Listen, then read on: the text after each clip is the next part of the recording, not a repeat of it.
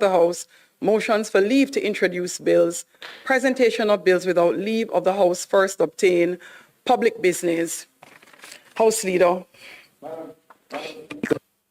As I indicated earlier in my introductory remarks, today's special, historic, 10th consecutive budget presentation will be made by the Member of Parliament for St. Andrew, West Central, Prime Minister of Jamaica, the Most Honorable Andrew Michael Holness.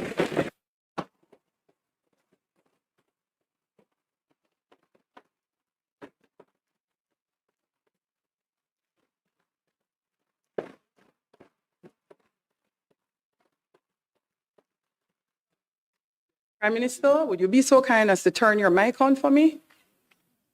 Thank you. Just one Prime Minister. Thank you. Thank you, Madam Speaker.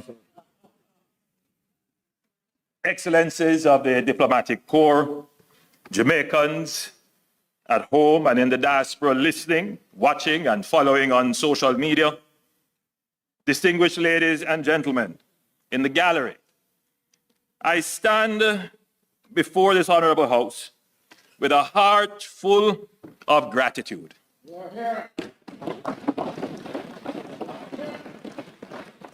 First and foremost, I give thanks to the Almighty God for His grace, wisdom, and countless mercies to allow me to stand here for the 10th time to deliver my contribution to the national budget debate.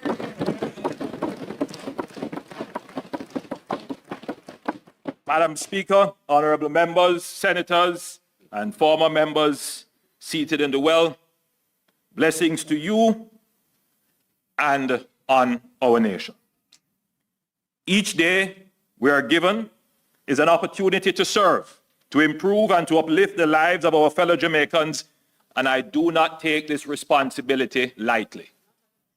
I am deeply grateful to my family for their love and support, especially my wife Juliet.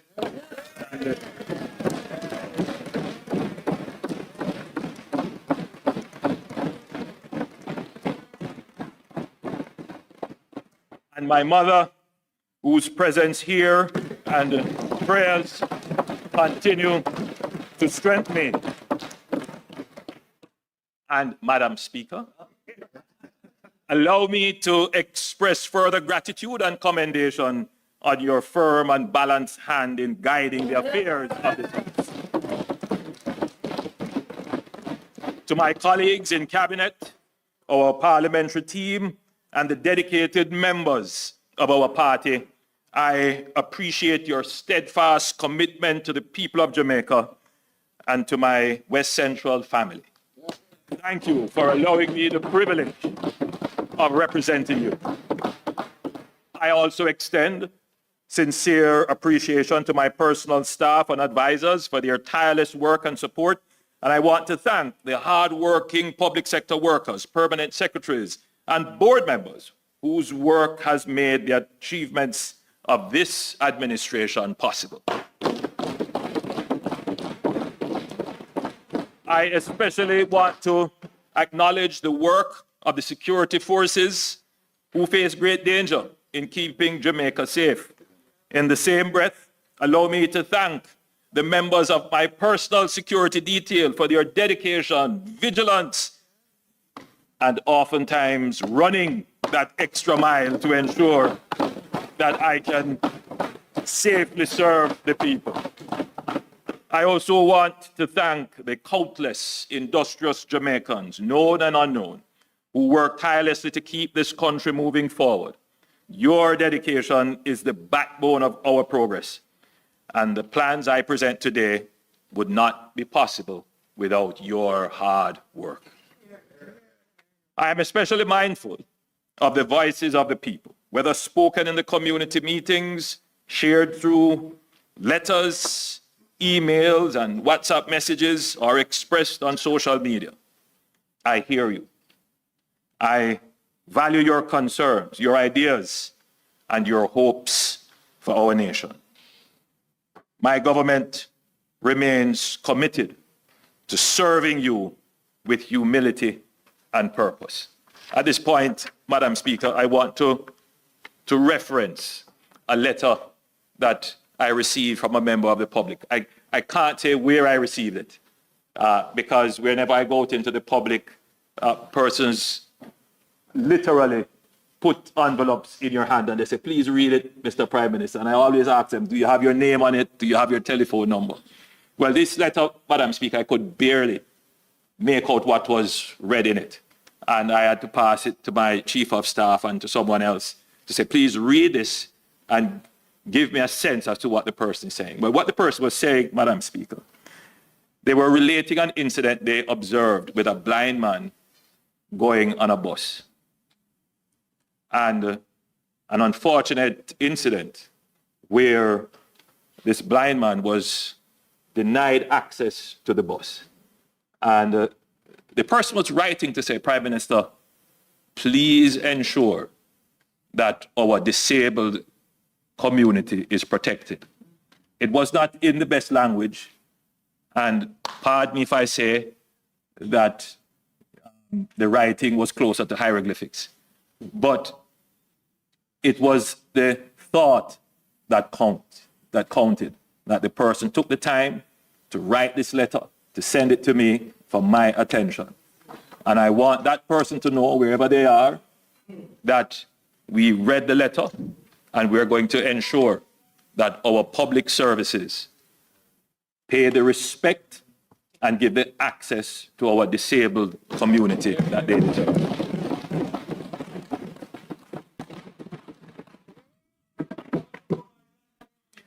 Madam Speaker, I stand before you today filled with immense pride as we reflect on the extraordinary progress our nation has made. The achievements are not just incremental improvements, they are historic breakthroughs that have placed our beloved nation in the strongest economic position ever since gaining independence. The numbers do not just tell a story of improvement, they tell a story of transformation, of an economy that has overcome decades of instability, uncertainty, and crisis to achieve a level of stability, strength, and resilience that Jamaica has never before experienced. Madam Speaker, the leader of the opposition and the opposition spokesman on finance in their presentation attempted to whitewash their record and suggested that analysis of the country's economic performance does not go back far enough to do justice to their contribution. I do not believe they can complain if we start at independence.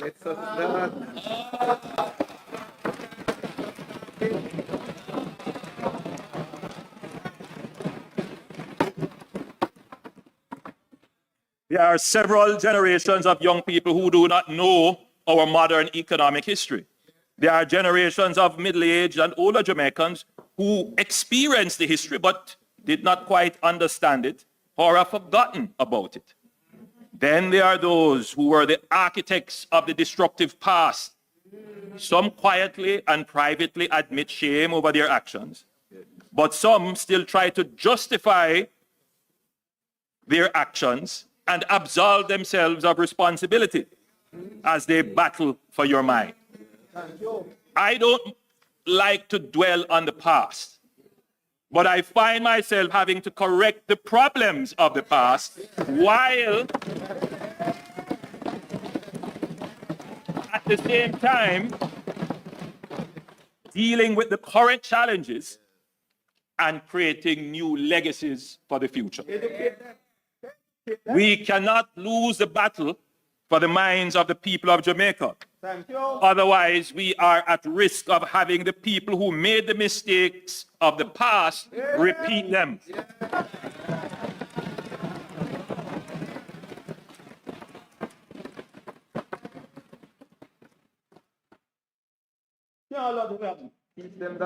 Madam Speaker, let us examine the facts. Let's start with inflation.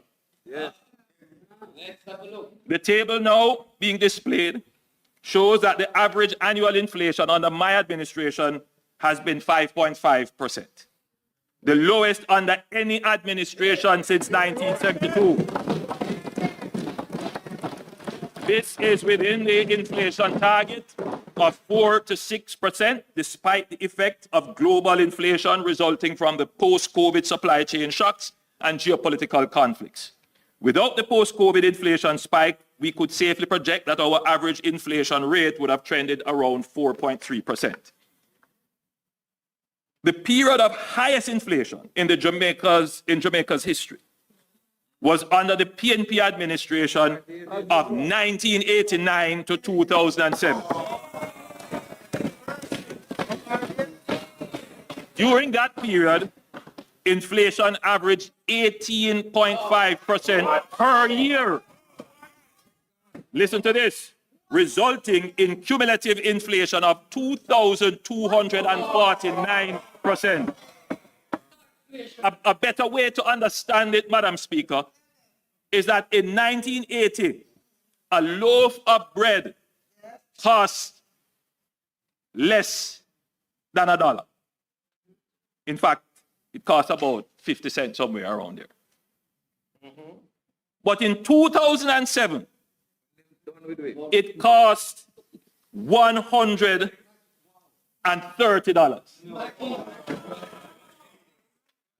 You know how much inflation that is?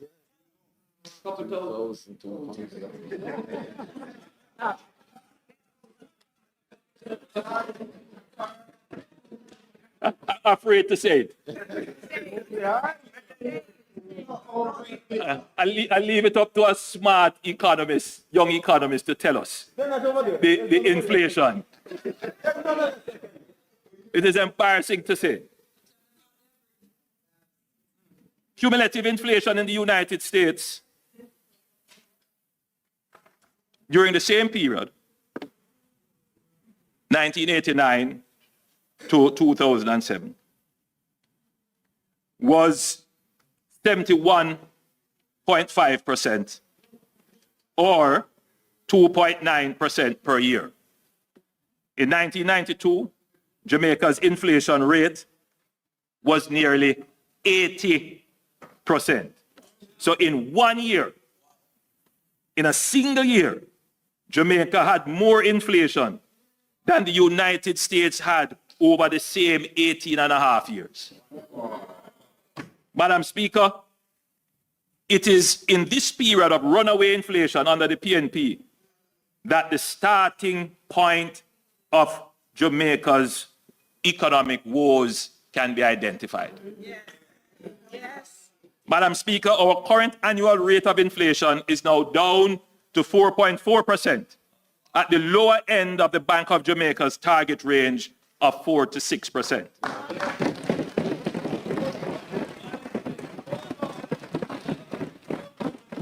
Through well-managed fiscal and monetary policy, we have brought inflation back down to sustainable levels. My administration has instituted a robust policy of inflation targeting through disciplined monetary policy of the independent central bank, supported by responsible fiscal policies of the central government. We must not allow the failed policies of the PNP to destroy the gains we have made in managing inflation over the decades. Let's look at job creation. Madam Speaker, let us look at the unemployment rate. When the PNP left office in 2016, the unemployment rate was 13.7%. Now the unemployment rate is a historic low of 3.5%, almost full employment.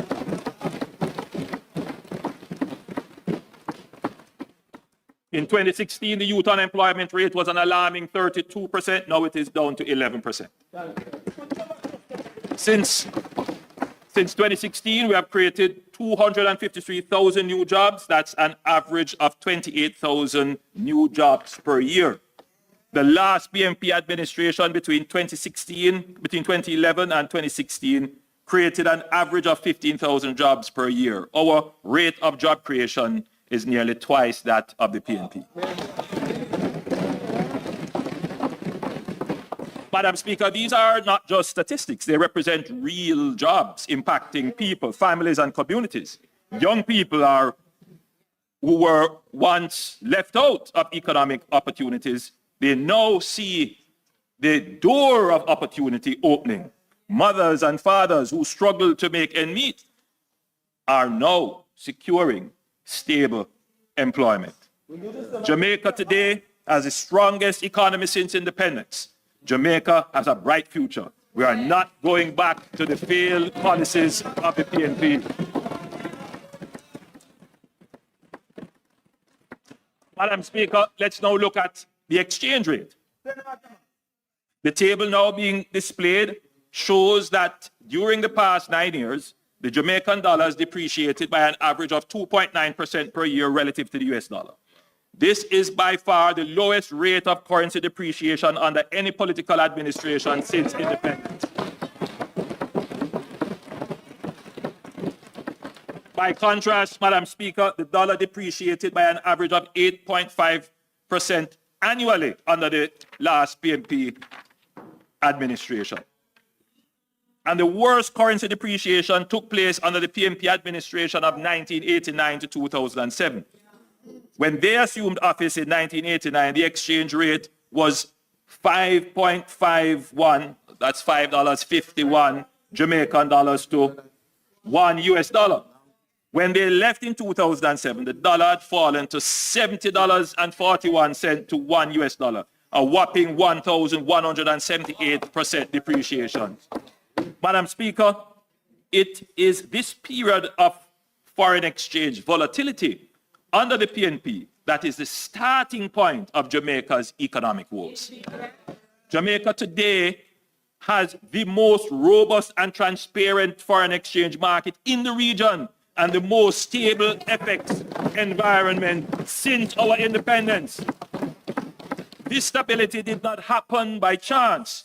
It is the product of sound fiscal and monetary policies. Increased investor confidence and a growing economy that is attracting capital rather than creating capital flight. We must never allow the failed policies of the PNP to destroy what we have built. Madam Speaker, an important factor in achieving sustained currency stability is the country's balance of payment. The balance of payment is like the country's current account. It's our income statement with the rest of the world. It tracks the money flowing in and out of the country from trade, services, and remittances. If the money coming in from exports of goods and services and remittances exceed the money going out to pay for imports of goods and services, the current account is in surplus. That's a positive. And conversely, if the outflows exceed the inflows, the current account is in deficit. Madam Speaker, in 62 years since independence, Jamaica has recorded persistent current account deficits. There have only been 5 years in which we recorded a surplus, and that was in 1963, in 1993, and in 1995. And in that year, we had a minor surplus. However, in fiscal year 2022-2023, we recorded a surplus of 1.9% of GDP. And in fiscal year 2023-2024, we recorded a surplus of 3.1% of GDP. The graph now being displayed shows the quarterly current account balances since 2012.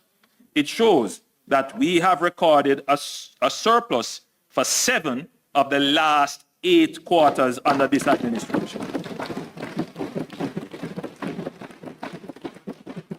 So we are well on track to achieve our 3rd consecutive year of a surplus in the current fiscal year.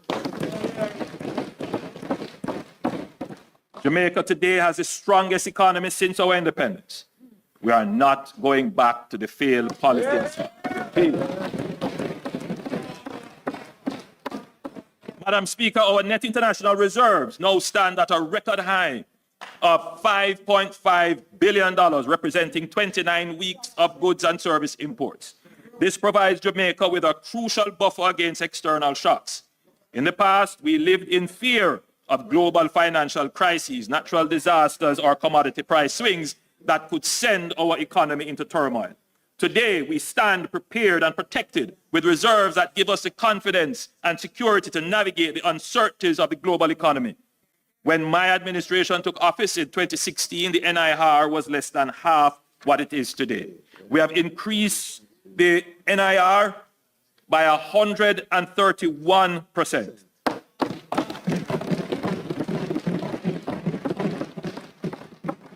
And we have done so despite facing the worst global health and economic crisis in 100 years. Jamaica today has the strongest economy since independence, and we will not allow the PNP to have a party with our rent money.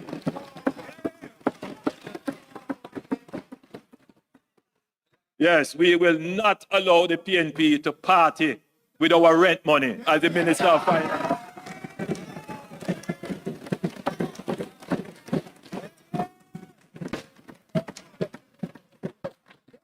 Indeed, I have never heard a Minister of Finance make a more apt characterization that the NIR is literally your rent money. And we can't allow anybody to play with that.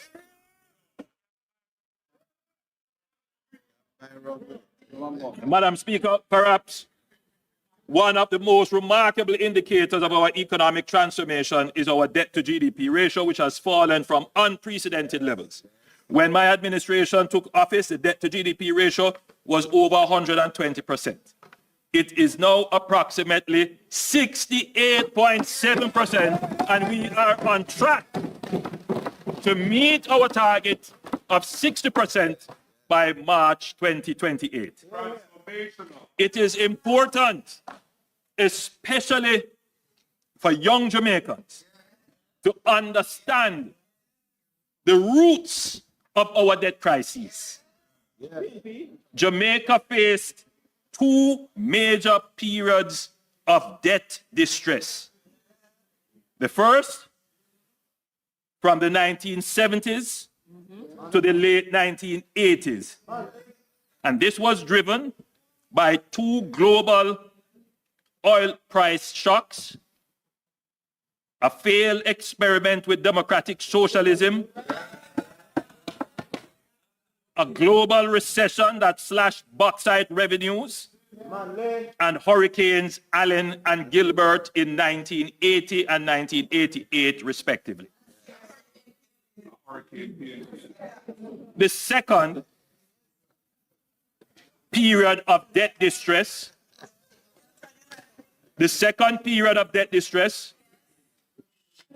was from the 1990s to the late 2010s.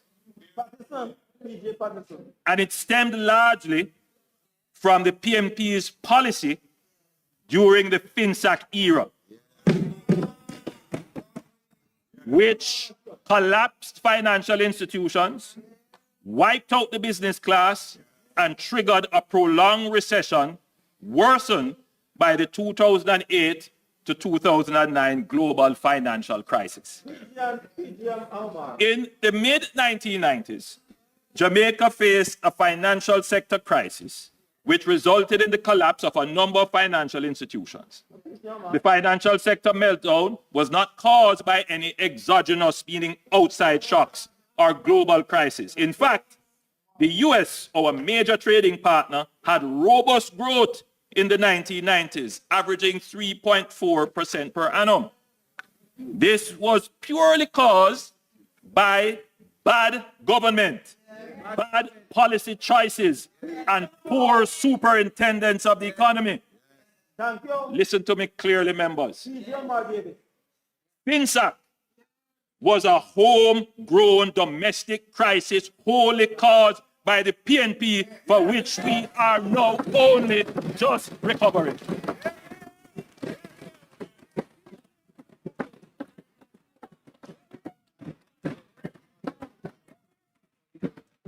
Our debt to GDP prior to the advent of the Finsac crisis was 72%.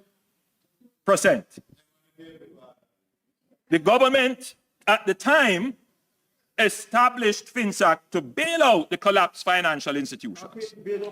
This bailout cost the country 42% of GDP. In other words, 42% of what we produce in any 1 year, we had to take it to pay for Finsac. By way of comparison, the US government's bailout intervention during the global financial crisis of 2008-2009 was only 9% of their GDP. So you see the magnitude of the scale of Finsac relative to the size of our economy.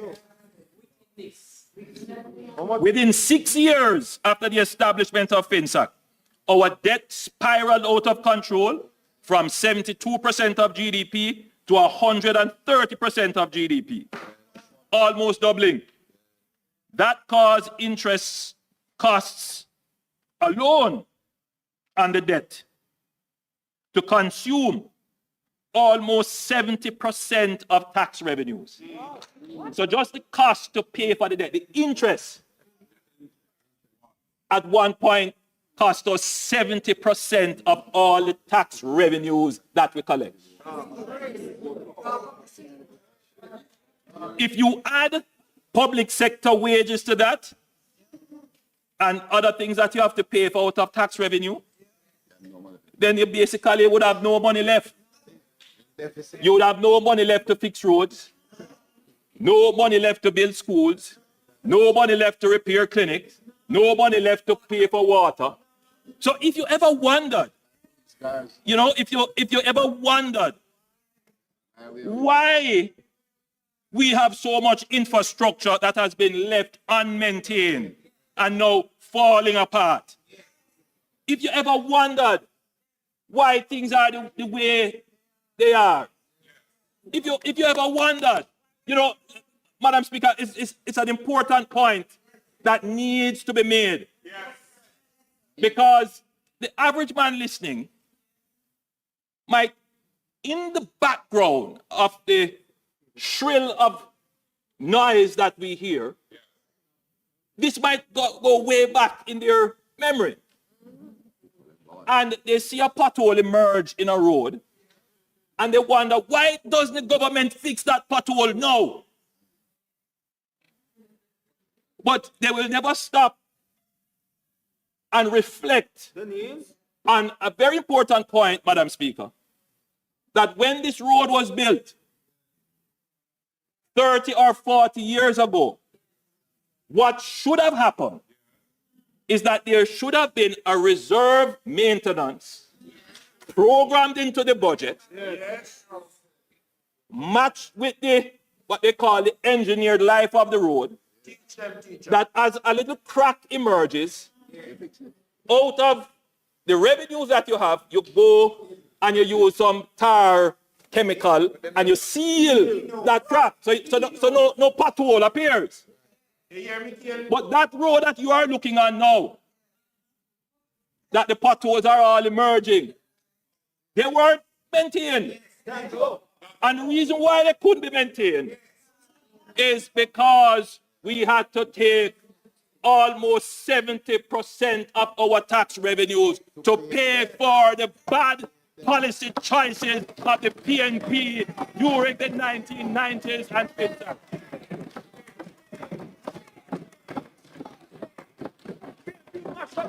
I want Jamaicans to understand that lack of maintenance accumulates.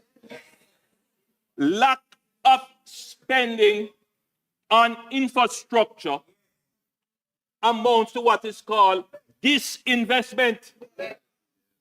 So you can build a hospital, but if you don't maintain a schedule of maintenance, the value of that hospital declines, depreciates.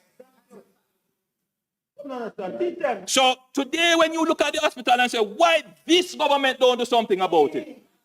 Even if this government were to take all the money it has now, it couldn't today immediately halt and stop the deterioration. I think the public must understand this. Because, Madam Speaker, it is the same public that voted in the same PNP government over and over and over again. It is a point that needs to be understood that the economic struggle that the country has had to restore its economy is so that it is able to have revenues steady and stable and predictable that it can then use to maintain and provide the things you want over a long period without making bad decisions to put those revenues in peril. If you want to know what drives me, Madam Speaker, is to make sure that we never go back.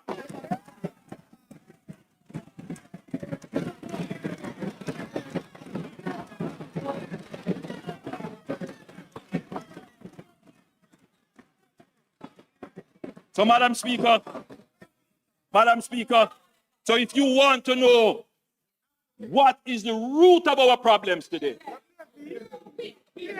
it is the bad policies of the PNP in the 1990s.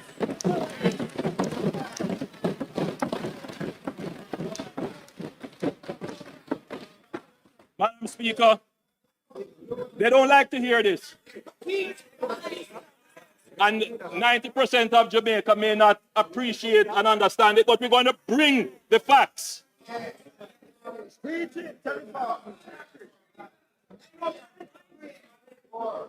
The members' time for speaking. Yes, sir. Madam Speaker. Members, the members' time for speaking. Madam Speaker, the Prime Minister's time for speaking is expired. I beg to move that his time be extended sufficiently to allow for the completion of his presentation. May it please you, Madam Speaker. Thank you, House Leader. Those in favor? Those against? The ayes have it. Prime Minister? Thank you, Madam Speaker. Thank you, members. Madam Speaker, the root cause of the crisis, the Finsac crisis, was the premature policy decisions of the PNP to liberalize the foreign exchange market in 1991 without the necessary preconditions such as reserves in place. In other words, they went to party but didn't have any money. This triggered a rapid depreciation of the Jamaican dollar and skyrocketing prices with inflation reaching 80% in 1991 and 40% in 1992. Not having any rent money to ward off speculators, the government then tried to protect the exchange rate through exorbitant interest rates. As a result, productive enterprises, especially small businesses, were unable to service their loans, and the loans became non-performing. Mounting non-performing loans and loan defaults then caused banks to collapse. Madam Speaker, the PNP's high interest rate policy created a two-tiered economy. One, where cash-rich speculators thrived while productive businesses drowned in insurmountable debt. This led to what a prominent member of the PNP described as the largest transfer of wealth from the poor to the rich since slavery. Madam Speaker, who were the beneficiaries of this wealth transfer from the poor to the rich?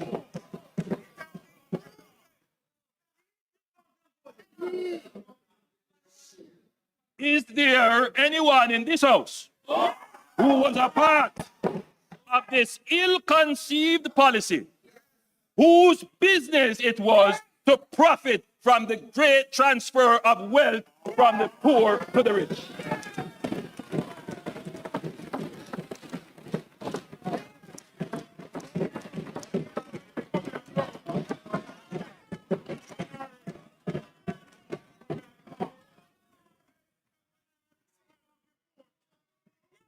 The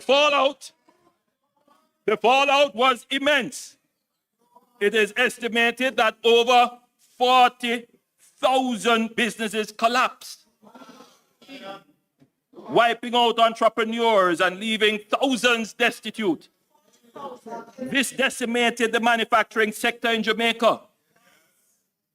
Burdened with high-cost debt, unable to retool to keep competitive, many factories closed during this period.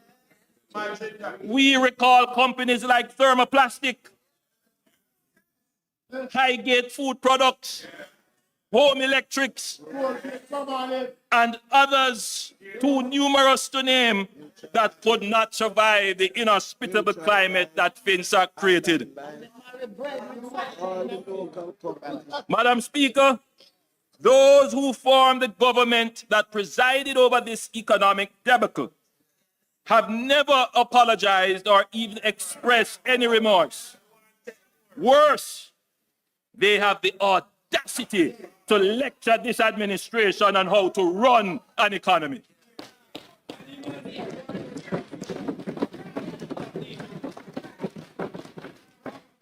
For the next 20 years after the PNP inflicted Finsac, the Finsac shock,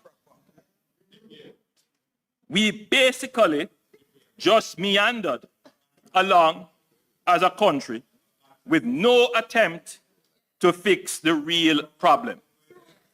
Our debt situation was already unsustainable when the global financial crisis hit in 2008, 2009, and that took the country to the verge of bankruptcy. The real attempt at grappling with high debt, high interest rate, this vicious cycle created by the PNP, started with the Bruce Golding-led administration of 2007 to 2011. Indeed, we fathered the deep structural reforms needed to break the PNP-created debt crisis. The debt inherited from the PNP had reached unsustainable levels, and it was under the leadership of Bruce Golding and Audley Shaw Manayard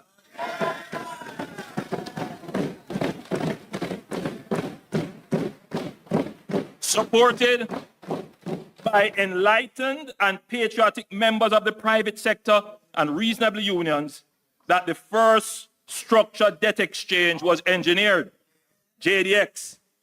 This pulled Jamaica from the brink of another financial collapse by successfully reducing Jamaica's interest cost, extending debt maturity, improving debt sustainability, and giving the country the credibility to approach the IMF. We put in place the fiscal responsibility framework, which enhanced transparency, accountability, and reporting on public finances and placed limits on the fiscal deficit. This was the basis for the fiscal rule legislation and all the other reforms we have today.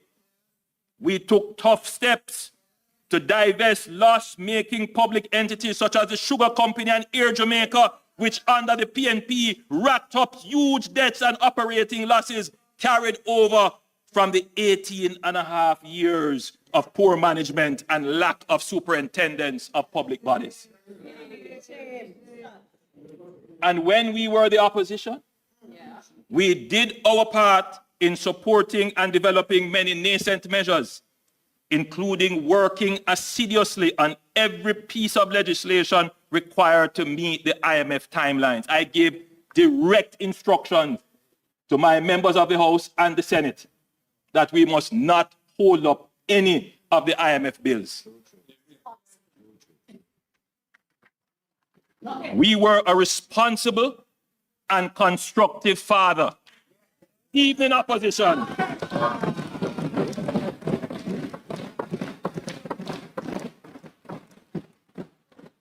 We acted in the interest of Jamaica's economic recovery. In everything we did, we chose Jamaica over narrow political partisan gain. No one on this side said that the PNP did not contribute to the national effort to restructure and reform the economy and bring down the debt. As recently as November last year at the launch of our Next Chapter policy pivot, I said, and I quote, "Let me express my deepest gratitude to all who played a role in this transformation. Leaders from both sides of the political aisle, business leaders, our civil service, unions, members of civil society, and most importantly, the people of Jamaica.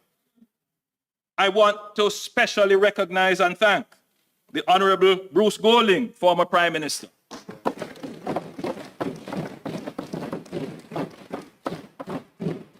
The Most Honorable Portia Simpson Miller, former Prime Minister. The member,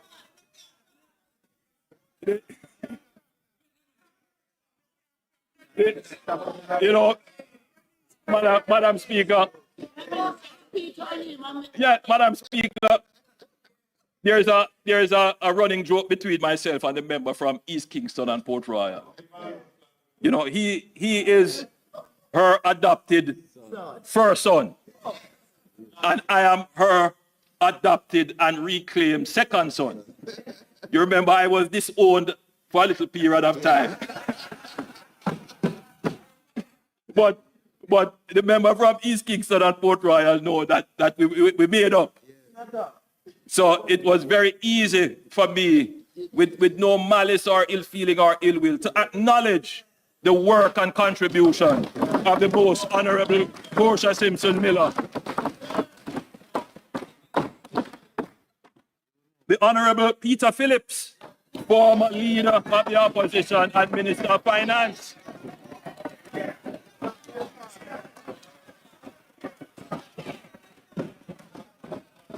The Honorable Audley Manayard Shaw, former Minister of Finance.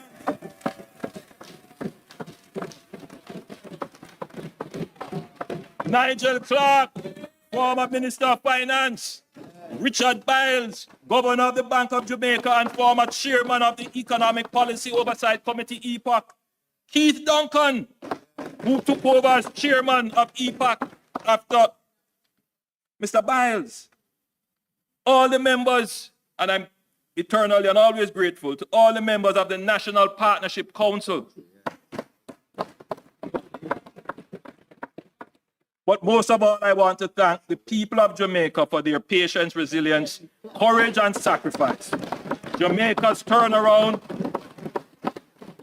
would have been impossible without the willingness of the Jamaican people to endure the hardships that they had to bear. This is my public statement for the public record as to how we on this side characterize this period of economic recovery. So this falls with an attempt at whitewashing history, this kind of revisionism, is unnecessary, indeed undignified. Let me give a fair and balanced characterization of the historical development of the Jamaican economy. The PNP, through bad policy decisions, created the second debt crisis. They created the first one as well.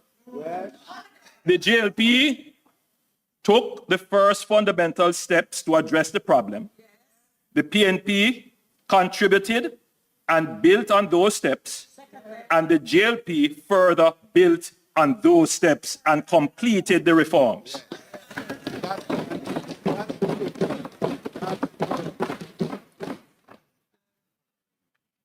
While we acknowledge the work of the PNP in the national effort across administrations, any political credit they should get for contributing to the solution is totally wiped out because they are the ones whose bad policy caused the problem in the first place.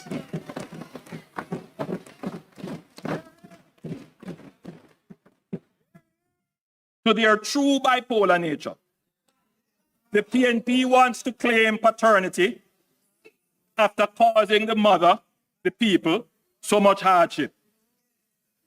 In their last budget presentation, the leader of the opposition and the opposition spokesman on finance disingenuously accused the government of increasing taxes on the people of Jamaica. In this budget presentation, well, in the last budget presentation, the leader of the opposition said, since the JLP government came into office, they have more than doubled the annual tax take, increasing it by a massive $190,000 per person. Yet, in his recent budget presentation this year, the leader of the opposition and the opposition spokesman on finance both claim that the improved performance of tax revenue is due to the tax reform work of the PNP. So we need to ask ourselves, is it the PNP that is responsible for Jamaicans paying more taxes? Yes. In the 2023 budget, the leader of the opposition complained that the government was moving too fast to reduce debt. He advocated that we abandon the fiscal responsible path, use $40 billion, in other words, go and party with the rent money, money that we're supposed to use for debt repayment, to spend on temporary relief. In this budget, when he sees the amazing benefit of reducing the debt to 68% and the amazing fiscal space that is created for us to actually now sustainably deal with the relief effort, he now comes claiming that the reduction in debt is due to the PNP's faithfulness to fiscal prudence.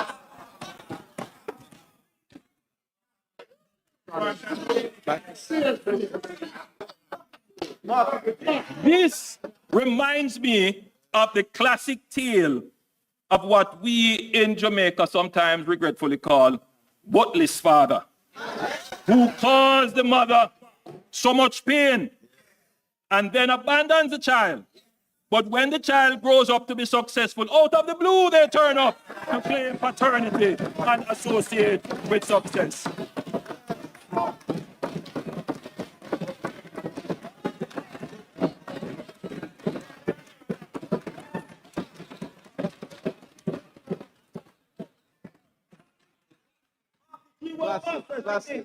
This leader of the opposition is a man of convenience, flip-flopping between prudence and popularity when it suits him.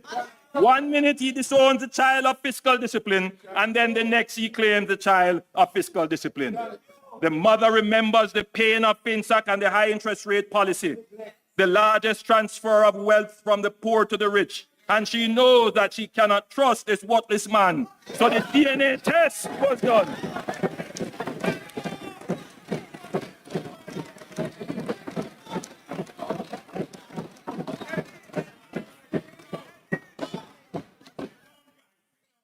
The DNA test was done. The results are in. When it comes to 15-year-old fiscal discipline, PNP, you are not the father.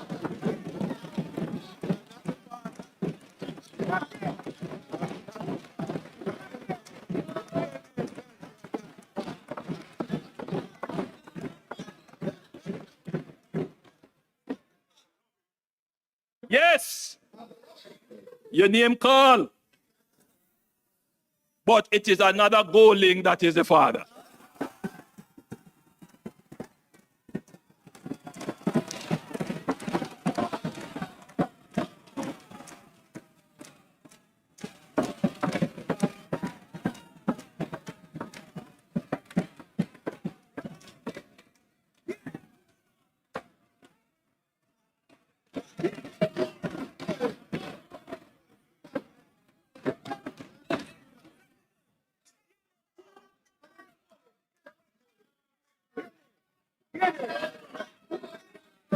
Madam Speaker, jokes aside,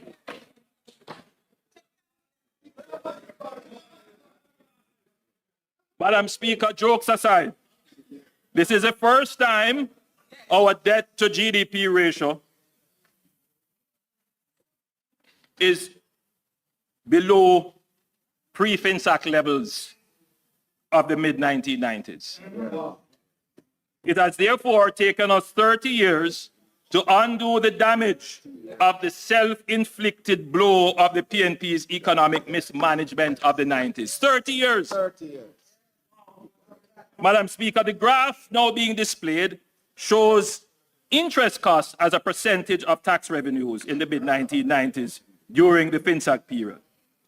Interest costs as a percentage of tax revenues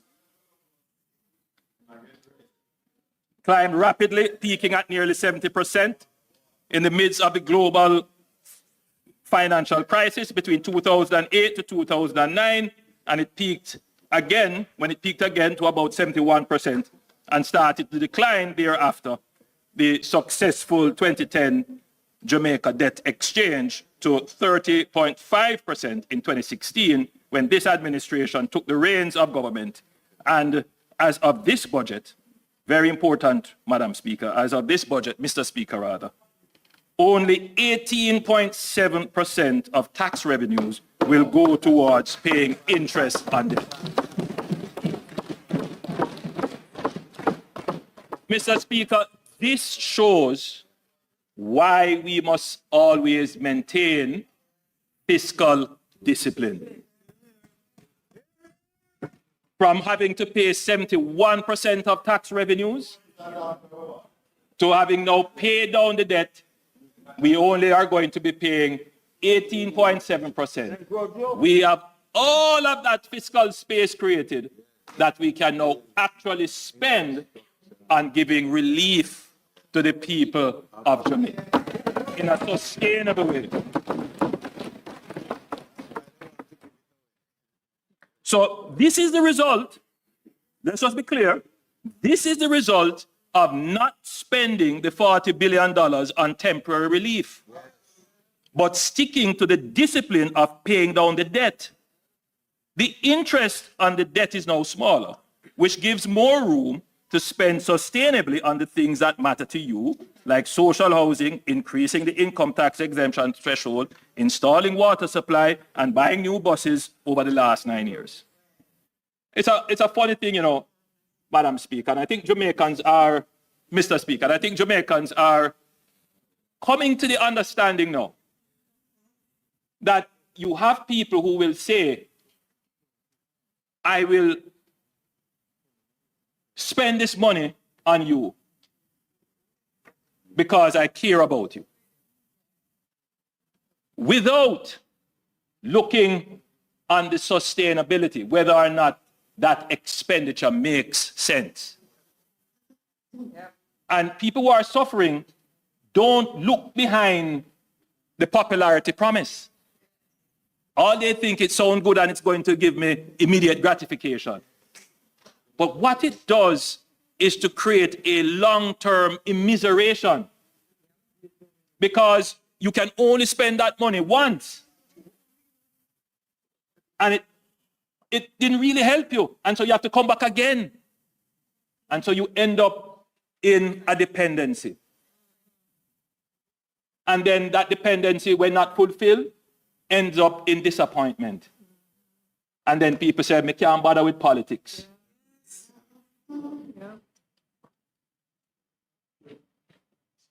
This struggle that we have gone through to move our debt from as high as 140% of GDP to now 68% of GDP, and to reduce our debt servicing ratio to tax revenues from 71% to 18%, is a symbol of struggle and sacrifice.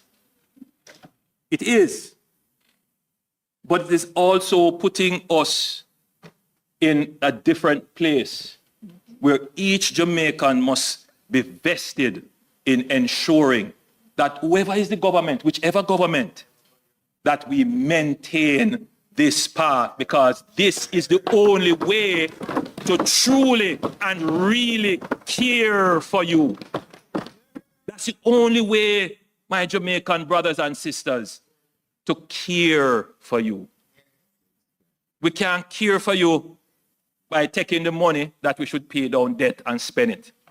We can't care for you by taking our reserves that keep the foreign exchange rate stable and go party with it. That's not how we care. How we care is to manage the government responsibly. Don't make bad policy decisions. Be frugal and prudent so that we secure long-term revenues for which we can make long-term investment in your future. This government genuinely cares for you.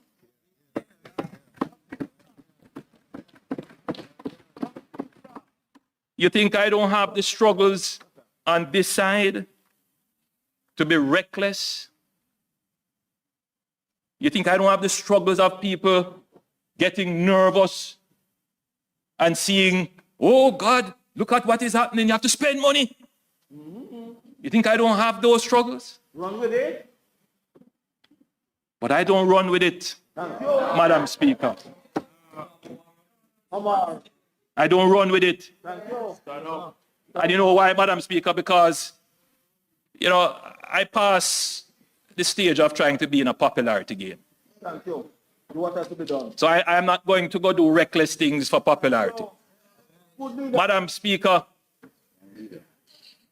I do it for the love, not for the likes.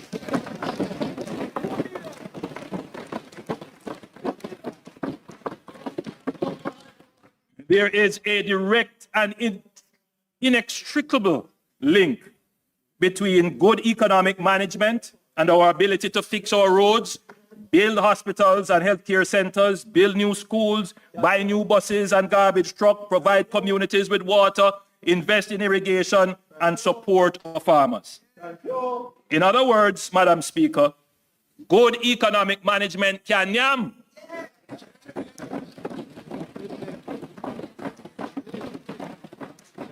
Good economic management produces dividends for the citizens who are shareholders in Jamaica Inc. They have invested their hopes and trust into our government, and they expect that their government will be good stewards of the talents. My administration has paid dividends to the people of Jamaica through tax reductions and givebacks.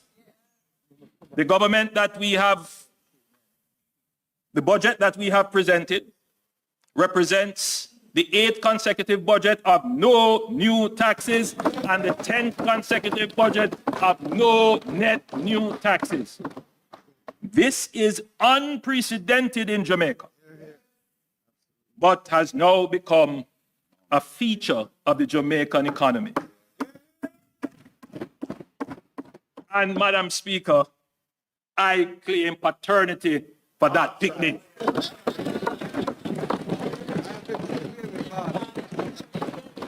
I claim paternity for that picnic named No New Taxes.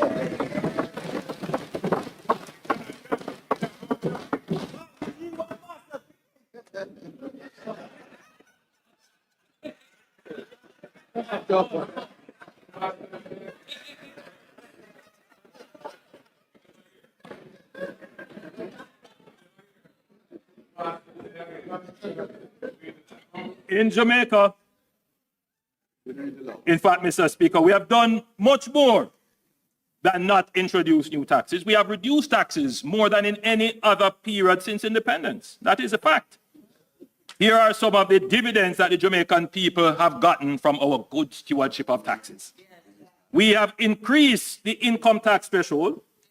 When we came into office, the threshold was $592,800. It is now $1.7 million and will move to $1.8 million next month. And then to $2 million over the next 2 budgets. Increasing the income tax threshold is my baby.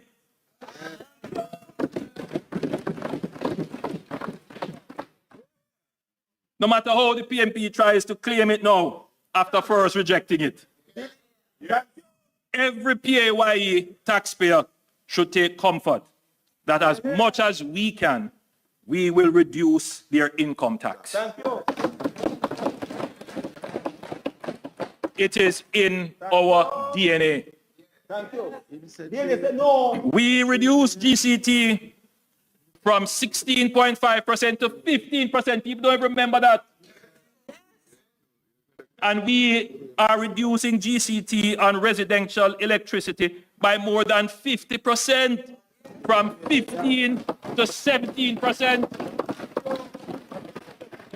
We reduced transfer tax on property from 5% to 2% and reduced the ad valorem stamp duty with a flat rate and replaced it with a flat rate of $5,000 per document.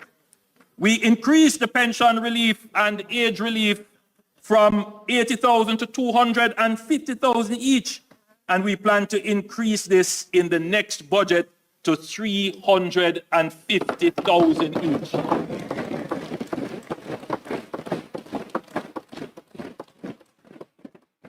We can't leave out our pensioners. We increased the turnover threshold required for registration to pay general consumption tax from $3 million to $10 million, and now we are increasing it further to $15 million. More relief for small business. We also increased the de minimis value for imported goods for custom purposes from $50 to $100, and the duty-free allowance for inbound passengers from $500 to $1,000. We reduced estate taxes, reduced the asset tax on financial institutions, abolished the asset tax on non-financial institutions, and abolished the minimum business tax. What did they do in their time? Tax increases year after year. Madam Speaker, when they were the government, the people approached the budget season with trepidation, wondering what additional taxes will be imposed. Today at budget time, the population is looking forward to goodies. However, I prefer to say the government will deliver dividends on the vote of confidence you placed in us. Madam Speaker, we have created an environment of tax certainty and predictability. Workers, families, and businesses can plan their affairs and think long-term without worrying that the government will impose some tax to mash up their plans. We are not going back to the days of fiscal recklessness and more taxes under the PNP. Madam Speaker, the PNP calls their plan the 4 E's. They definitely have a legacy of 4 E's. Excessive debt, economic erosion, endless hardship, and empty promises.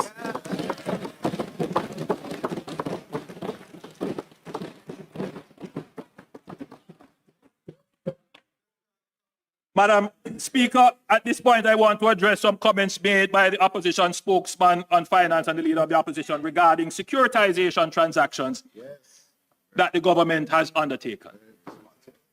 Securitization is the packaging and sale of future income, of a future income stream from an asset for a lump sum value today. This government was successful in creating a concession for the Norman Manley International Airport, which generates a reliable stream of income. This income is contractual.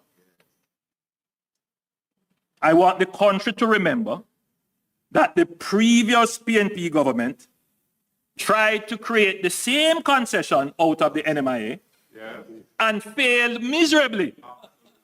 They did not have even one bidder willing to take up the concession under their government and stewardship.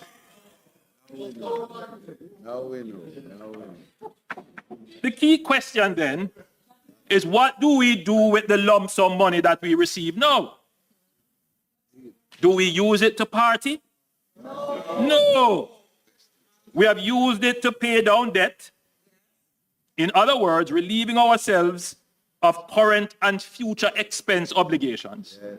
We have used it to create new infrastructure like the extension of Highway 2000 and the Maypen to Williamsfield.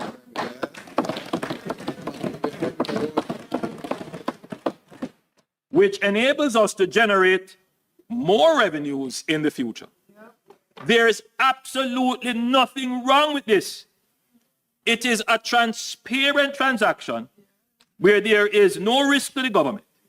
Indeed, it is a credit to the Jamaican economy that the international capital market looks favorably on Jamaican securities. These kinds of opportunities are only really available to prudent government. Madam Speaker, when is the sale of future income a problem? When would the opposition need to be concerned? It is a problem, for example, when you forward sell a commodity at a fixed price that you have not yet produced. And then when it comes time for producing it, Price is different. the cost of producing the commodity exceeds the price at which you had contracted. Yes, that is when you have a problem. And especially if you collected the money up front and you spend it off, you're definitely not going to have it to meet your obligation to produce the commodity that you're supposed to produce. Now, if you do that, then you really have a problem because you're going to be producing at a loss. Is it a surprise that this is what the PNP government did in 2001 when they forward sold bauxite on the international market to finance their Finsac budget? The government, the Jamaican government, later became exposed when market conditions deteriorated and the cost of producing the bauxite far exceeded the contracted price. And the government of the day, the Bruce Golding-led administration of 2010, was obliged to honor the volumes of bauxite to which the previous PNP government had committed. Jamaica ended up having to pay US $31 million to the company that produced the bauxite to cover the loss. Yes. You can't compare this foolishness of the PNP with our masterful management of the economy.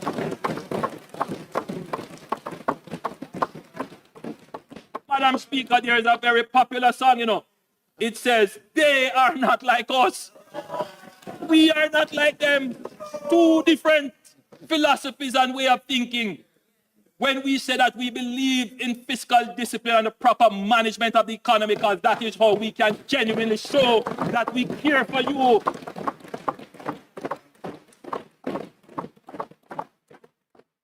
So again, another example. They made a bad decision and we have to pick up the check.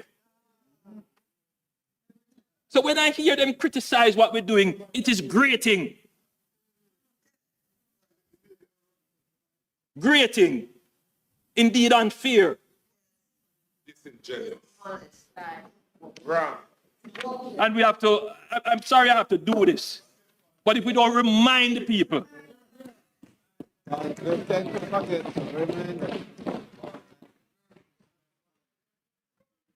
Madam Speaker, unlike the forward sale agreement that the PNP administration entered into, the securitization that we have undertaken are prudent financial strategies that leverages existing predictable revenue streams without creating future liabilities or exposing the government to market risks beyond our control. Madam Speaker, the graph now being displayed illustrates the trajectory of poverty prevalence in our country. It clearly shows that under my administration, we have achieved a steady and measurable decline in poverty. Apart from temporary spike the temporary spike in 2020 caused by the pandemic. The steady reduction in poverty is clear evidence that our economic gains are reaching the people who need it the most. Madam Speaker, we recognize that while progress has been made, much more needs to be done to ensure that benefits of economic growth are inclusive and sustainable. Our commitment is to share the prosperity where every Jamaican, regardless of background or location, has access to opportunities for upward mobility. Whether in rural communities, inner city neighborhoods, or remote districts, we are working to ensure that no one is left behind and that absolute poverty is eradicated.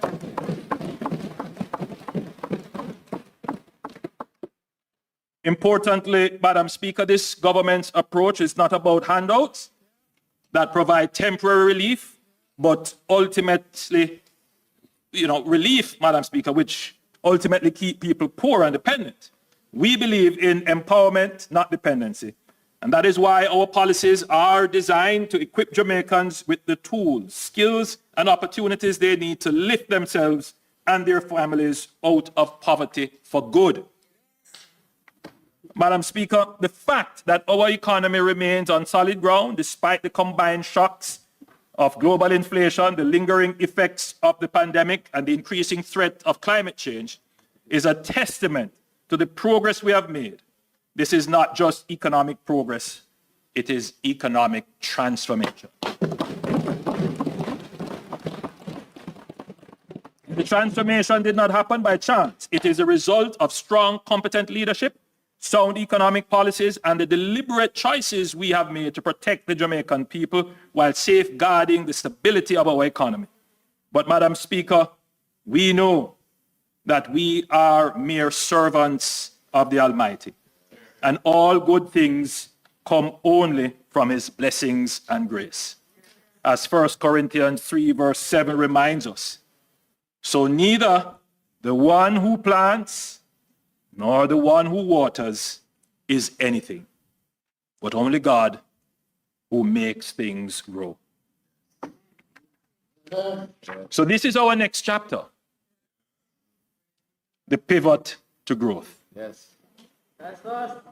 This is what the economy must focus on in the next decade.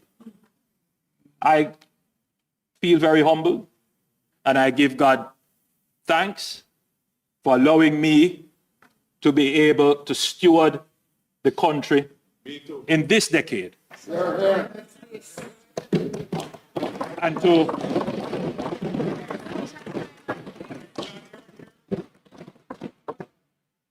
And to have achieved, by his grace, what we have achieved. We ask now for his guidance and mercy as we move to the next chapter of growth.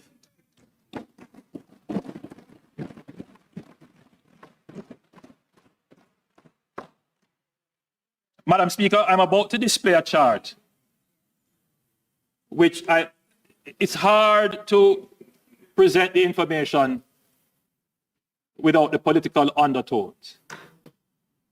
But I would really want members to ruminate on what is about to be presented.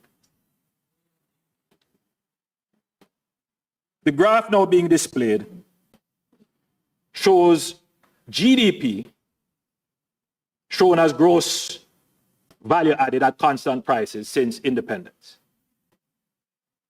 It shows that our most rapid period of economic growth was the decade immediately following independence. Economic growth averaged 6% per year in that decade. Since then, we have had short periods of growth punctuated by declines and crises. We had the oil crisis and the socialist experiment of the 1970s that led to massive capital flight and the exodus of skilled labor, leading to a 20% fall in GDP between 1974 and 1980. Madam Speaker, it took Jamaica until 1990 to get back to the level of output we had in 1973. In other words, it took us 17 years to recover from that first crisis that we had, that first debt crisis. In the mid-1990s, we had the Jamaica financial sector meltdown and the Finsac debacle. It took us 7 years until 2002 to get back to the level of output that we had in 1995. That's the second crisis that affected us. In 2008, we had the global financial crisis, and it took us 11 years to recover from that in terms of growth. And soon after, we had the COVID-19 pandemic and the overlapping global supply chain and geopolitical crises. Madam Speaker, this was the biggest global health and economic crisis in 100 years. But the difference this time was that our recovery was V-shaped. That's right. A victory. And we recovered in 3 years.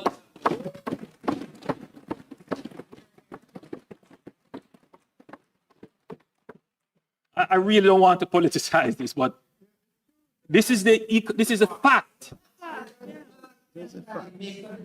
When you add up all those years, Jamaica has spent 38 years out of our 62 years as an independent country recovering from crises. Let that sink in. Two of the four major crises that we faced were directly caused by bad economic management of the PNP in the 1970s and 90s, accounting for 24 of the 38 years of crises.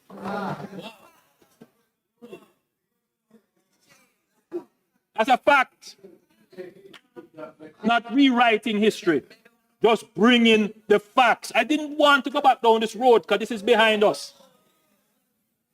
But when there are attempts to whitewash, separate and apart from our debt recovery efforts, Jamaica has a new feature in our economy that the other side can't claim. They weren't close. Their name can't call on that one. And that feature, Madam Speaker, is resilience. Yeah. My administration has focused on building fiscal buffers through provisioning the National Disaster Fund. No administration put money inside here. No. Maintaining high reserves. That's a this administration activity. Securing insurance and issuing catastrophe bonds. This is why we were able to recover quickly from the pandemic and other natural disasters and geopolitical shocks. Before the pandemic, Jamaica recorded 20 consecutive quarters of economic expansion. After the pandemic-induced contraction, we rebounded with 13 consecutive quarters of economic growth. Over the last 2 quarters, we had a temporary setback due to the impact of Hurricane Beryl and Tropical Storm Raphael. But, Madam Speaker, let me disappoint those who seem to be gleefully celebrating and wishing depression and recession on Jamaica. Let me disappoint them and disabuse them quickly. We will recover and return to growth in short order. We are certain that Jamaica, like any other small developing country, will experience shocks. With climate change and the growing local political, geopolitical uncertainties, we observe that shocks are becoming more frequent, more intense, simultaneous, and they overlap. So the one thing is certain, Jamaica is going to be hit by some shock. So Jamaica must therefore be prepared for shocks. And importantly, we must not create any shocks of our own. We must not create any shocks of our own, as happened in the 1970s and the 1990s.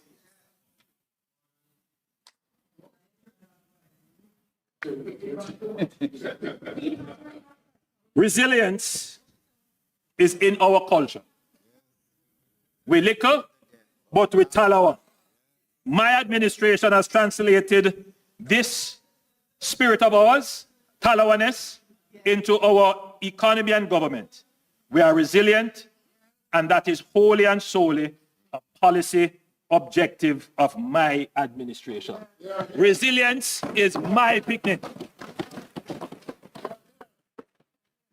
However, Madam Speaker, the reality is that except for the decade immediately after independence, our growth has remained anemic and far below what is required to achieve our vision of shared prosperity, higher incomes, and an economy that generates opportunities for all.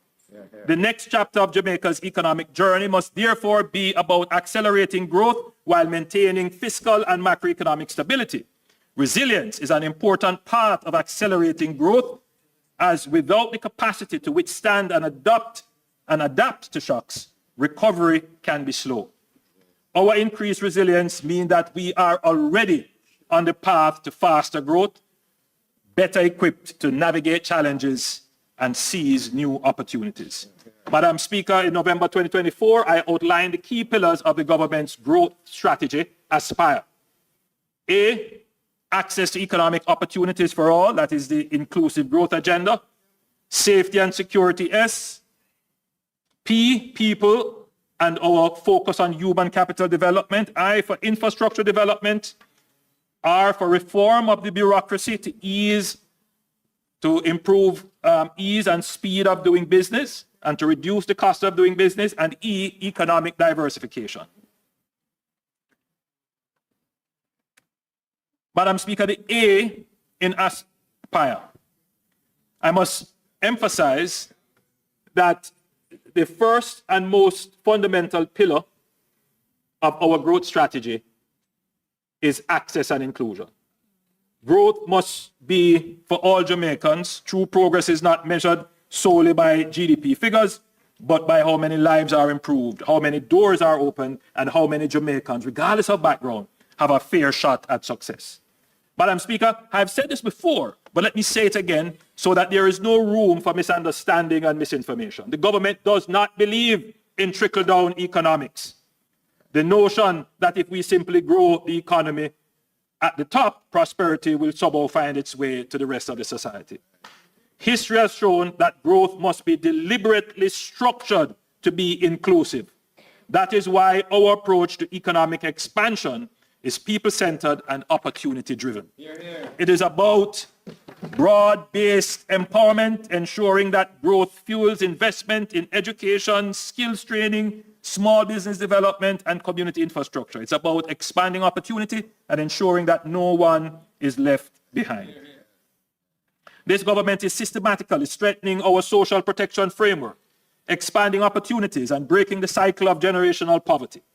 We are not just talking about it, we are taking decisive actions. In 2021, we introduced Jamaica's first ever social pension, providing a guaranteed income of $15,000 for vulnerable Jamaicans 75 years and older, ensuring that they can live in dignity in their golden years.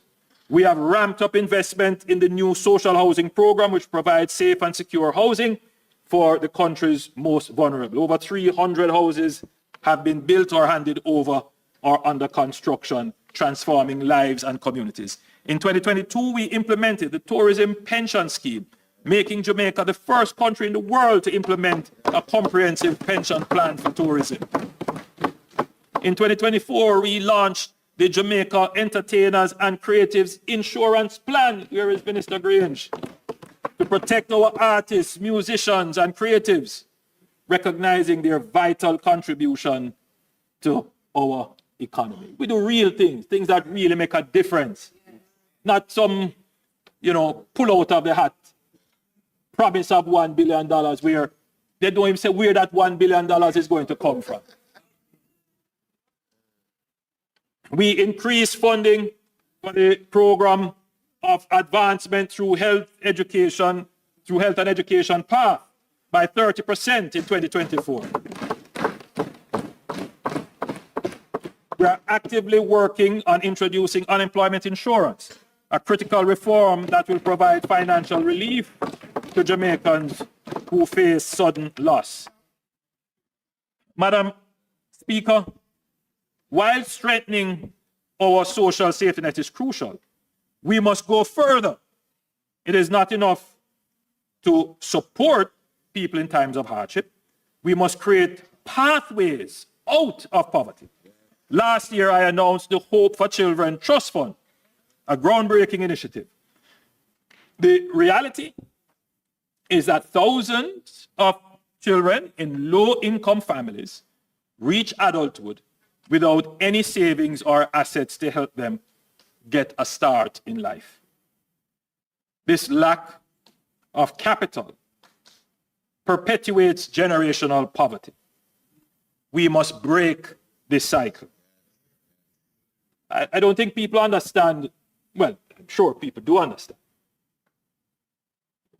the difference in life outcomes for a child who grows up in a household where that household has some asset base, whether it is a house or a piece of land, or their father had a car, or their mother operated a business, relative to a household where the child will have no asset on which to rely. Total difference. And that, Madam Speaker, is the critical characterization of the Jamaican society. And that is why we see that Jamaica has this wide disparity in terms of income distribution. The income distribution disparity really starts with the initial endowment of households. I mean, you'll always have households that have endowments and fail. So households that start off with some assets and then they lose it. And then you'll have households who start off with no assets but gain it.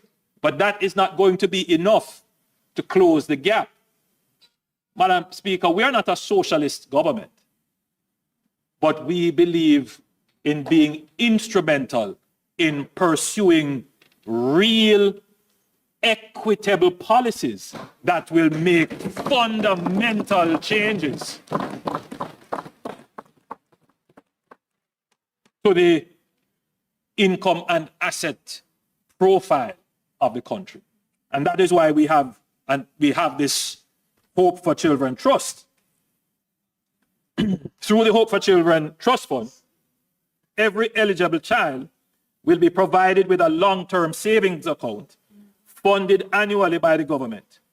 The funds will accumulate with interest and will be accessible on or after the child's 18th birthday for transformational purposes, such as education and skills training, home or commercial property acquisition, or business investment.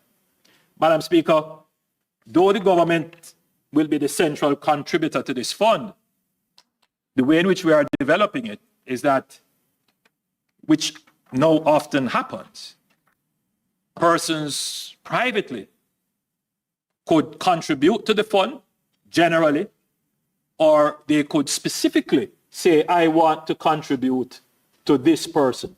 I mean, it happens regularly where, for example, a distant family member, as I say, I take this child and I adopt this child informally. But now we are creating a formal structure where private sector, private individuals could also, if they choose, and I'm encouraging them when the fund is fully mobilized, to make a contribution to it. So that a child who comes from a household with no asset at 18 will know that they have something to start the world with. Whether they want to go buy 2 goats and cow, which when I go out into the country, I see young men come up to me and say they want goat, they want cow, they do little farming, we'll help you. If you want to buy tools, we'll help you. If you want to further your education, you have that money there. If you want a down payment and a deposit on a little piece of land, you have that money there. So we will give you that start to correct the historic intergenerational endowment inequality that has plagued us from the days of enslavement. So, Madam Speaker, any Jamaican child born on or after the 60th anniversary of independence, that's August 6, 2022, who is part of a PATH household or a ward of the state will be eligible to register under the program. We are making progress with determining the legal structure of the fund and examining options for how the fund will be managed and administered, and I'm pleased to report that during the upcoming financial year, the government will seed the fund with 200 million Jamaican dollars.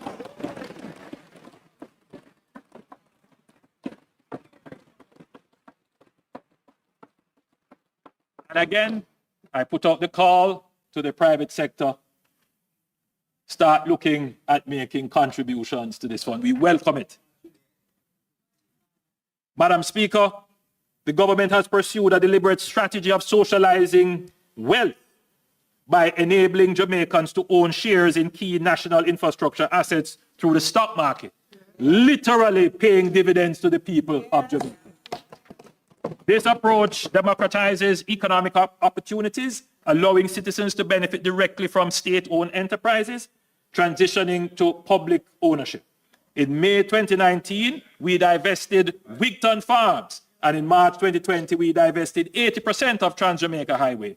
Tens of thousands of small investors have benefited from dividend income and capital gains through ownership of these shares, aligning national development with wealth creation and broad-based economic empowerment of the people.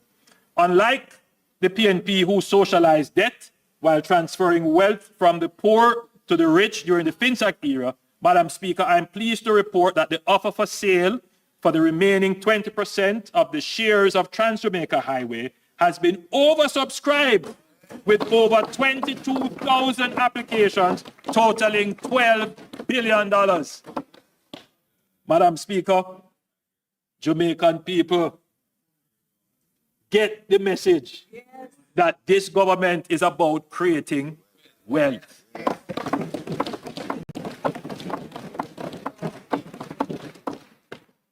Madam Speaker, this is a vote of confidence in Jamaica. These investors know that Jamaica today has the strongest economy since independence. This is not rhetoric. This is not an opinion. This is an undeniable fact backed by empirical data on inflation, unemployment, exchange rate, balance of payment, net international reserve, debt to GDP ratio, and poverty reduction.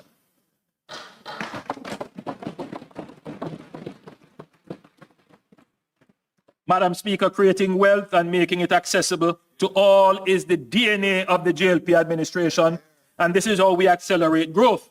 There are several other assets that the government is preparing to bring to market so that the ordinary Jamaicans can participate and share in the value they create when paired with private sector enterprise and innovation.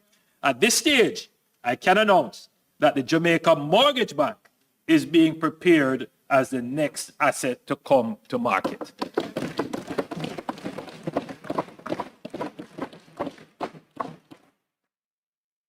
I want to turn quickly to the S in Aspire, and that S stands for safety and security. Madam Speaker, there can be no real economic growth, no true inclusion without security. For too long, violent crime has cast a shadow over our progress, stealing the potential of young lives and holding back our economic transformation. Thankfully, we can now say the tide is turning.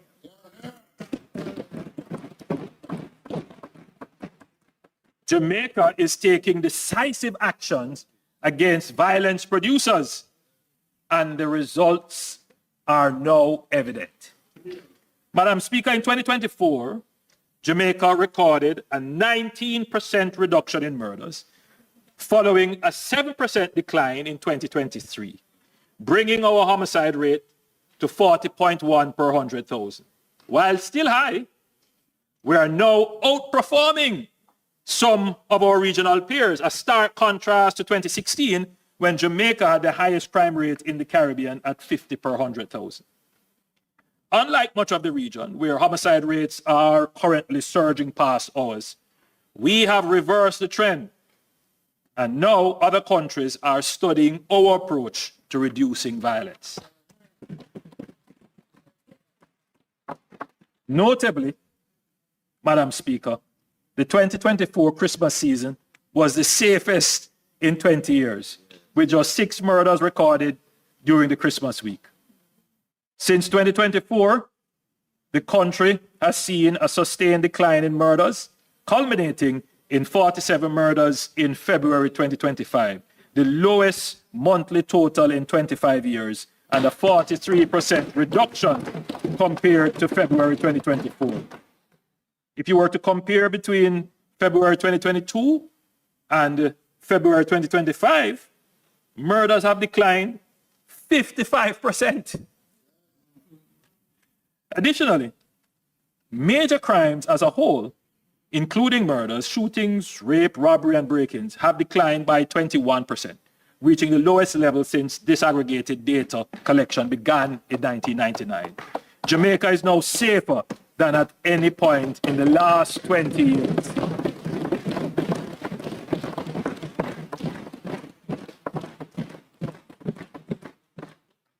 On our current trajectory, Jamaica is on track to record fewer than 1,000 murders in a single year for the first time since 2003. We are confident that this downward trajectory will persist, as these results stem from our deliberate planning, strategic investments, and targeted efforts to dismantle organized criminal gangs.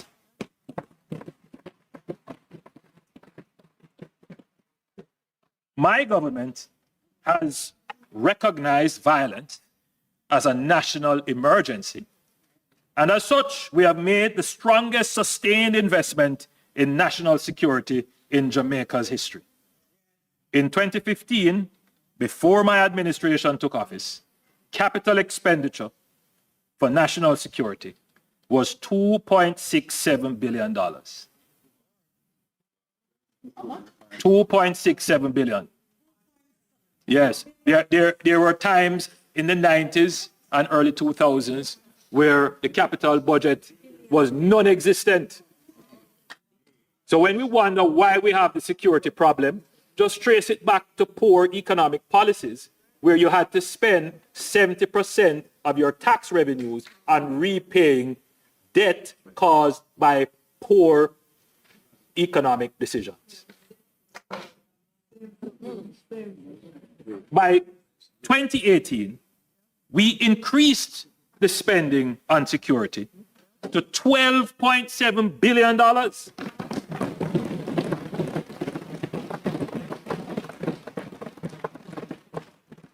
And in 2019, we made a record $19.5 billion investment to modernize our security apparatus. This substantial increase in our first term was necessary to compensate for years of underinvestment. And you can just look at the years of underinvestment. In fact, when you look at the last 20 years, it's clear that, the Jamaica Labour Party government made the greatest attempt at funding the security forces. These funds have strengthened our security forces through investments in equipment, vehicles, intelligence, forensic technology, and advanced training in cybercrime, counter-trafficking, and financial intelligence. Yes. We have enhanced the operational capability of the Jamaica Constabulary Force and Jamaica Defence Force, rearming them with modern tools to dismantle criminal networks. In the case of the JCF, we have invested in building one of the most advanced law enforcement agencies in the hemisphere. To this end, significant progress is being made on the development of a C5 center, that is a state-of-the-art command and control center. This cutting-edge center will seamlessly integrate, coordinate, and analyze real-time data from all available sources, including CCTV and body-worn cameras. I break from my script, Madam Speaker, to point out that there's a lot of debate going on. You know, why is it that the JDF and the JCF are not wearing cameras on their person? I think there is a kind of misunderstanding to believe that standalone cameras can be effective. That's not the case. You have to build out an entire back-end network to ensure that the footage on the camera can be downloaded, that it can be stored and retrieved, that it can be digitally transmitted to other locations, and that it can be protected from manipulation.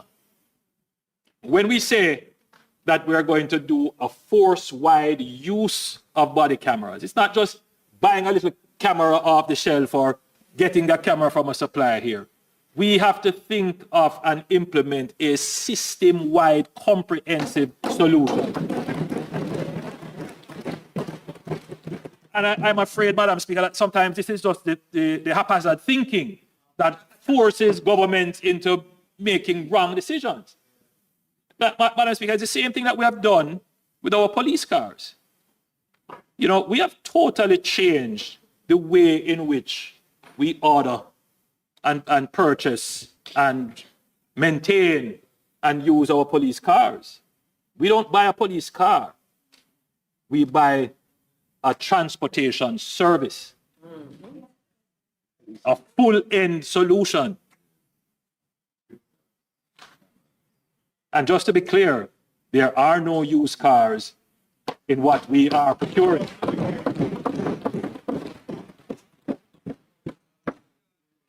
So this cutting-edge center will seamlessly integrate, coordinate, and analyze real-time data from all available sources, including CCTV and body-worn cameras, supported by a robust back-end infrastructure. This development is a game changer for modern, efficient, and intelligence-driven policing that will have a major impact on crime. The government's Project ROCK initiative, which was launched in 2019 to modernize the physical infrastructure of the JCF, has seen the refurbishment and construction of numerous police facilities across the island. Through the public sector compensation review, my government has ensured that our police officers are now in receipt of a more reasonable salary and pensions befitting of their profession, and provides a better foundation for future negotiations. The resulting boost to the morale cannot be overstated, and it has made a career in the JCF more appealing. For the first time in the history of the force, the establishment strength of 14,000 officers has been met. More police officers and more vehicles mean greater coverage of our communities and more rapid responses to threats and citizen emergencies. Since 2021, the purchases of vehicles and the build-out of Jamaica ICCTV systems have been transferred to the capitalized recurrent budget to ensure continuous replenishment. This is a big move, Madam Speaker, because instead of treating them as capital projects, one-off expenditure, they are now being treated as items to be maintained and consistently upgraded. Madam Speaker, the role of the JDF in the overall reduction in violent crime through their support for the JCF is crucial, particularly in areas where specialized security measures have been declared, that is the zones of special operations and states of public emergency. The JDF is the premier defense force in CARICOM, notably leading the planning and the preparation for the CARICOM Joint Task Force in Haiti since September 2024, and executing multi-country military exercises enhancing interoperability in cybersecurity, counter-narcotics, search and rescue, and disaster relief. Madam Speaker, our borders are more secure than ever before, due in large part to new patrol vessels, helicopters, maritime patrol aircraft, and other technical equipment we procured for the JDF. They are now better equipped to interdict illicit vessels and aircraft trafficking weapons, narcotics, and people.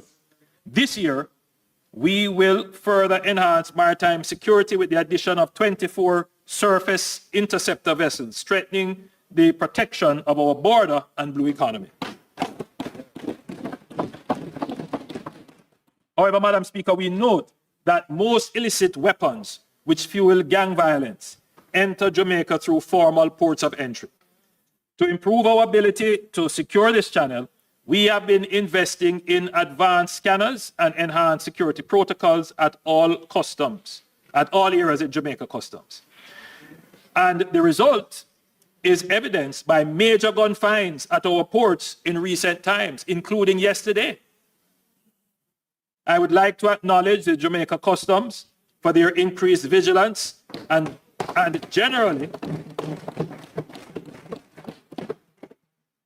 commend the security forces and our partners for increased cooperation, intelligence sharing, which has yielded great results. Every weapon and ammunition kept off our street is potentially a life saved.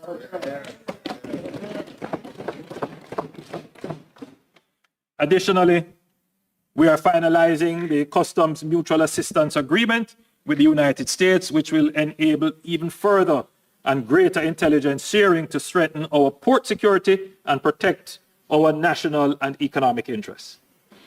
Madam Speaker, data and intelligence confirms that Jamaica's chronic violence is driven by organized criminal enterprises, euphemistically called gangs.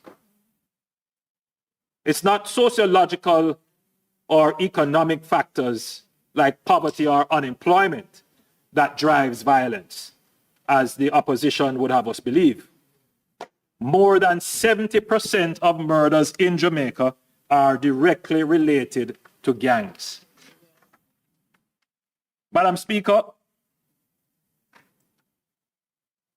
I want to draw your attention to the graph being displayed, or about to be displayed. It is the same graph that I believe the leader of the opposition displayed.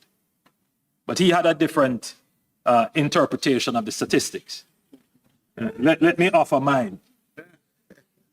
Let us recall that the drop in murders from 2009 to 2014, which you see as the first arrow, for which the opposition seeks to take credit, was a direct result of the state of public emergency launched in May 2010 by the Jamaica Labour Party administration.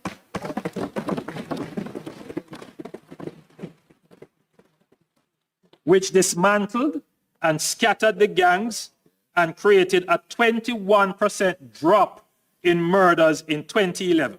21% drop in murders in 2011. No other police action has resulted in any such drop.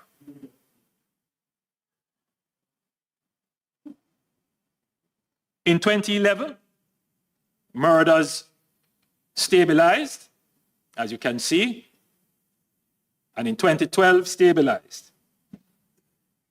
This created a respite where targeted police operations against gangs and violence producers resulted in 2024 having the lowest number of murders in the last 20 years. So 2014 was the lowest number of murders, and that is under the PNP in the last 20 years. But it's not as a result of the PNP's action. It is as a result of the 2010 state of public emergency, which gave you a 21% reduction, then a slight carry-on reduction in 2012. Madam Speaker, I still posit that if the opposition then had supported the government in extending the state of public emergency, the fall in murders would have been even greater.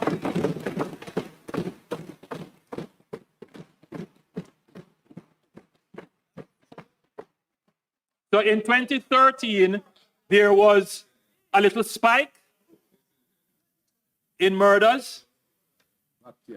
And in 2014, in mid-2014, the PNP introduced the Unite for Change, an ostensible crime-fighting strategy that leaned heavily on social interventions. There was also a change of police commissioners and an apparent change in crime-fighting strategy. By 2015, murders began to rise again under the PNP, even with the much-touted Unite for Change initiative in full effect. The truth, Madam Speaker, is that the PNP shifted focus from targeted operations against gangs and gang leaders and allowed them space to regroup. The number of gangs in the country increased from 200 in 2010 to 350 by 2016. Wow. And we saw the impact of this from 2015 through 2017. That is why my administration decided to take decisive actions.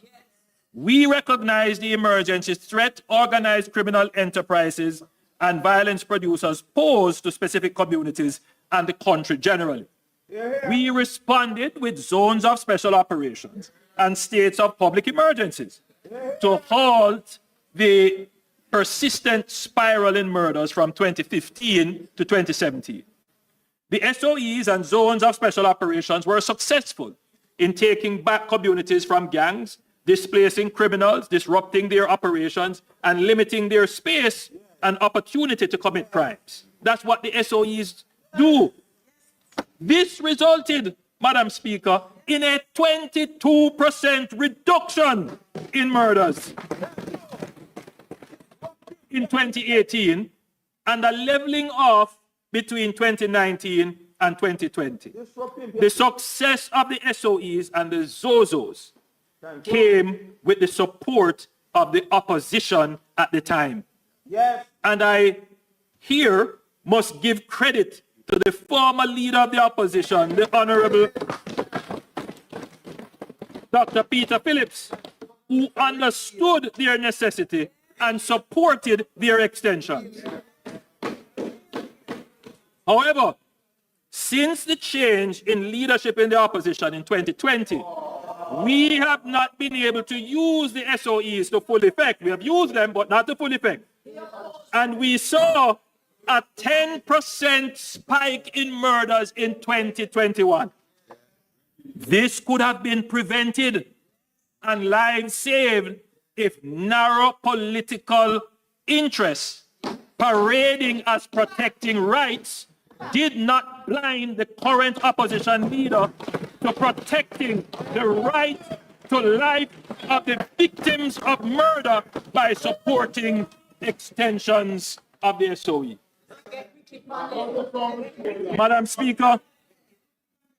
Madam Speaker, in parallel with emergency measures, this administration in 2018 embarked on an ambitious plan to indigenously reform and reorganize the JCF under the direction of a new commissioner, Major General Anthony Anderson, to include development of leadership, recruitment and training of personnel, and the acquisition of material and technology. It was never the intention of the government to rely solely on emergency measures. We used emergency measures to treat with the crime situation, which was over and above the existing capacity of regular law enforcement at the time. And we used the space and attenuation it created to build the capacity of the security forces. Therefore, in 2022, we began to realize the impact of the reforms and capability building investments in the JCF. With improved intelligence gathering, better investigative and crime-solving capabilities, and a return to more targeted and focused strategies on gangs and violence producers, during this period, we saw the interdiction and prosecution of several gangs. Now, a lot of people didn't understand that while the opposition and other, talking heads and so forth were criticizing the government over SOEs, we were quietly taking down the gangs. We brought about 4 major gangs through the court system using the anti-gang legislation, which had never been used before it was passed. We didn't say anything about it. Before, it was never used when it was passed. Never used. Never used. Right? And we now have how many on trial?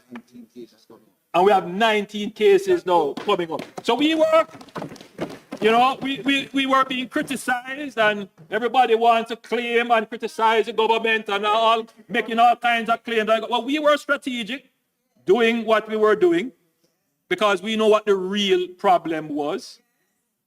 And we know that our investment was going to pay off.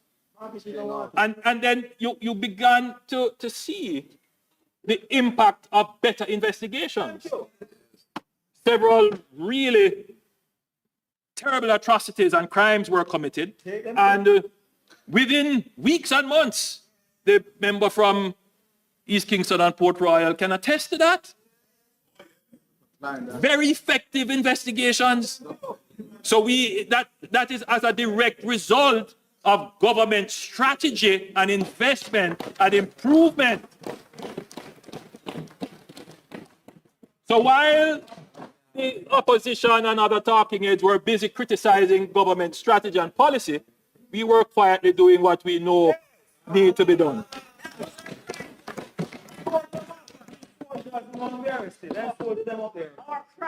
So, Madam Speaker, today we can say that year to date, murders are at their lowest level in 25 years.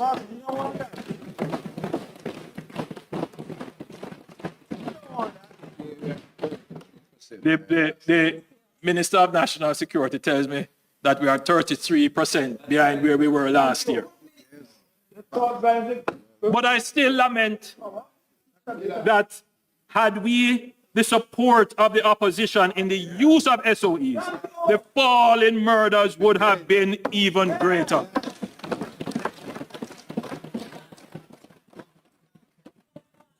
So let me be clear. The PNP, under this leader of the opposition, can take no credit for the reduction in murders.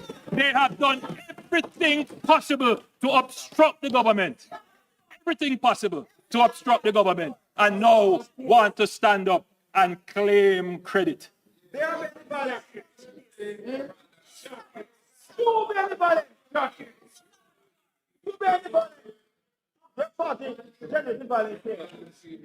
Madam Speaker, we will continue to invest in our security forces and support the transformation of the JCF into a modern, professional, and technology-driven security force. We will continue to target gangs, which account for 70% of murders in the country. If we focus on eliminating gangs, we can reduce our murder rate to below the regional average of 15 per 100,000.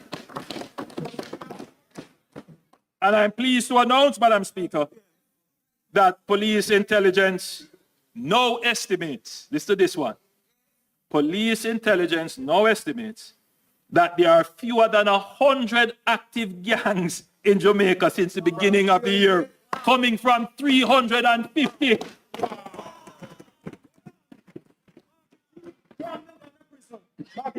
Many have been dismantled or have gone dormant.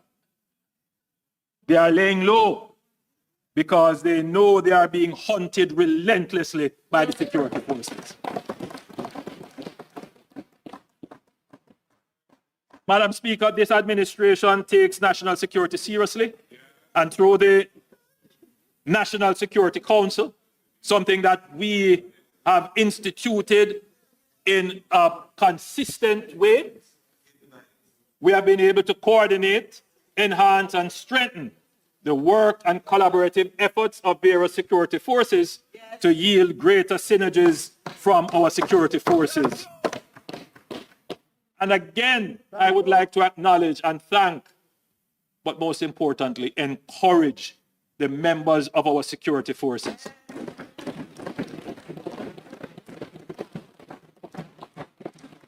Through their respective heads, the Chief of Defense Staff of the JDF Vice Admiral Antoinette Weems Gorman, CD, Commissioner of Police Dr. Kevin Blake, CD, Director General of MOCA, Colonel Desmond Edwards, and Commissioner of Customs, Dr. Velma Ricketts Walker, CD.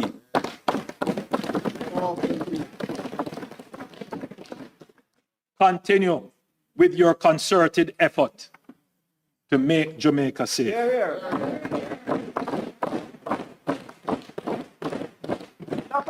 Together, we will eliminate the gangs and bring peace to our country. Madam Speaker, I want to now turn to the P, people in Aspire. Jamaica's greatest asset is our people. That is why this government continues to invest in education, training, and job opportunities, ensuring that every Jamaican, regardless of background, has the chance to learn, earn, and thrive. Through programs like the LIFT program, that is Learning and Investment for Transformation, and the CARE program, Community Action for Rewarding Engagement, we are directly supporting young Jamaicans on their journey to skill development and employment. The second cohort of the LIFT is underway, providing education, mentorship, and work experience for youth who need a start. Also, over 1,250 unattached youth across all 63 communities are now enrolled in training under CARE, receiving stipends and transport support to remove financial barriers. Madam Speaker, these programs transform lives. A school leaver from an inner city community or a rural parish can now access training and have a real pathway to a career. Heart touches the lives of everyday people every day. You know, Madam Speaker, I was in Brownstown recently. I just stopped in the town and I saw the heart outreach workers with a little tent in the middle of the town encouraging people to come and sign up.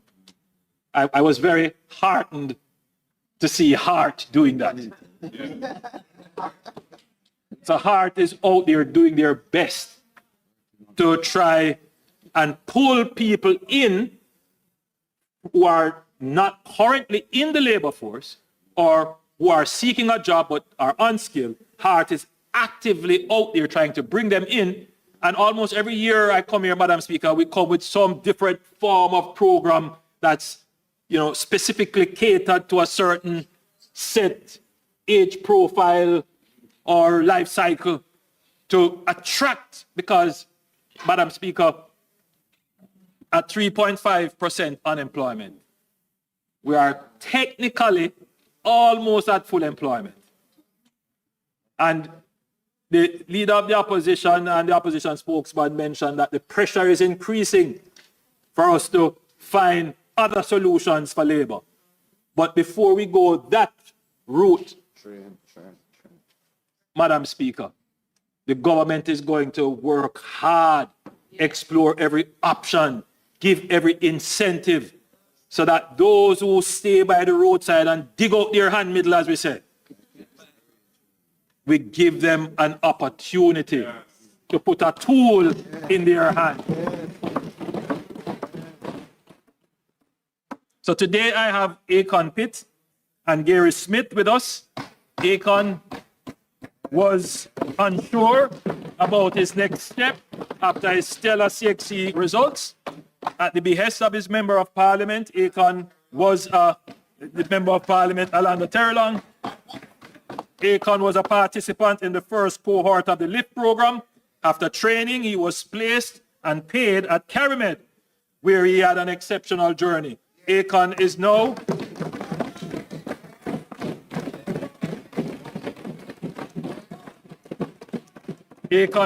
at the Jamaica Cooperative Insurance Agency.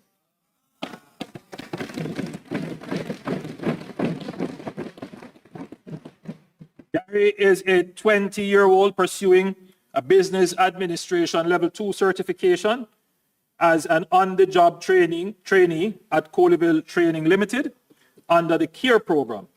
He dreams of becoming a certified engineering contractor and establishing his own air conditioning repair business.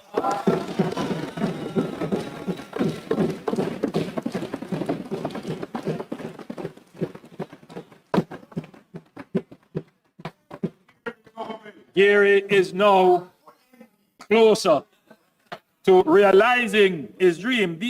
These are both young men that the government has empowered through the Heart Trust NSTA.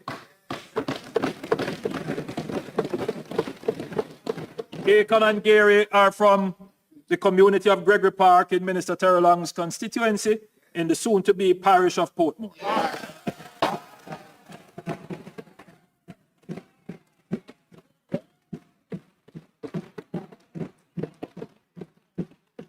There are hundreds of thousands of Akons and Gary that we have empowered through skills training since 2020. 552,534 to be exact.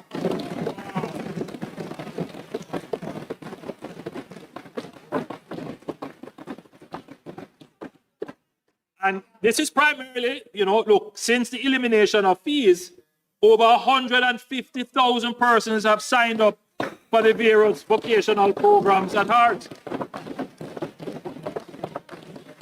So, let's be clear, Heart is not a perfect institution, but it is a hard-working institution.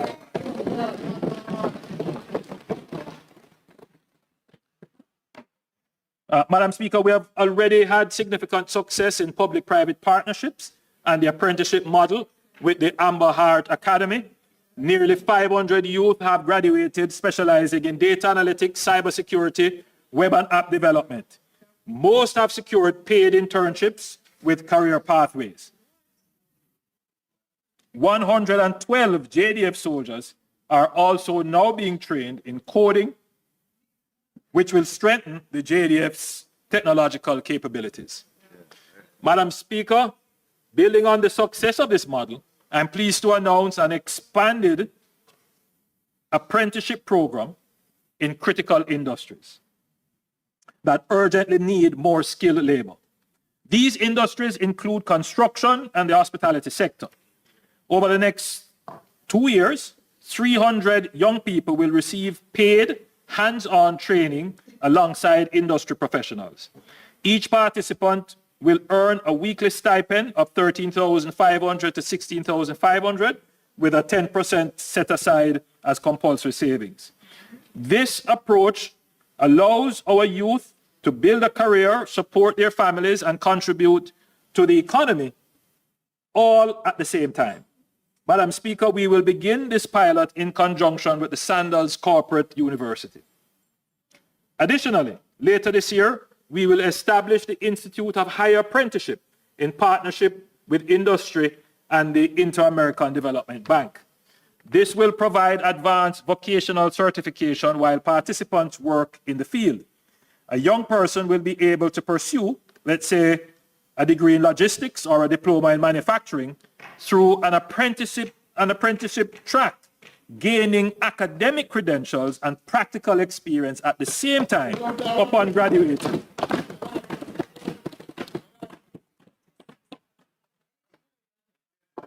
Upon graduating, they will be ready to take on higher paying jobs and be certified. Madam Speaker, the jobs of tomorrow demand skills in science, technology, engineering, and mathematics, STEM. To prepare our students, HART is investing $400 million to establish state-of-the-art, HART, I'm going to say STEM labs, but I'm going to change it, Madam Speaker, because in our culture, the creative industry is a strategic industry for us, and it is part of our strategy for diversification. So we are the only government to take up $1 billion and place it at the disposal of the film industry. Let's be clear. Let's be clear. That is the largest budgetary allocation to the creative sector ever.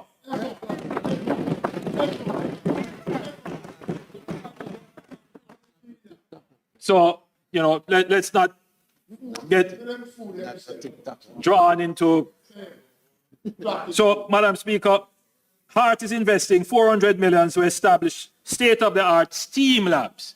So this will also include not just things for mechatronics and engineering and so forth, but also computers for creative designs, for managing sound stages and so forth. So within those labs, there will be a place for persons who would want to pursue the technical elements of the creative industry.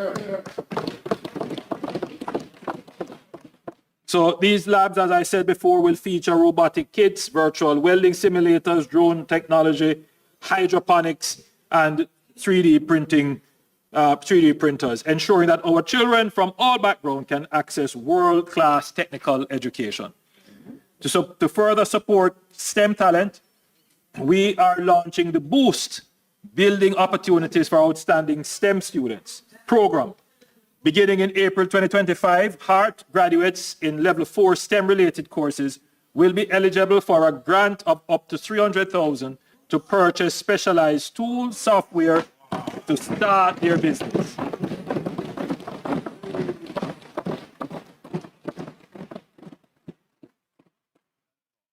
Madam Speaker, I know that there are many in Jamaica who are skeptical of technology.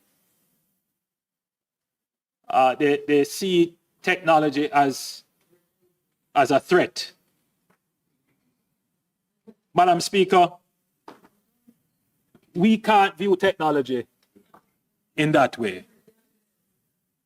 Technology is immanent, it is ubiquitous, and it is universal. Can't escape it. AI, that is artificial intelligence, is reshaping industries worldwide. When the first industrial revolution started, Jamaica was still a colony. That's a reality. So Jamaica didn't benefit from the first industrial revolution. And in fact, in a strange way, when you read Capitalism and Slavery, you would see that it is technically the advance of technology that made slavery unprofitable, and which technically, depending on which historian you read, led to the end of slavery as an economic way of production. So technology is not bad. Technology is a liberating tool if you approach it the right way. So, Madam Speaker, when the information industrial revolution came about, the information age, which is not more than 50 years old, Jamaica was still trying to industrialize. So we missed another wave of technology as a colonial developing country.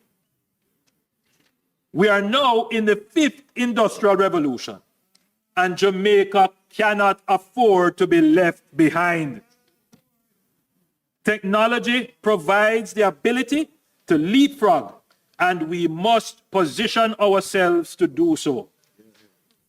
I have given directives to the Minister of Education to ensure that AI is prominent in our national training and development strategy, which is why we appointed an AI task force. This government is committed to ensuring that Jamaica is an active player and not a spectator in the global AI revolution. From the recommendations of the National Artificial Intelligence Task Force, we are implementing an AI work readiness strategy that includes integrating AI and coding into school curricula at all levels and promoting dedicated teacher training programs on AI. And we are launching a prompt engineering course through the Heart Trust NSTA to train students and public sector professionals in using AI tools effectively. Madam Speaker, in partnership with the Amber Group, the government will also establish a cutting-edge local AI lab, a public-private center of excellence where developers, researchers, entrepreneurs, and students can collaborate on AI solutions. The AI lab will serve as the catalyst for a new era of technological advancement in Jamaica.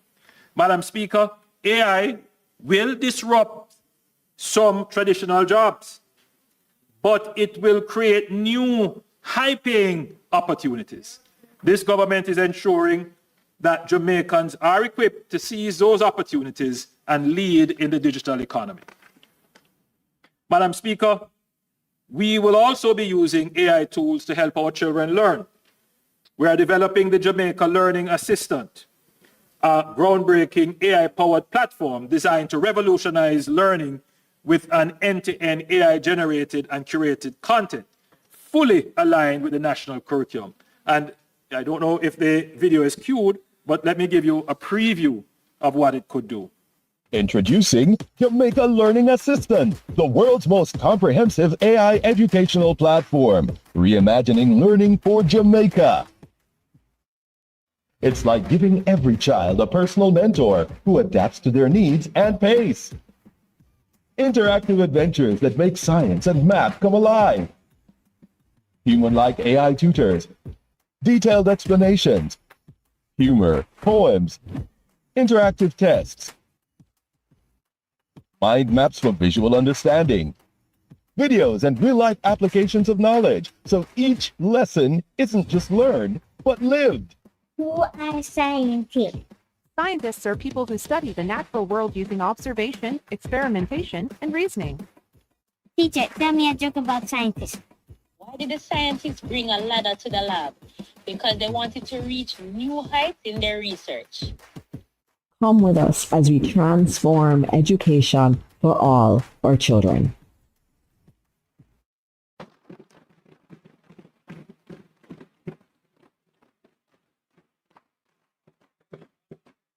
Madam Speaker, we are determined not to be left behind in this revolution. So we are going to be early adopters of the technology. And I encourage all parents, if you haven't yet done so, download one of the artificial intelligence apps. Play around with it. Ask it questions. You would be surprised how well structured, coordinated, and in-depth the answers you receive are. You would be surprised how you can train these AI bots to do specific tasks. So I would encourage all Jamaicans not to fear AI, but to develop an inquisitive mind about it. Let us not become spectators while another wave of technological development is going on. Let us ride that wave.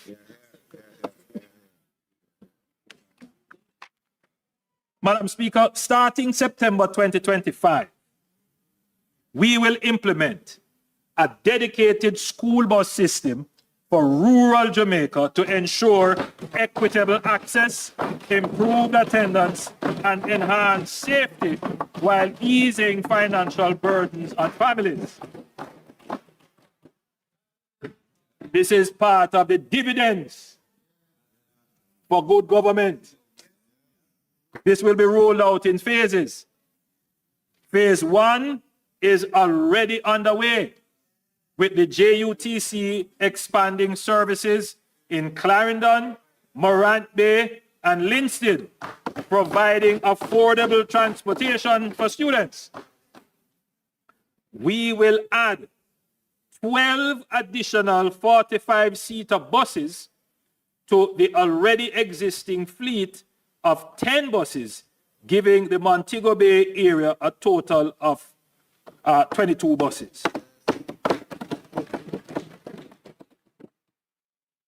Phase 2 will see 100 fully refurbished buses deployed across parishes, with 60 buses in September 2025 for the start of the new school year, and another 40 buses by January 2026. Madam Speaker, these are school buses used in the American system. They will be refurbished. The doors will be placed on the correct side, the entrance doors. They will be governed.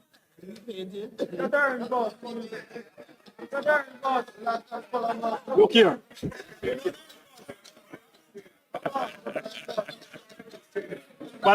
Madam Speaker, the buses will be refurbished. Just to repeat, the doors will be on the appropriate side for safety. And I think most importantly, the speed on these buses will be governed. So they won't be able to drive above a certain set speed to ensure safety of the children. On some of the buses, where there is connectivity, we will place cameras, and the collection of fares will be digital. Now, these are refurbished. They're going to be refurbished. So they will be refurbished with those. So it is not at all going to be entertain disturbance to the budget debate. Do not answer any member questioning you in this house. Please continue with the debate, Prime Minister. Thank you, Madam Speaker.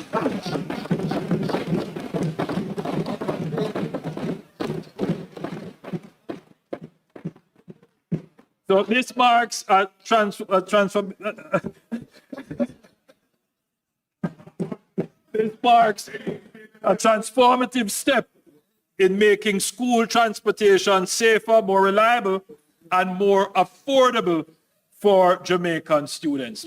Others talk about it, but we do it.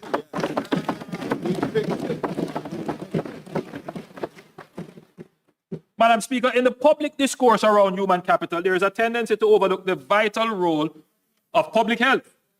A healthy society is a productive society, and so the reverse is also true. I'm not here going to deliver the extensive presentation, which I know that the Minister of Health will deliver in the sectoral debate, but I could not let some accusations from the opposition leader go unanswered. It is clear that the opposition leader forgot what his government left behind in 2016 in healthcare, a system described by his spokesperson, his current spokesperson on health, as so broken down that surgeons had to don garbage bags to conduct surgeries. Today, we accept we are not perfect, but we have come a far way since that time. He has no moral authority to lecture us on the progress we have made since they left the healthcare system in shambles. Imagine how we would have feared if they were the government when the COVID pandemic hit us. Here are some of the truths about our health system today. There are more posts for doctors. There are more posts for nurses, more hospital beds, and there are more hospital beds to come. There are more operating theaters, and more theaters will be built. A healthcare budget that has expanded from $60 billion to $140 billion in 9 years, the largest increase, and this is with the largest infrastructure expansion in healthcare since independence. Madam Speaker, we agree that prevention is better than cure. They make light of our pre-screening program, Know Your Numbers. Well, after a year and a half of over 220,000 tests, after a year and a half, we have conducted over 222,000 tests. And this, Madam Speaker, is saving the lives of many Jamaicans. Because as they know, they are able to take corrective action. Madam Speaker, our investment is the most of any government in healthcare, and that is a fact. Madam Speaker, this government has invested significant sums in water. As I now turn to the I in Aspire, 150,000 Jamaicans now have improved water supply through our investments over the last 5 years. We are investing at a rate not seen since the 1980s, with public investments amounting to $22 billion and private investments in excess of $14.2 billion through public-private partnerships. The map that will shortly be displayed shows work completed in fiscal year 2024-2025, shown in green, and upcoming projects for which procurement is in progress in white. So we have covered almost all of Jamaica with a water project. Madam Speaker, we do not only announce, we deliver, and we are breaking ground and commissioning water supply systems almost weekly. Last week, I was with Minister Samuda, and we looked at several water projects in St. Elizabeth. A proper account of the extensive work undertaken in every constituency would require us to be here all night. But I can assure you that work is being done in every constituency, and the details will be provided by Minister Samuda, who is now a member of this Honorable House.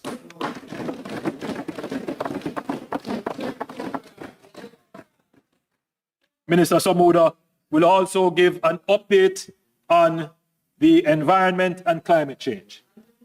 However, I would like to make mention of a few areas underwater. Very important one, the Western Parishes water supply.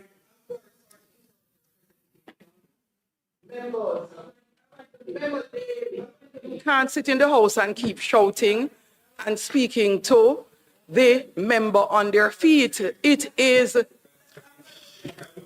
the member from St. Catherine.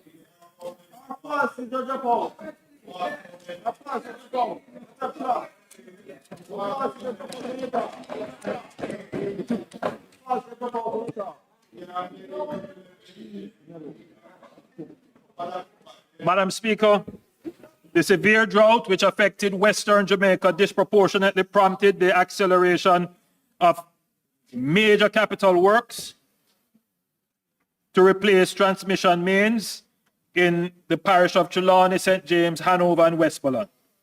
This is a $28 billion 3-year project which will commence in May 2025 and reduce water insecurity and non-revenue water, and involves upgrading 28 kilometers of main transmission lines from St. James to Trelawney and 37.5 kilometers from Lucy to Negril.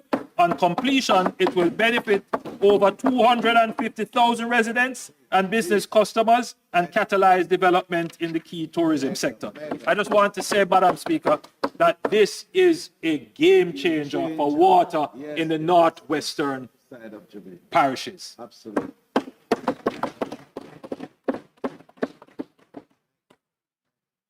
Madam Speaker, 6 major projects funded by the Caribbean Development Bank are being undertaken by the Rural Water Supply Limited, which will significantly improve access and transform the lives of more than 38,000 Jamaicans in rural areas of Southeast, Western St. Mary's, Southern Trelawney, Northeast St. Elizabeth, Eastern St. Thomas, and Northwest St. Anne. Currently, the Rural Water Supply Limited and the CDB are finalizing the necessary documentation for procuring design services, with the advertisement expected to be published in March 2025.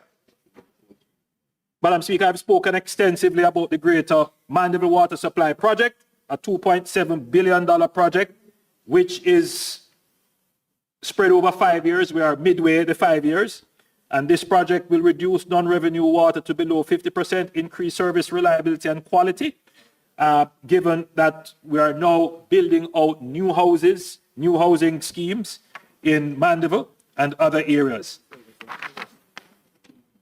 Madam Speaker, the Ray Cobre Water Plant Project, something that we have been talking about from 2009,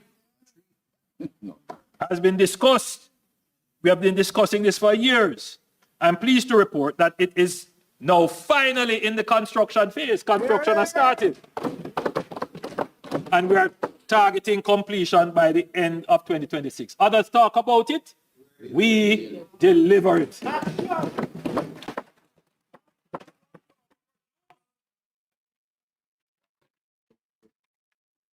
Madam Speaker, the expansion of the sewer network in Kingston and St. Andrew is critical to the future development within the parish, both to facilitate greater densities and safeguard groundwater. This year, the NWC will be investing $1.4 billion into the laying of sewer lines along Monroe Road, Retreat Avenue, Seymour Avenue, and Old Hope Road.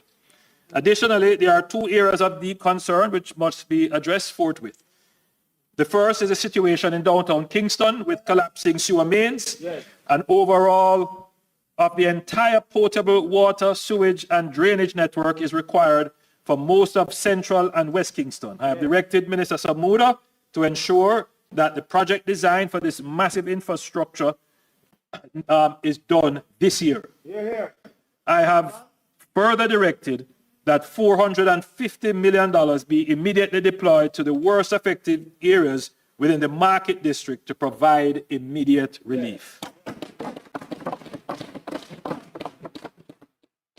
The NWC has also commenced procurement of an additional HVAC truck to be stationed downtown to ensure that any blockages that emerge are immediately dealt with. Thank you.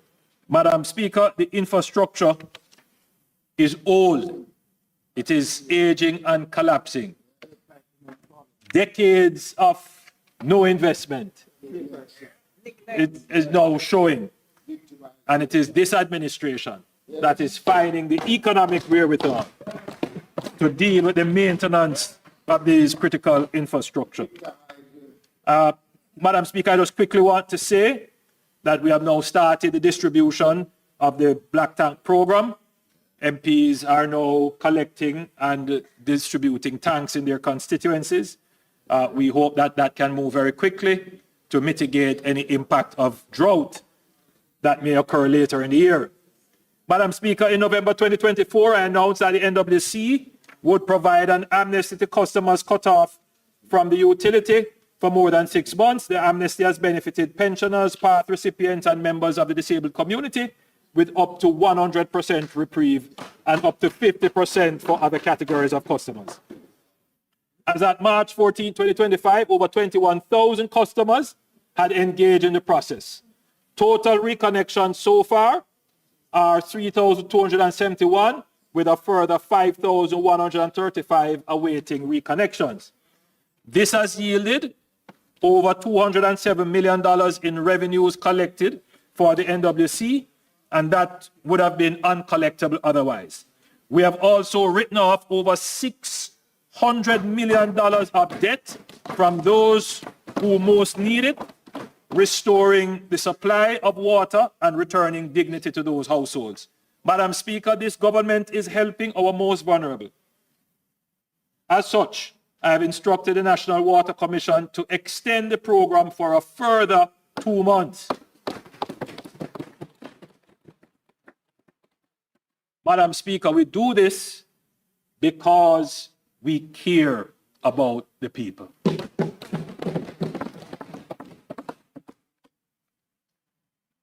Madam Speaker, a strong road network is vital to a thriving economy. This government has taken bold steps to modernize roads, enhance resilience, and ensure sustainability. Madam Speaker, the Southern Coast Highway project is now 95% complete. The remaining segment from Yallas Bridge to Port Antonio and Morant Bay to Cedar Valley will reach completion in June 2025. This transformative project has delivered 141 kilometers of reconstructed roads, 248 kilometers of water pipelines, and 140 kilometers of fiber optic ducts, significantly enhancing connectivity and essential utilities. The truth is, Madam Speaker, what we have done for St. Thomas is to reverse decades of institutional neglect. St. Thomas is now set for takeoff.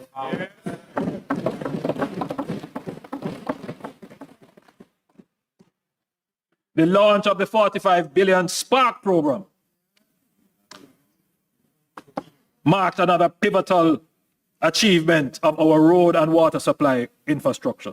For the first time, all constituencies had an opportunity to provide an input, and as I had committed, construction work began before the end of 2024 with the rehabilitation of Everest Drive in Harborview.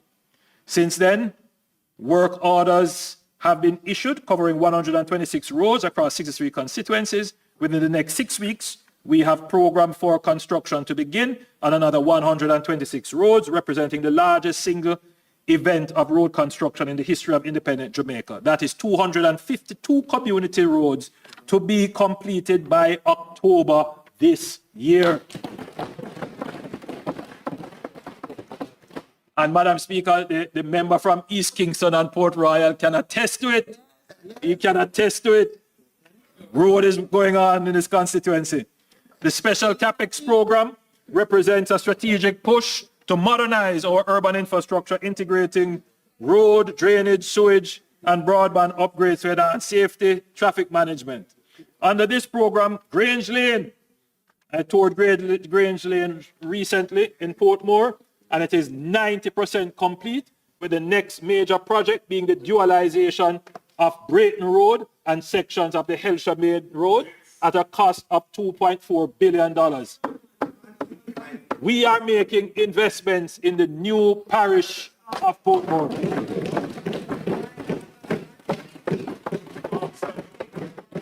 Other projects include the Arthurwind Drive extension, and we have expanded the original scope to include the stretch from Arthurwind Drive to Tom Redcombe and Camp Road, incorporating sewage and additional water infrastructure, ensuring greater benefits for residents, businesses, and future developments. Madam Speaker, the government will invest $2 billion to enhance key entrance corridors leading into the capital city, creating a more attractive and welcoming gateway. This initiative will focus on major thoroughfares, including the Airport Road from Norman Manley International Airport to Mountain View, from the roundabout to Port Royal. Well, you know, the member again from East Kingston and Port Royal several years ago came to me and he pointed out that his government had budgeted or projected to do that program. But the truth is, it didn't get done. And I have committed, Madam Speaker, that the road really deserves to be done. No political issues here. That road is the entrance to the city. And it is in a deplorable condition. So that road will be done. So that's one of the roads to be done. We will be doing as well 6 miles to Dunrobin Avenue and 6 miles to the Portia Simpson Miller Square through to downtown via Spanish Town Road. The project will begin with the pre-investment works, including design and planning, community consultations, and these upgrades will not only beautify Kingston's points of entry, but also enhance infrastructure, improve connectivity, and create a positive impression for visitors and residents alike. I want to give a quick update and just to keep our citizens who are looking out for their bypasses. So we have the bypass road projects that's still ongoing. So we will have a bypass for Port Maria, for Santa Cruz, for Lucy, for Montego Bay, for Hopewell and Sandy Bay. And the Port Antonio bypass is set to begin in the fiscal year coming, following the completion of the feasibility study. So we are going to start the Port Antonio bypass. Madam Speaker, under the accelerated bridge renewal project, we are upgrading and replacing over 55 critical bridges. Work on the Craigmill Bridge in Portland is set to begin early in the new financial year. As part of the project, a pedestrian bridge will first be built to restore foot traffic for the community, which is now cut off. The House will be happy to hear that the Troy Bridge is now approximately 50% complete. Other key projects including Spring Village Bridge in St. Catherine and Alley Bridge in Clarendon. New bridges under development include in Westmoreland, the Southwood Bridge, or Barham in Westmoreland rather, Southwood in Clarendon, and Guanabo Vale in St. Catherine. Toll roads. Madam Speaker, let me now speak on toll roads, which is a critical aspect of our improved connectivity, productivity, and efficiency. We know that long waiting times at toll plazas can cause costly delays, frustration, and impact the nation's productivity. The Angels Toll Plaza is now one of the busiest of our network. And I'm pleased to announce that 3 additional lanes will be added to the Angels Toll Plaza. We are very advanced with the engineering designs for those. A longer term, more transformative change will be the introduction of open road tolling. This is a state-of-the-art system that allows vehicles to be charged electronically without having to stop at a toll booth. This system is widely used across the world and has proven to be faster, more efficient, and more convenient. The Montego Bay Perimeter Road will serve as the first road to have this system. let me give a quick update on the Montego Bay Perimeter Road, which includes the Long Hill Bypass and critical upgrades to Barnett Street and West Green Avenue. For residents in the Long Hill area, you would have already noticed that clearing works have commenced. The initial concept of the Long Hill Bypass considered 2 lanes. However, the government has taken a strategic decision to expand the roadway to 4 lanes. So the people in that side of Jamaica, St. James, Hanover, Westmoreland, that would rely on that very important corridor, which is now an obstacle course. When this is done, they will have a 4-lane highway. Additionally, works on the Montego Bay bypass are progressing rapidly, with earthworks at a very advanced stage, and the Montego Bay River Bridge, which I toured recently, is 95% complete. That's the highest and longest bridge in Jamaica, an impressive piece of infrastructure. As of today, the overall project stands at 55% complete.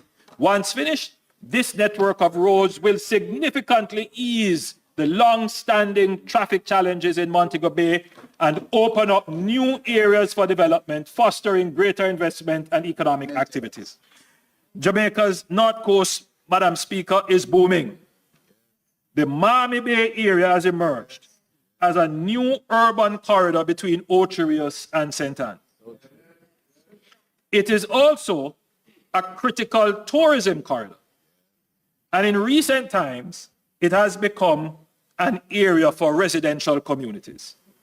Effectively, the corridor, which is supposed to be part of the North Coast Highway, is now serving as the main boulevard to a town, with several ingress and egress from local roads.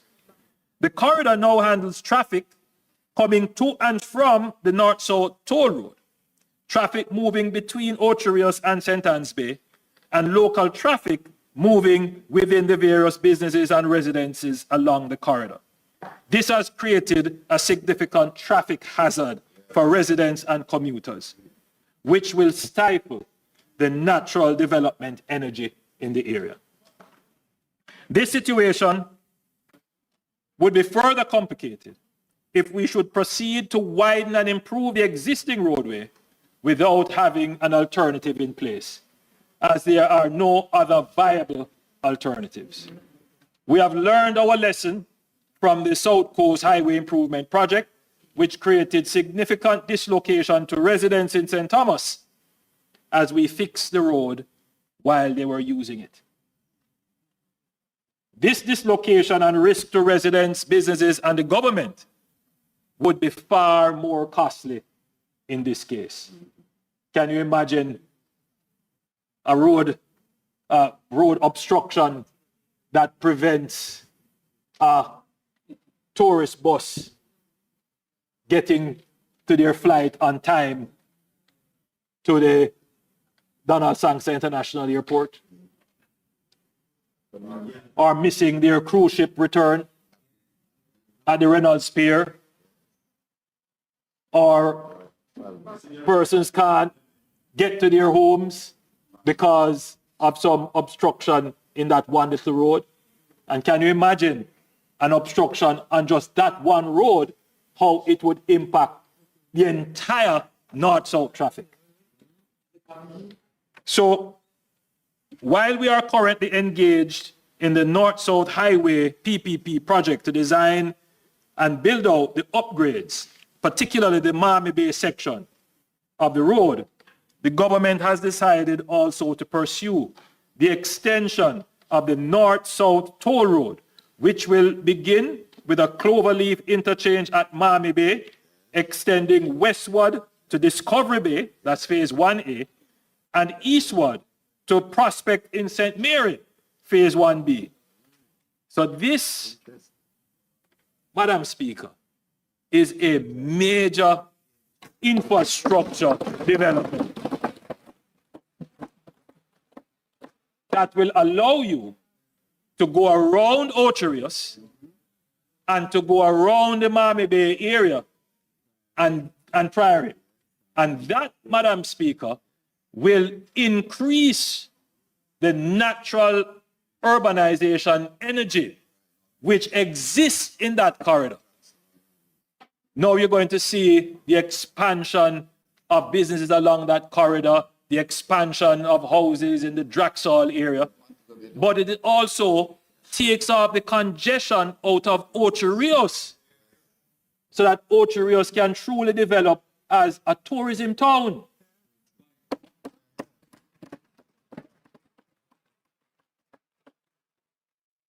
So given the urgency of the development and the dislocation risks involved in upgrading this existing roadway, the government of Jamaica will take steps to designate the North-South Highway extension as a national development project.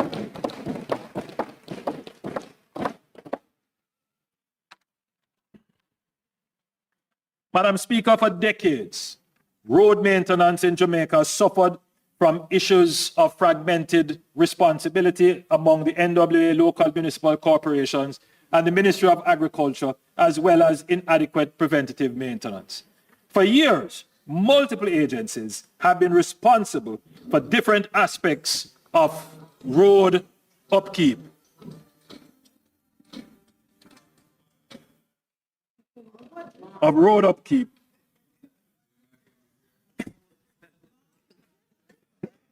Leading to inefficiencies, gaps in accountability, and inconsistent standards. Additionally, a lack of structured preventative maintenance has resulted in roads deteriorating faster than they should, increasing the burden of costly emergency repairs. This reactive approach is neither sustainable nor cost-effective. We are therefore undertaking a strategic review of road maintenance with a focus on institutional governance arrangements to give consideration to the possible establishment of a single road authority to streamline governance and oversight. With this in place, we can have clear lines of enforcement against persons who destroy our roads. It is particularly disturbing to see concrete spilled on our roads and no accountability for clearing and restoration.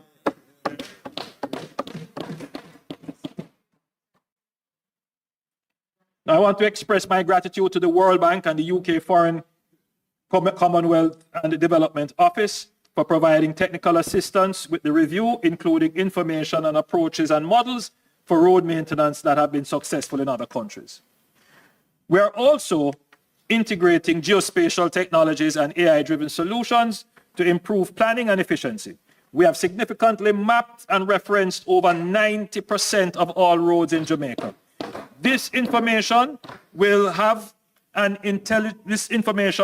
us to create an intelligence register of all our roads, to use it in spatial planning, and importantly, to develop a fiscal preventative maintenance plan which aligns to the engineered lifespan of the road. This also lays the basis for smarter and connected infrastructure to address traffic, public safety, civil defense, security, and logistics. To this end, I have given directions to the NWA and the Spatial Data Management Branch to begin work on developing a uniformed address system and zip code for Jamaica, including the use of digital addresses. So finally, Jamaica will have a standardized system of road naming, of one spelling of the road. You know, Madam Speaker, when you look at the vote, Mr. Speaker, when you look at the voters list and you are trying to order and sort the voters list, and you see 10 different spelling of the roads, 10 different ways of writing addresses. In a modern country, that shouldn't be the case. We need to have one uniform system of address. And I've given the directives for us to start on this path. Madam Speaker, Mr. Speaker, after decades of underinvestment, we are shifting to a structured, sustainable, tech-based system of road maintenance, and this approach will extend the road lifespan, reduce frequent repairs, and improve safety. This government is not just rebuilding roads, we are building a smarter, more resilient future for Jamaica. Madam Speaker, approximately 20% of Jamaicans live in informal settlements, but in urban areas, the situation is even more dire. 60% of the urban population reside in unplanned, substandard housing, which is higher than the average in other Latin American and Caribbean countries. Madam Speaker, we are committed to transforming informal settlements into secure, legally recognized communities that foster stability, economic development, and a better quality of life for all Jamaicans. Madam Speaker, in 2007, the Jamaica Labour Party government restructured the failed Operation Pride into the Housing Agency of Jamaica, making it the leading force in tenure regularization. The HAJ continues to prioritize security of tenure for low and middle income earners, delivering approximately 1,000 homes across projects such as St. Paul's Lane in Kingston in my constituency, St. Catherine Estates in St. Catherine, Sandown Palms in St. Catherine, and Edmond Ridge in St. James. Additionally, the HAJ has been tasked with the upgrading of 81 informal communities, with work set to begin in Eden Park, St. Mary. To expand home ownership, the HAJ plans to implement 10,000 housing starts and 4,000 completed solutions over the next 4 years. The HAJ will also be intervening in 5 small informal urban communities, that is, communities 5 acres or less, to upgrade their housing and infrastructure, replicating the success of the St. Paul's Lane model. We have identified communities in Almond Town, Montego Bay, Parade Gardens, Long Acres in Montego Bay, and Russia in Sabna Mar as communities to benefit from this intervention. Penwood Road has a particular challenge, which I've asked the HAJ to investigate. There is the land is lower than the road, and so there's a flooding issue, and so they have to figure out how to solve that. Madam Speaker, through systematic land titling and registration, the National Land Agency is set to deliver 12,000 titles. 12,000 titles ending this year, and they are targeting an additional 8,000 additional titles in 2025-2026. The NLA, Mr. Speaker, is well advanced in deploying a system of electronic titles. So this will transform the whole issuing of titles and the speed of issuing of titles in Jamaica. In fact, they are expecting to start by 2027, 2028. We are now ready to use systematic titling to regularize parcels in urban areas, starting with a pilot in Kingston and St. Andrew. And to support this expansion, we are increasing the number of commissioned land surveyors through an apprenticeship program at the NLA, with plans to train 33 student surveyors and equip them with modern surveying instruments. Additionally, a geospatial training center developed in partnership with the Government of Korea will enhance land survey capabilities, using advanced unmanned drones to expedite cadastral mapping and land registration. Mr. Speaker, a substantial number of communities across Jamaica have shared facilities, which necessitate shared management of expenses. There is an increasing effective demand for these types of developments as Jamaica has steadily moved towards a stable and prosperous economy. Unfortunately, as experience has shown, with strata properties. These communities are plagued by numerous challenges that can only be adequately addressed by new legislation. The government has heeded the numerous cries for help, and Madam Speaker, as promised in my 2024 budget presentation, the long-awaited registration shared community bill was tabled in the House of Parliament on March 18, 2025. Commitment made, commitment kept. This act, when passed, will provide a clear legal framework to govern all new and existing communities where their proprietors own common real estate or any other facilities and amenities. Madam Speaker, I encourage property owners to review the legislation and provide any feedback where necessary to ensure it adequately addresses your needs. Mr. Speaker, beyond the regularization of existing settlements, we are also building entirely new planned settlements to provide high-quality, affordable housing for Jamaicans. The Bernard Lodge project was the first of this large-scale master plan development and represents a new era in sustainable and structured community development in Jamaica.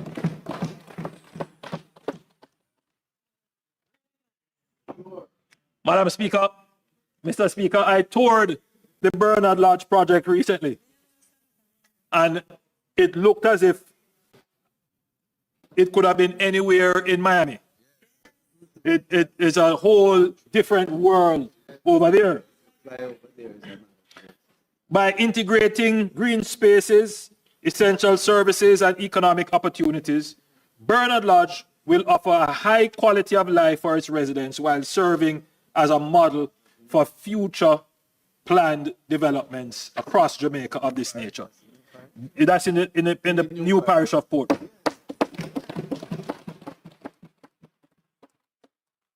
So, Madam Speaker, already to date, 6,000 units have been completed or are under construction. And they are moving at a rapid pace. When it is all finished, there will be about 15,000 homes. It will be the most modern community in Jamaica. And we have the pleasure of being the founders of that community. Madam Speaker, the next planned development of this kind will be in Innswood.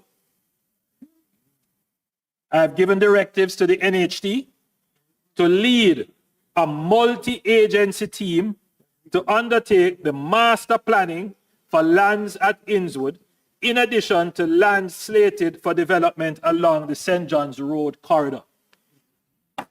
And let me say, Madam Speaker, the St. John's Road corridor is another corridor of significant traffic congestion, particularly on a weekend, because there are two large cemeteries in that area, but there are also large communities in that area. In fact, there is a community called Naysbury Grove, a community that was founded under the Operation Pride scheme, where the people were given lands. You know, it is really sad when you go there. There is no infrastructure. There is no real titling, no roads. The people have just been left there. If the objective of Pride was to give people land and give them dignity, it failed miserably.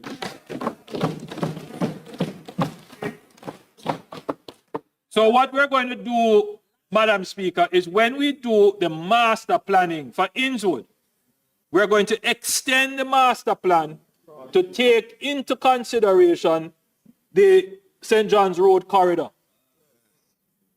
and all the lands around there, because, Madam Speaker, there is significant private sector interest in developing the land, but they have problems getting approvals because there's so much uncertainty.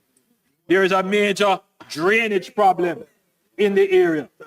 And so what we're going to do, Madam Speaker, is to do a comprehensive development plan. And therefore, we will call the area the Greater Innswood Development Area.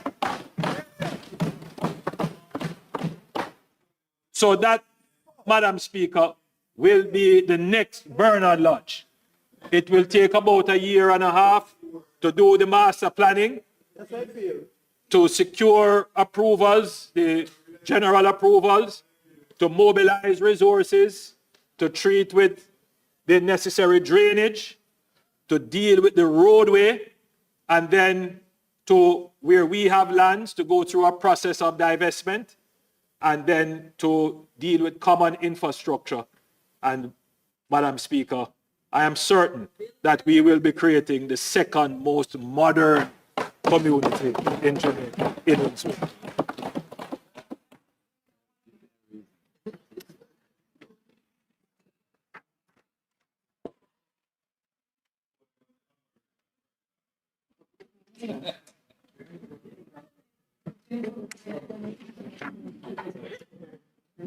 Madam Speaker, the NHT has 12 projects that we will be executing this year, and they are at varying stages.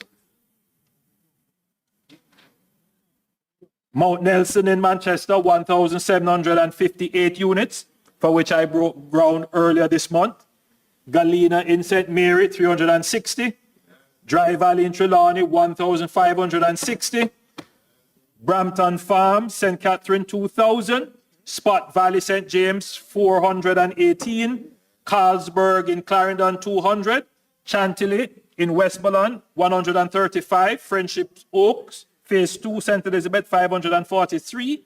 Longville Park Pen in Clarendon, 2,077. Barrett Hall in St. James, 1,565. Roselle in St. Thomas, pay attention to that one, 660. And Nonsuch, St. Mary, 46.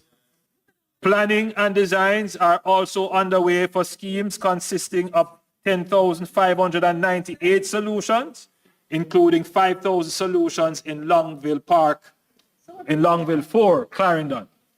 Madam Speaker, the NHT will commence construction on more than 19,575 solutions across all parishes over the next 2 years and continues to acquire land for new development. Madam Speaker, one of the challenges that developers face is that advances provided by the NHT are insufficient to cover large initial capital outlays required, as infrastructure can account for some 20 to 25% of overall project costs. Therefore, the NHT is revising its NHT financing program to enhance flexibility in the release of payment advances. In addition to the current mobilization advance of up to 5%, the NHT will provide an additional 20% for developers and 15% for the guaranteed purchase program to reimburse developers at different stages of the project as key infrastructure milestones are reached. Madam Speaker, this is necessary to increase funding for development.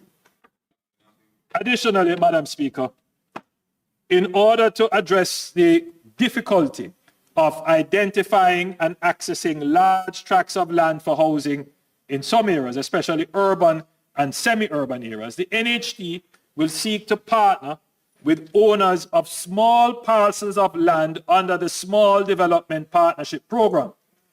This initiative will see the NHT providing project funding and the technical and construction expertise, while the landowner will offer their property as their equity for the development. The proposed properties must be zoned for residential purposes and have access to the requisite support infrastructure, potable water, electricity, sewage. This is targeted at houses for low income and affordable segments of the housing market Therefore, the selling price of the units must be under the price point set by the NHD. Madam Speaker, this initiative is going to be a game changer for resuscitating communities that are suffering from urban blight. So what this is doing is, Madam Speaker, so if you have a community where somebody has a half acre, a 3/4 acre of land, it's depressed, they can approach the NHD and say, partner with me to develop this into smaller housing solutions at more affordable prices. And if we get this done in mass, communities like Central Kingston, Grants Pen, West Kingston, you name it, communities that are already structured, they have roadways, the water mains are already there, in some cases sewer is already there. Then what you would see is developers, well, they may not be developers now, but people who own land in those communities who would not be able to go and approach a bank because the bank would say, this is not a bankable property. But now they could approach the NHD and the NHD would facilitate the development, even purchase the homes from them and then resell them. Now, once you start to get that in mass, you can start to transform entire areas, but with a lower infrastructure cost because the roads are already there. They just need to be patched. The water main is already there. So that is the thinking behind this strategy. And I'm certain that this is going to instigate a transformation of some of the communities.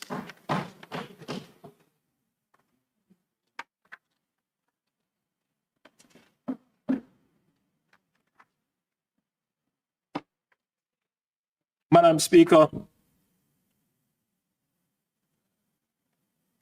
there are so many initiatives that I'm afraid I will have to skip through a few of them, but let me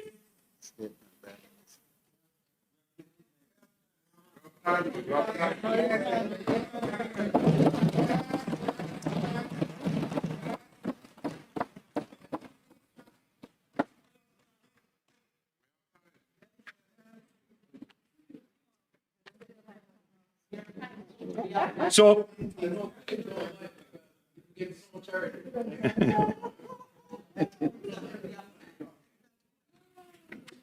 so currently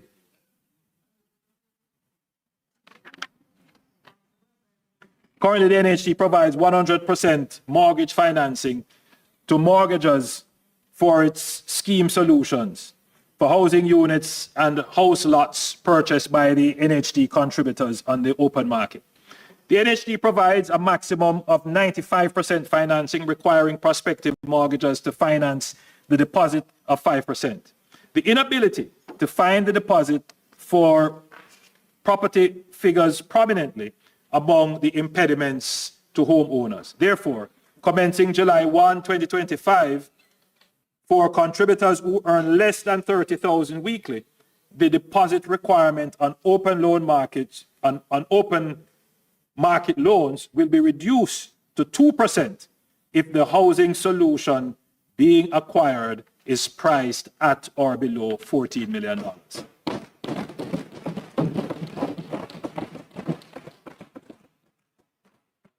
Starting July 1, 2025, the service charge on mortgages will be reduced as follows. For prospective mortgagors who earn $30,000 or less each week, their service charge will be reduced from 2% to a loan, will be reduced from 2% of the loan amount to 0. Wow. Yeah, so if you earn $30,000 or less, no interest. no service charge. And for prospective mortgagors earning between $30,000 and $42,000 per week, the service charge will be reduced from 5% of the loan to 2%.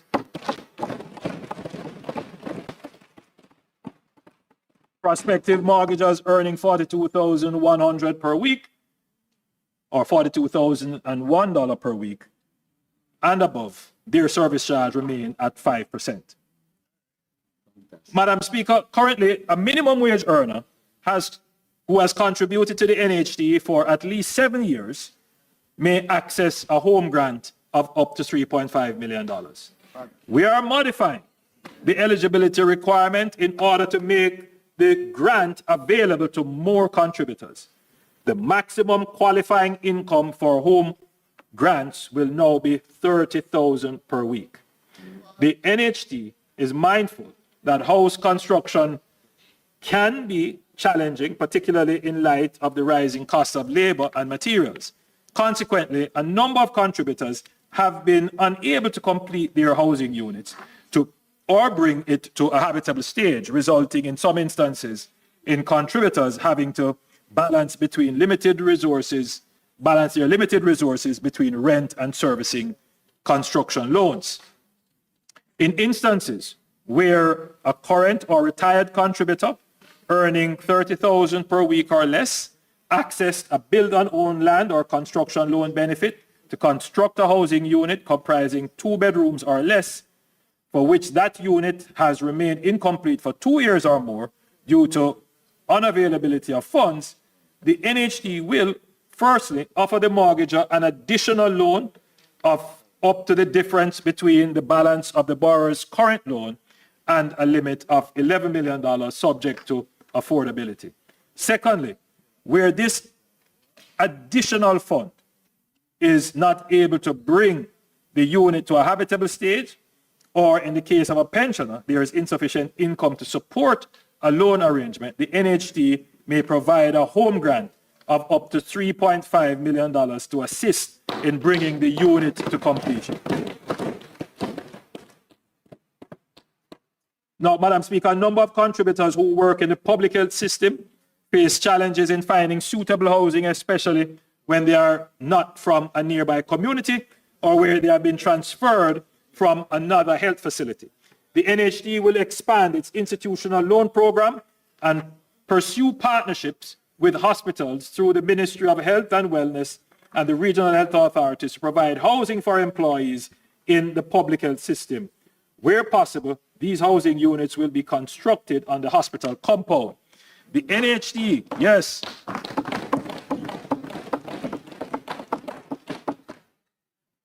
the NHD has begun preliminary discussions with the University Hospital of the West Indies and one rural hospital under this program. So we're going to see some houses, Minister Tufton, finally built for our doctors and nurses.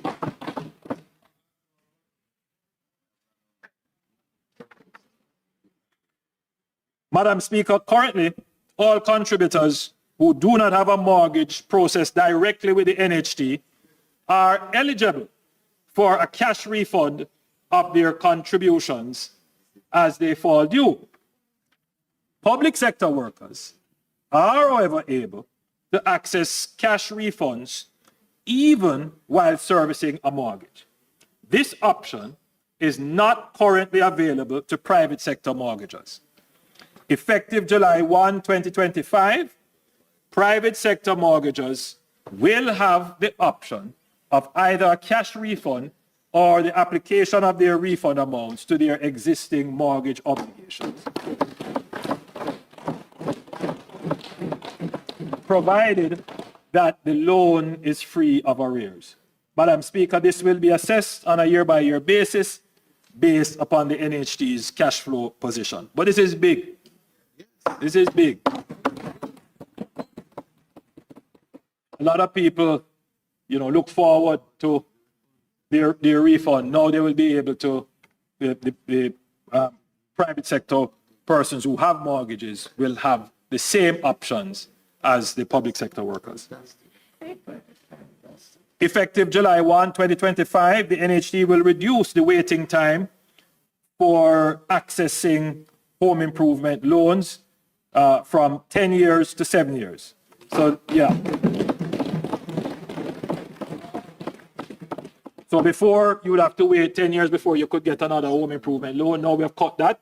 And we have increased the loan limit to 5 million from 3.5 million.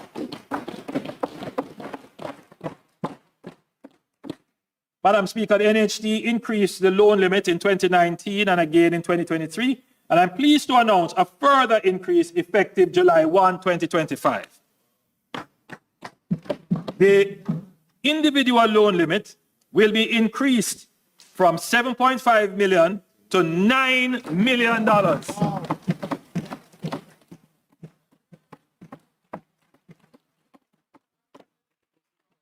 For two co-applicants, the combined maximum loan limit will be increased from $15 million to $17 million.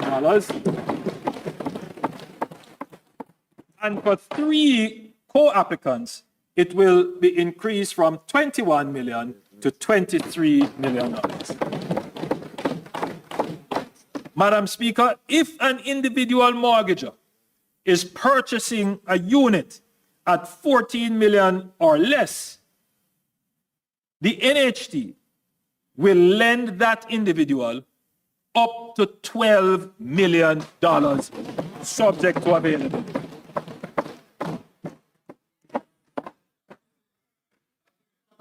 Let me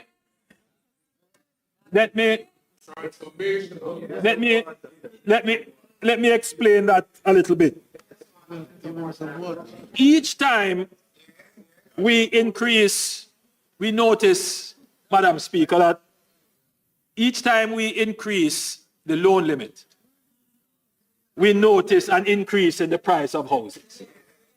It is the most frustrating thing. And yes, it is a matter of economics.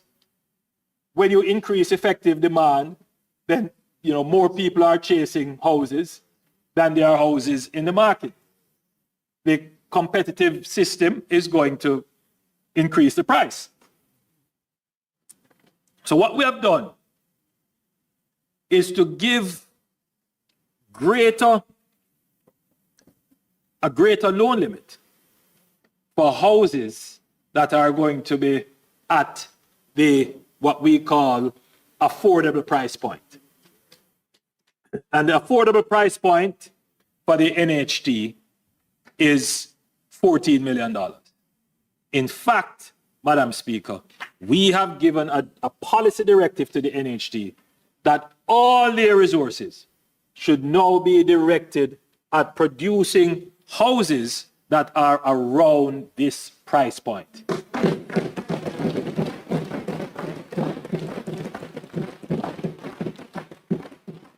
The NHD will not get involved in any new development of houses above this price point.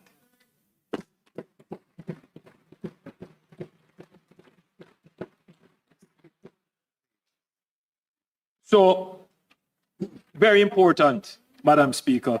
Now, you won't always get the houses at exactly 14 million, but you have to be within that target range. Because the truth is, Madam Speaker, that the real housing crisis is in the low income and affordable housing market. And that's where we have to direct.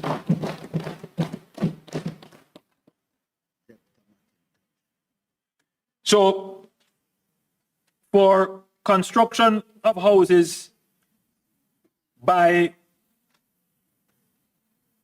just to be clear, Madam Speaker, if an individual mortgager is purchasing a unit priced at 14 million or less, the NHD will lend that individual up to $12 million. Now, also for construction of houses by individual contributors, the individual construction loan limit will be increased to $11 million. For two co-applicants, it will be $17 million, and for three, $23 million. Madam Speaker, in 2025-2026 fiscal year, the National Housing Trust will celebrate 50 years of service to the people of Jamaica. Recognizing the profound impact of Emancipation Park and Harmony Park in providing a space for recreation, wellness, and community engagement, the NHT will commemorate its 50-year milestone by developing a new park in Mandeville, the center of the island.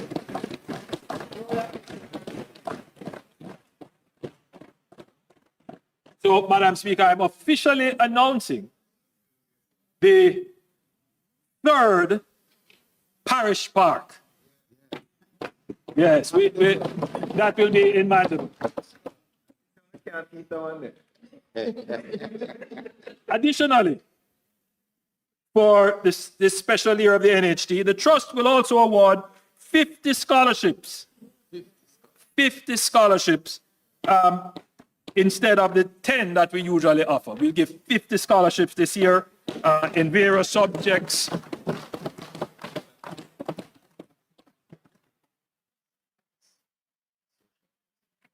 Madam Speaker, I want to turn quickly to the Factories Corporation. The Factories Corporation of Jamaica, the FCJ, continues to drive major projects that enhance productivity and capacity for economic growth across the country. The Factories Corporation of Jamaica is playing a critical role in modernizing town centers across the island. The Morant Bay Urban Center faced great skepticism from some, but now it is nearing completion. And I passed here, and it is looking really good, Madam Speaker.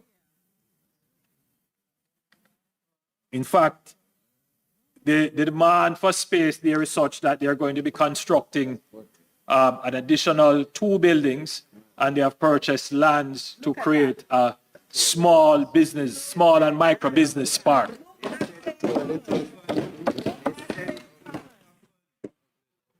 Building on the success of Morant Bay, Boundbrook in Portland is out of the planning phase and will commence construction in the coming financial year.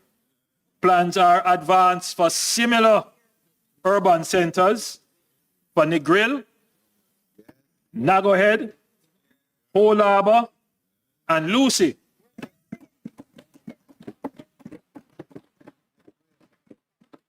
These projects will bring modern infrastructure, commercial opportunities, and essential services to communities across Jamaica. The intention is to modernize all our townships and urban commercial nodes. The truth is, Madam Speaker, all our townships are overcrowded and congested, and unfortunately, aesthetically unappealing. First, we will decongest these towns by developing the bypasses, and this will also open up new lands, which we will then commission master plans for, and then we will use public-private vehicles to execute development of the new urban centers. And then we will partner with the existing property owners in the Old Town Center to develop a new plan for those old areas. So, Madam Speaker, having gone through the successful execution of the Morant Bay Urban Center, we're going to take that and go right across Jamaica to all the townships to upgrade and modernize our towns. Madam Speaker, I want to touch the UDC very quickly. The Portmore Resilience Park is now 50% complete. And it is set to be open this summer. Additionally, next month, we will break ground for the Raintree Commercial Complex, a 69-lot commercial and light industrial subdivision in Caymanas, St. Catherine. This development is part of a larger 4,000 unit residential and mixed use transformation plan for the Caymanas area.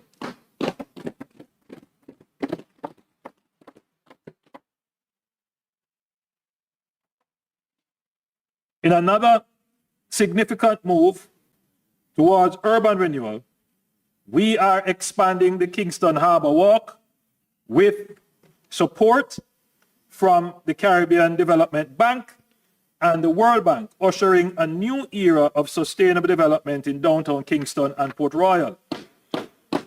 Madam Speaker, in collaboration with the NWA, NEPA, and the National Heritage Trust, the roadway from the Norman Manley roundabout to Port Royal will be improved, and I noted that before under the NWA, will be improved and expanded to include a dedicated cycling lane and jogging trail. This will be done respectfully of the environment and history of the area. Madam Speaker, Kingston and indeed the wider Jamaica needs more dedicated, purpose-built recreational infrastructure.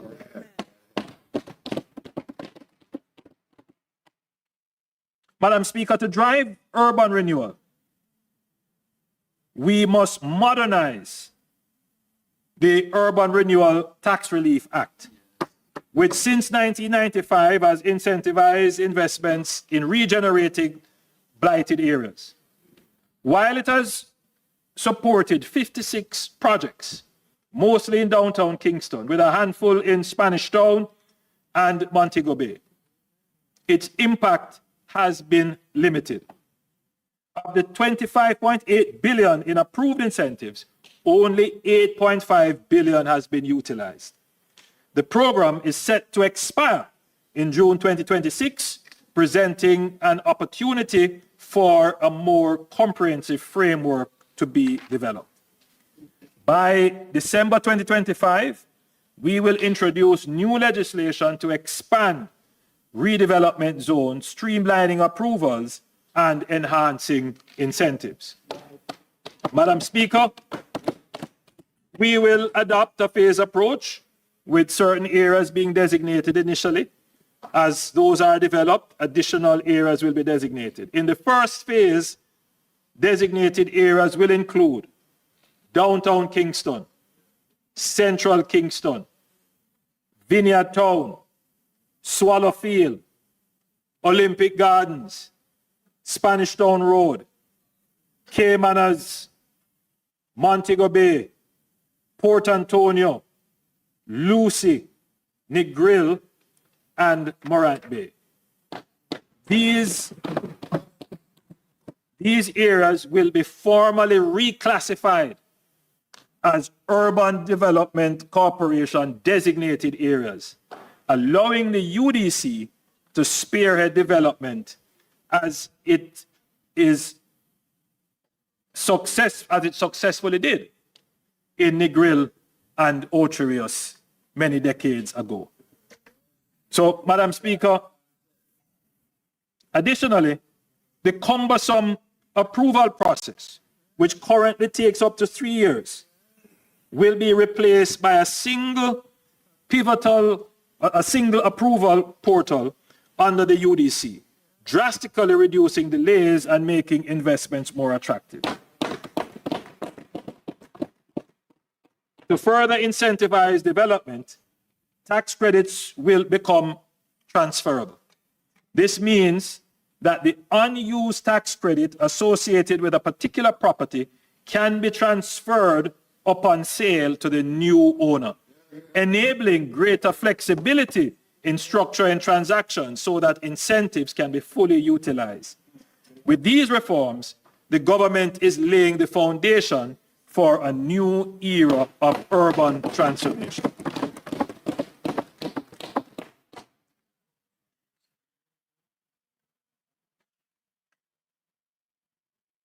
Energy. Madam Speaker, the government remains resolute in its commitment to a strategic and sustainable energy transition that balances affordability, reliability, and environmental responsibility. Madam Speaker, Jamaica's commitment to renewable energy development has earned global recognition in the 2024 Climate Scope Report by Bloomberg NEF. Jamaica climbed 8 places to rank 39th worldwide and 10th in the Latin American and Caribbean region. This improvement is a testament to our robust energy policies, strategic investments, and our unwavering commitment to achieving 50% renewables by 2030. To further accelerate this transition, the government has recently awarded 100 megawatts of new renewable generation capacity, which is expected to come on stream by 2027. An additional 220 megawatts of renewables with storage are scheduled to be procured in 2025 alongside JPS's replacement of 171.5 megawatts of retiring fossil fuels units using only renewables.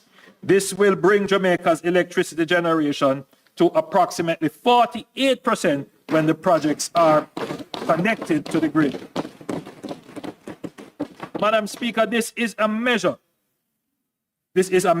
and structured approach to the priority that we place on a stable grid, cost effectiveness, and the long-term sustainability of our electricity sector. The government acknowledges recent discussions in the media regarding the pace of our renewable energy transition, while some argue that a more rapid shift would be necessary. This government remains committed to a structured and responsible approach that secures low prices while ensuring grid reliability. This is why we are steadfast in our adherence to the Integrated Resource Plan, which serves as a blueprint for sustainable and cost-effective energy development. Madam Speaker, the cost of energy is a key component of the cost of living, and this government has introduced significant changes to cushion the impact of high energy costs. As I had announced in November 2024, and the Minister of Finance and the Public Service stated last week, the GCT on residential electricity will be reduced from 15% to 7% effective May 1, 2025. Also, the 150 kilowatt per month GCT free threshold will be removed and replaced with an incentive-based rebate of 10% for customers consuming up to 250 kilowatt hours per month. Madam Speaker, the rebate has been designed to incentivize energy conservation, as only households consuming up to 255 kilowatt hours are entitled to the rebate. Madam Speaker, the government is also determined to address the issue of energy poverty in the country. We are allocating $1 billion to cover wiring and inspection costs for the first 200 first-time JPS customers under the program to regularize and get them on the grid. We are also exploring ways to reduce the cost of formalization, including innovative technical solutions such as ready boards complete with circuit breakers, socket outlets, and a light that could effectively form a low-cost starter pack for household wiring. So, Madam Speaker, the technology actually exists to give you a compact and ready-to-use connection to electricity. So we are exploring that. We have looked at some options. We are displaying one right now. And we're going to be making that available so that people who are now, when you talk to people who are illegally abstracting electricity, let me put it that way. They know it's wrong, but in their minds, how can we expect them to live without electricity? in effect, there is a kind of expectation, that the use of electricity is a human right, and somehow the state should provide for it. Now, our budget would not be able to take that on, but the current situation is untenable, where there is a large portion of our population that is consuming electricity illegally. Somebody's paying for it, and it is the consumers who actually pay their electricity bills. So we have to find a way, we have to find a good equilibrium in this situation, where we make it easier for people to get onto the grid legally and safely. And then we have to find ways to get people to be able to pay for the electricity as they earn and as they use. So in effect, the challenge is not just the high electricity rates, it is the high onboarding rate, the cost of wiring, the cost of inspection. And then it is the inflexible payment system, especially if you are on the postpaid system. So we have to bring these kinds of innovation to market. And governments have tried. The member from St. Andrews Southeast had mentioned that when he was in the Ministry of Energy, that they had started a project. But this project builds on that in some ways, but this is far more comprehensive. But more than that, this project has staying power, because we're making an allocation for this budget, but you can bet that the next budget, we will also have a bigger allocation to the more.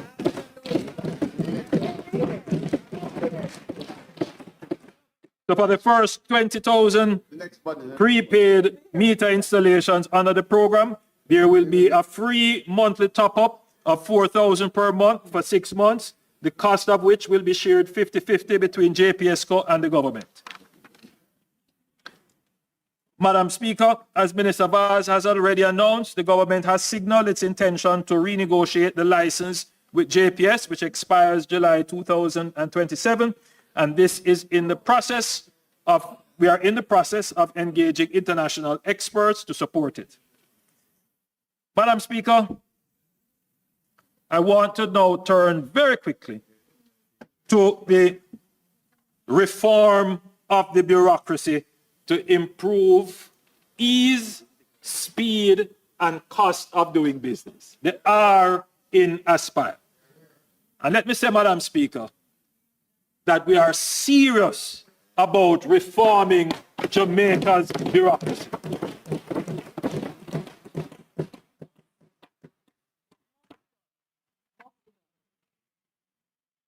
The graph which is about to be shown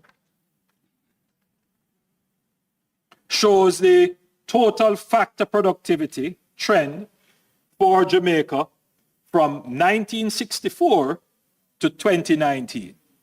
That's what our productivity, leader of the opposition, that's what it looks like. I think it's a national problem. And I mean, you can draw political inferences, but I don't think that is going to be useful in the solution. The real challenge is we're just not as productive as we should be as a nation. And I think I mean, I have to say it, I don't want to say it, it's not the politically correct thing to say, but we can't skip around the problem.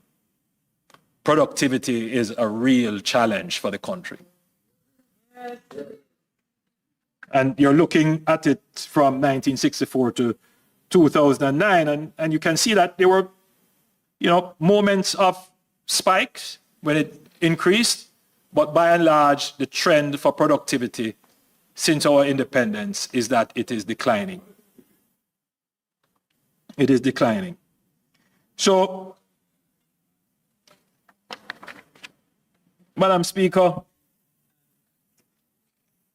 the apparent paradox of lower employment post-2016 associated, it is associated with a flat or marginal declining productivity.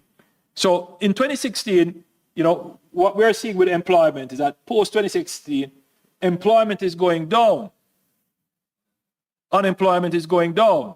So one would expect that output would be going up. But as was pointed out also by the leader of the opposition, the truth is, because we are pulling in marginal labor into the labor force in terms of skills and productivity, what it is doing is actually drawing down overall productivity. And that is why we are investing so heavily through HEART to train those persons who we are bringing in marginally into the workforce to increase their productivity.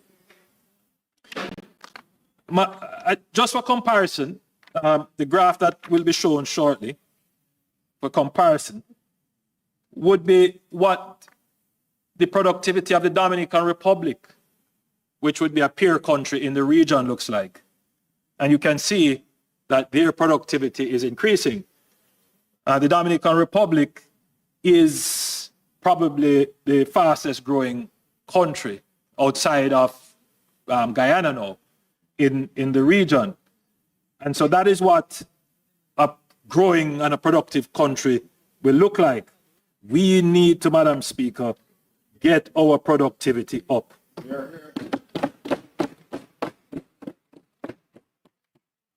To boost productivity, we must urgently reform Jamaica's public bureaucracy.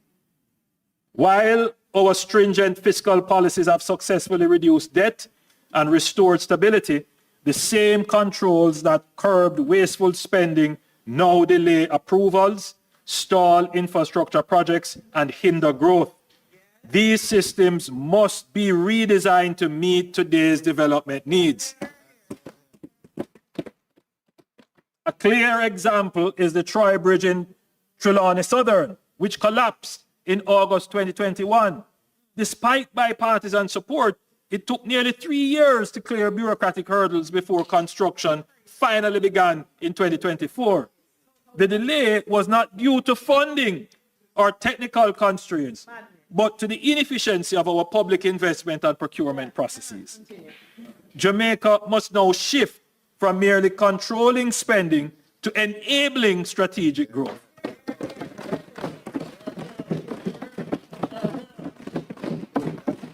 This does not mean abandoning accountability, but finding a balanced approach that safeguards public funds while allowing decisive action. The amendments to the Procurement Act are a step forward, but much more is needed. Just as we dominate track and field with our speed, we must make efficiency and ease of doing business our competitive edge.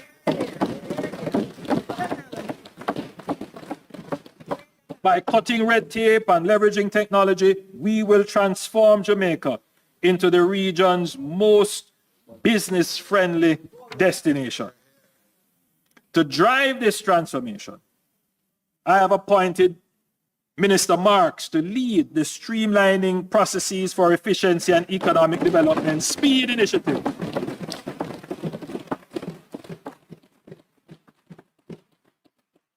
Minister Marks will oversee a comprehensive review of governance systems to eliminate inefficiencies, reduce delays, and enhance business operations. Minister Marks' SPEED mandate is to undertake a comprehensive review of Jamaica's governance arrangements, systems, and processes, and to implement targeted reforms across the whole of government that will eliminate inefficiencies, reduce bureaucratic delays, and enhance the ease and speed of doing business. Today, I'm making the first announcement under SPEED. I have directed Minister Vaz to implement the following changes. 1, the first certificate of fitness for a new motor vehicle will be issued for 5 years.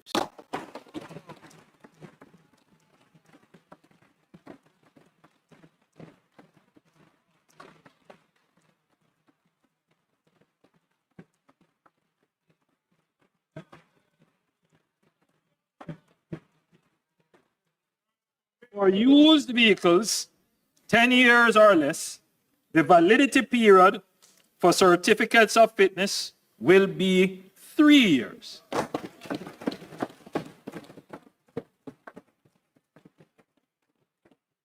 For vehicles older than 10 years, the current yearly renewal schedule will remain. Number 2, vehicle registration. Motorists currently have an option to renew motor vehicle registration for 6 months or for 1 year. We will be introducing a 2-year renewal option.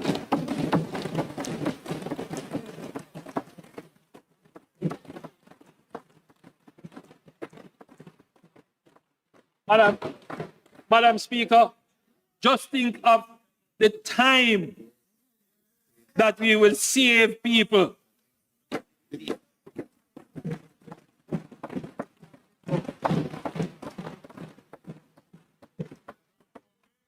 And we don't lose anything by it.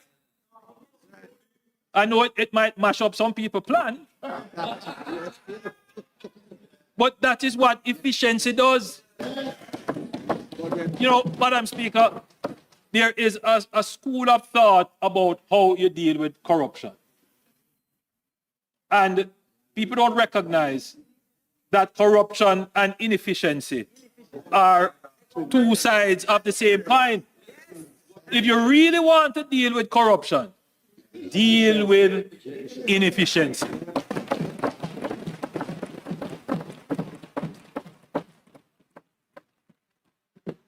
So I'm certain that with just this one move, we will save a lot of man hours and other things as well.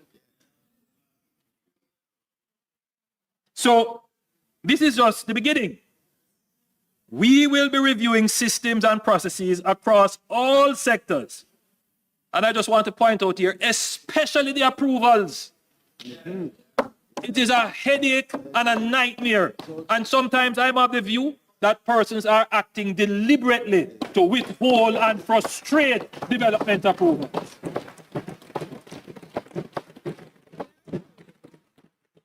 It's as if they find every single thing to withhold development. Madam Speaker, as I stand here, we're going to deal with that in a very systematic and surgical way.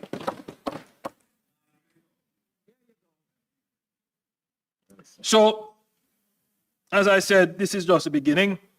We will be reviewing systems and processes across all sectors to identify ways to make life simpler and more convenient and more affordable for citizens, whether it is in reducing waiting times, improving service delivery, or streamlining regulatory and approval processes. We are taking a comprehensive approach to ensure that everyday experiences in Jamaica for our citizens is one of efficiency, fairness, and ease.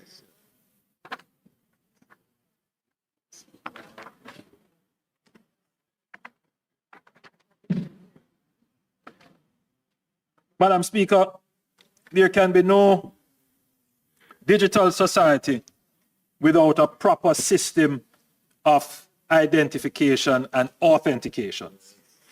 A national identification system has been talked about for over 50 years. The government has finally got it done. We commenced issuing Jamaica's first electronic identification cards on November 15, 2024.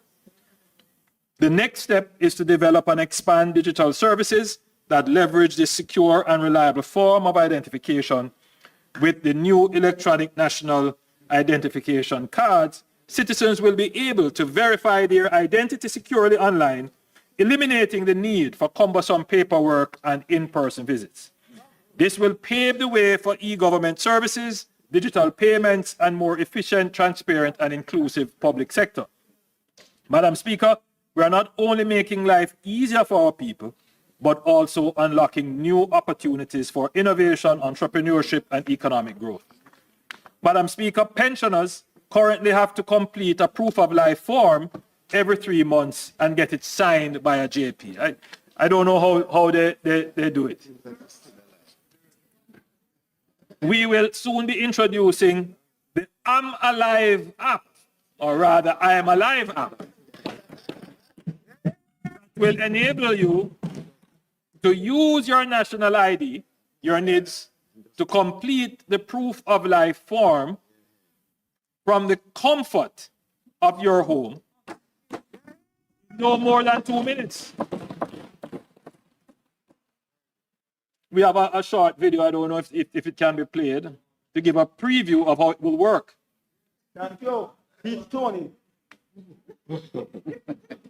I want to emphasize that the I'm Alive app is just an option, and if persons choose to use the old way, fine with us, but there is now this greater convenient way which we encourage our pensioners to use.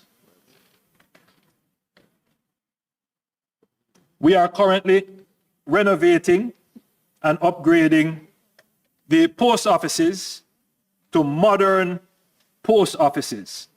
So, yeah, so we're going to upgrade the post office to modern post offices and nearer service centers. And we're starting in Mandeville, Black River, Maypen, Santa Cruz, Ocho Rios, Montego Bay, Falmouth, St. Anne's Bay, Brownstown, and Spaldings.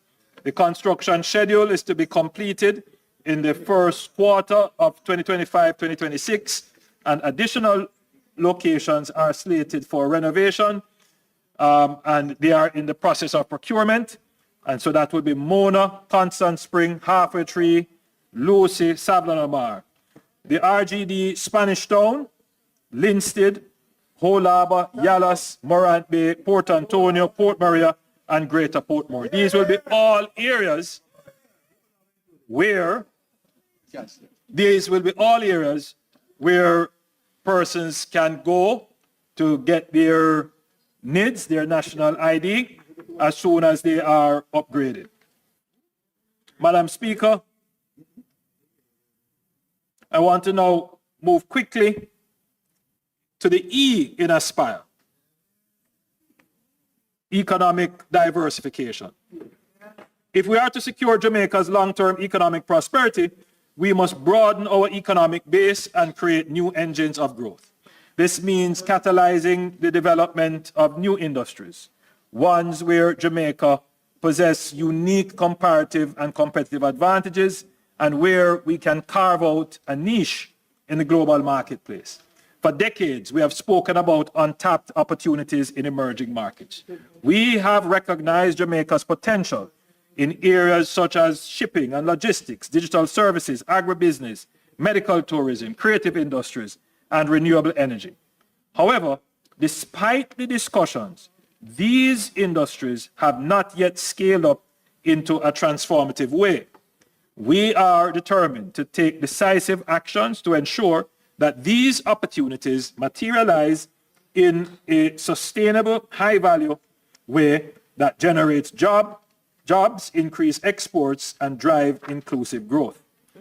Economic diversification is an imperative if we are to reduce our vulnerability to external shocks, create a more dynamic and competitive economy, and provide greater opportunities for Jamaicans across all sectors of the society. We must invest in the industries of tomorrow while strengthening the foundations of today. Madam Speaker, for decades, we have spoken of the vision to make Jamaica the premier logistics hub of the Americas. We are making steady progress towards realizing this vision. Madam Speaker, the Port of Kingston is a critical element of Jamaica's vision to become a global logistics hub, leveraging our strategic location at the intersection of the north, south, and east-west shipping lanes. Since July 2016, we have entered into a 30-year concession agreement for the expansion and modernization of the Kingston Container Terminal. Over US $400 million has been invested in capital improvements, equipment, and advanced geopositioning technology to bring the terminal to world-class levels. An additional $50 million will be invested in 2025 in two more cranes and other equipment.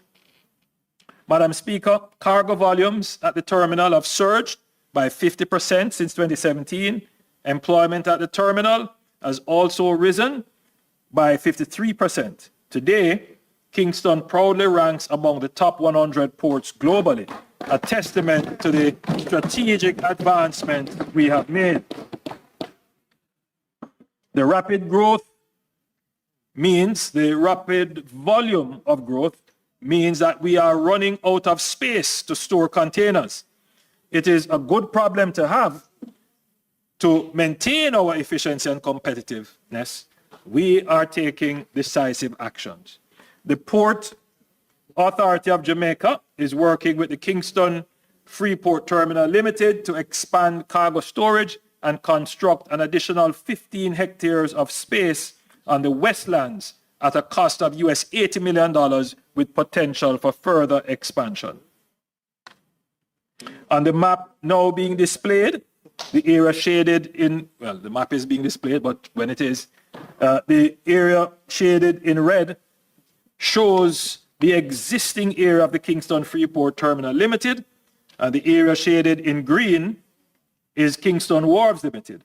And this area, the area shown in yellow on the map, is the Westlands, where the $80 million will be spent to expand our port. In addition, Madam Speaker, as I had announced in my budget presentation last year, plans are in motion to relocate domestic aviation operations from Tinsonpen to Norman Manley International Airport and reroute Marcus Garvey Drive. This will free up significant additional lands needed for further port expansion. This is shown in blue on the map being displayed. And that's a big investment, Madam Speaker. And we are going to, in short order, see these investments come to fruition. Madam Speaker, I quickly want to say that the government recognizes that there are many roads, orphan roads as we call them. Some of them are in development and industrial estates. And Madam Speaker, the Newport West Road is one of them. The government is taking a proactive approach by engaging the private stakeholders who are willing to invest in the rehabilitation of the road that they use daily. I'm pleased to report that we will be entering into a public-private partnership arrangement with the Port Authority, the Jamaica Customs Agency, the National Works Agency, the Shipping Association of Jamaica, and the Kingston Wharves Limited for the repair of the road infrastructure in Newport West to cost over $80 million.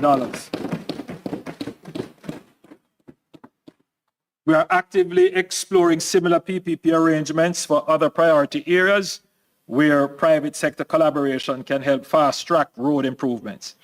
And this government is thinking differently and acting decisively to find solutions to long-standing challenges.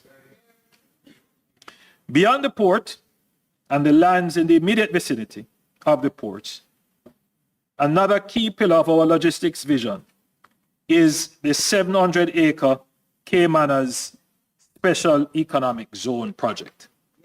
Now, this has been spoken about so many times. I see the response of the leader of the opposition. He has been in Parliament and would have heard both sides speak about this. And as I said, it is part of my job to deal with these legacy issues. He doesn't understand. So, Madam Speaker, this project has been talked about for decades. The government is finally making it a reality with a strategic location near the Port of Kingston and major highways.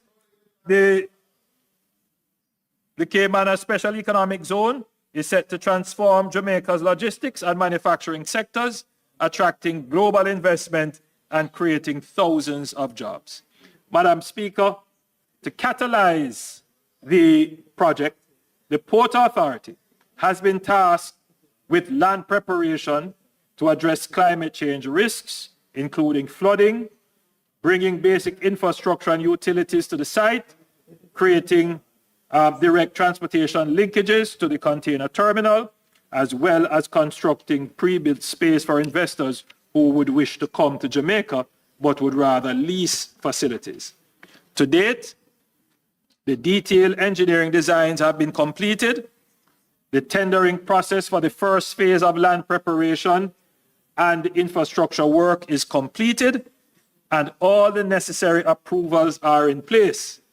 Madam Speaker, I am pleased to report that the groundbreaking for the Caymanas Special Economic Zone is scheduled for the first quarter of the incoming fiscal year.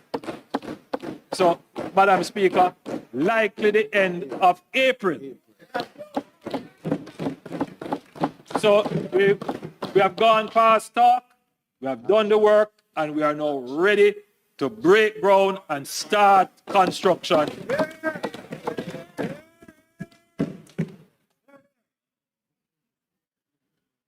So, for decades, we have talked about making Jamaica the logistics hub for the Americas. For too long, this vision remained but that, just a vision. But under this government, we are turning words into actions and plans into progress and ambition into achievement. We are not just talking about Jamaica's potential, we are unlocking it. We are building the logistics hub, creating jobs, driving investments, and securing our place in global trade. Madam Speaker, I have quite an extensive presentation here on tourism and how we're going to diversify tourism. But I'm going to ask the Minister of Tourism to make that presentation. But I want to go quickly to agriculture. Now, I now turn towards a sector that is fundamental to our survival and prosperity. Agriculture, the lifeblood of our nation. Agriculture is not just about tradition, it's about our future. A nation that cannot feed itself cannot be truly independent. Our policy is built on three pillars. First, reducing the cost of food for all Jamaicans. Second, maximizing the productivity and potential of our farmers. And third, improving agricultural sustainability. Madam Speaker, there is no denying it. Food is expensive. I know how difficult it is, and I am aware of the impact this is having on many families. Madam Speaker, this government will not increase the cost of food with more taxes.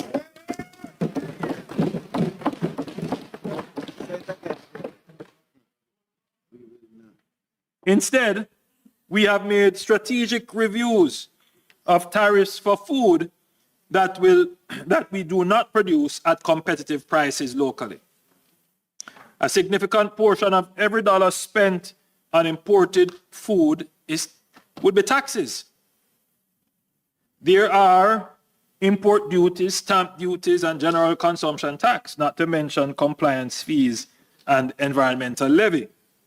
A few months ago, the opposition spokesperson on agriculture said that he would put a little thing on food. Madam Speaker, I believe that he would do it. They did it not once, but twice. In 2007, their government introduced the environmental levy, and then in 2015, they increased it. They heap these taxes on the backs of Jamaican people, further increasing the cost of food. We'll not go back to those days.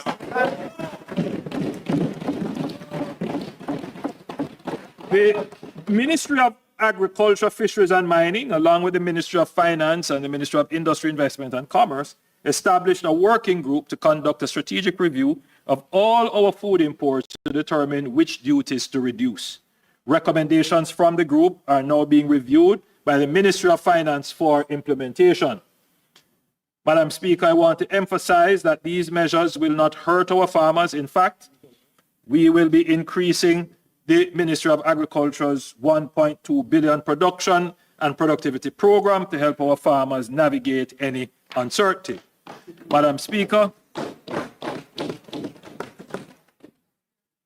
in 2016, when we received a mandate from the Jamaican people, the level of direct support to farmers was around 200 million. In 2020, in our 2020 manifesto, we indicated that we would move that figure to at least $1 billion through our AgriCare initiative. We have held true to that commitment, and since then, we have provided over $4 billion in direct support to our farmers. Madam Speaker, the government will also ensure through the Consumer Affairs Commission and the Ministry of Agriculture that distributors, wholesalers, and supermarkets do not exploit consumers by inflating prices. Commodity price reports will be published bi-weekly through traditional and social media to keep the public informed and protect consumers from unfair practices. Madam Speaker, as we are all aware, last year was one of the most challenging years for agriculture. We saw our new climate realities on full display as we went through a drought and then a Category 5 hurricane and then non-stop rains. The recovery of our agriculture sector must be quick and robust. While a number of inputs critical to agriculture production are zero-rated, the Ministry of Agriculture has highlighted that seeds are not, and as such, are adding costs to local production. I have therefore directed the Minister of Finance and Public Service to do the necessary amendment to the GCT Act to make seeds zero-rated.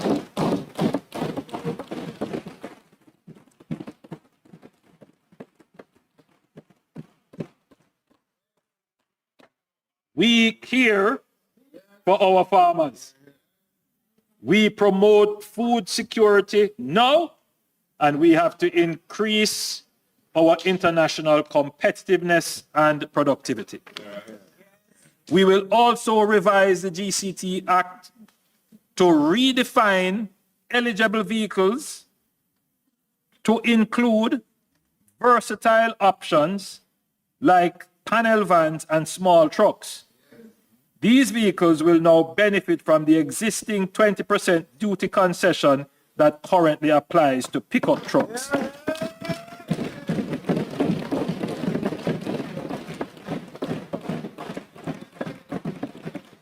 In other words, we are removing barriers that limit our farmers' ability to transport perishable goods, equipment, and livestock feed efficiently. You know, Madam Speaker, it's just the things that we do that make sense. So, Madam Speaker, if you look at it, a farmer can easily get a duty concession for a van, a pickup that is essentially a luxury good. Essentially. But what they would really need is a vehicle with more capacity to carry load, which is more practical. And this is when bureaucracy becomes self-indulgent. That is it. The bureaucracy is just self-indulgent. And it takes a practical eye to look at the thing and say, listen, just get it done. Don't tell me foolishness. Get it done. So we have to take that approach to transforming the bureaucracy. Because the practical thing is you need a small truck or a panel van. Mark, we still don't understand the British language.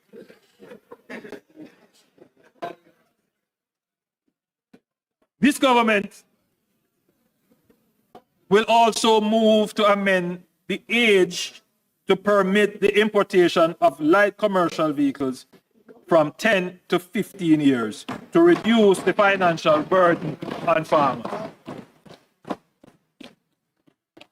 While our fish farmers have always benefited from these duty concessions, our marine fishers have not. And this is an unfortunate anomaly which must be addressed. So I've given directives that steps should be taken for our registered fishers to be included in the 20% duty concession regime.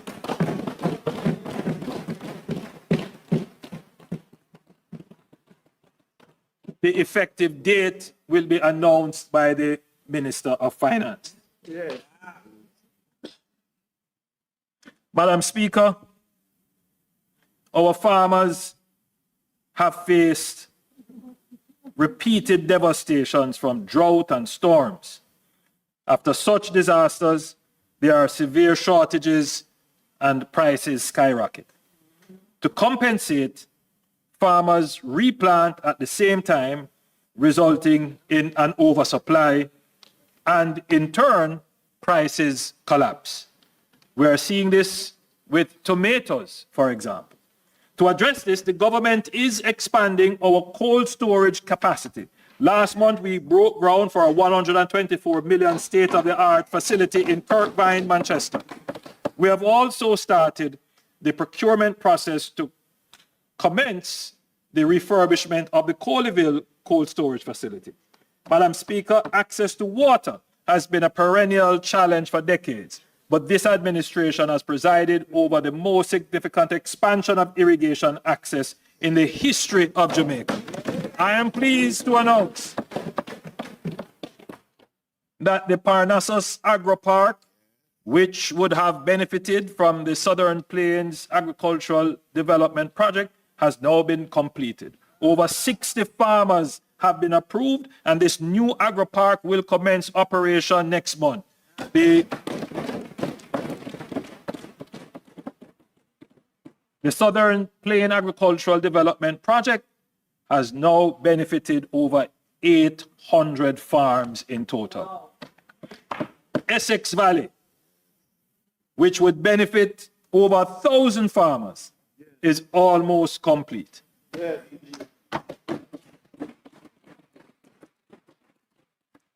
The contract has been signed for the final element of the project, acquiring the pumps and the pumps for 5 wells. I look forward to the commissioning of this system as your Prime Minister in 2026.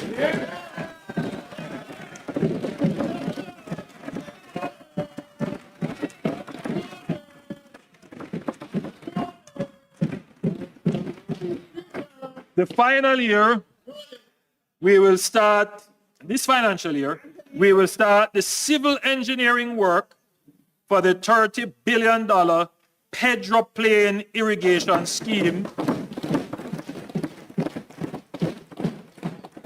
which will benefit 5,000 farmers.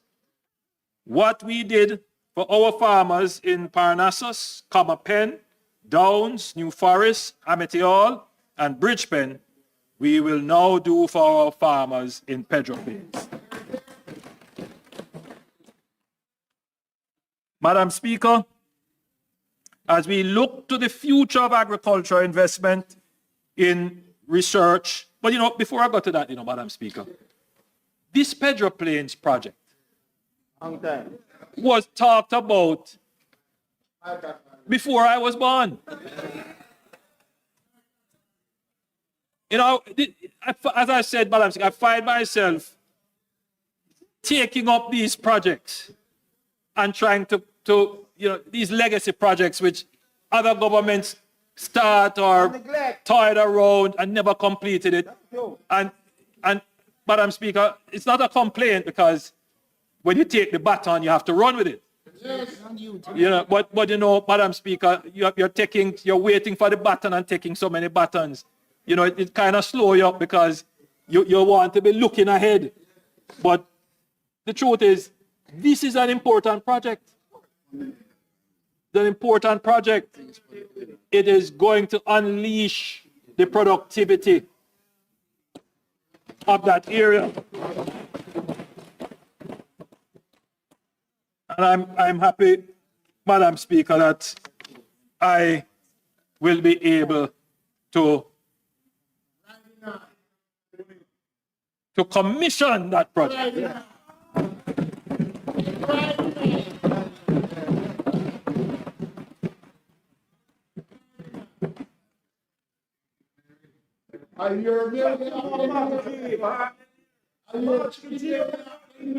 Madam Speaker, as we look to the future of agriculture, investment in research and development is no longer optional. It is essential. To accelerate this transformation, we are investing $6.3 billion over the next 6 years in the renovation of borders and other research stations. We are also actively engaging in partnerships with global leaders in agricultural innovation, including in India. Our own University of the West Indies, the College of Agricultural Science and Education, and the University of Technology will play a central role in advancing research tailored to Jamaica's unique landscape. To this end, we are converting CASE into a fully agricultural-based university. The government is also partnering with these institutions to share important scientific work, such as strategies to improve soil quality. Madam Speaker, this is a turning point. Agriculture must not be seen as an industry of hardship, but one of opportunity, investment, and national pride. We are ushering in a new era where farmers are empowered, where food prices are fair, and where Jamaica is globally competitive.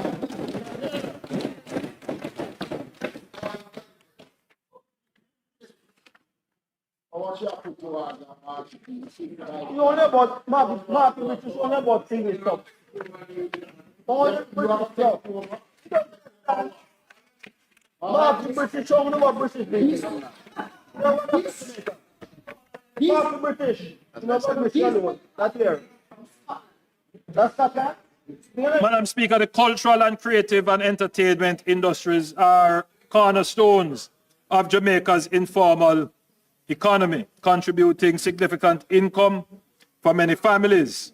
Madam Speaker, rest assured, the Aspire Growth Strategy recognizes the vital role of these industries, and my administration is committed to providing the resources to support and expand them. Madam Speaker, a once forgotten location, Fort Rocky, is now poised to be our first declared entertainment zone.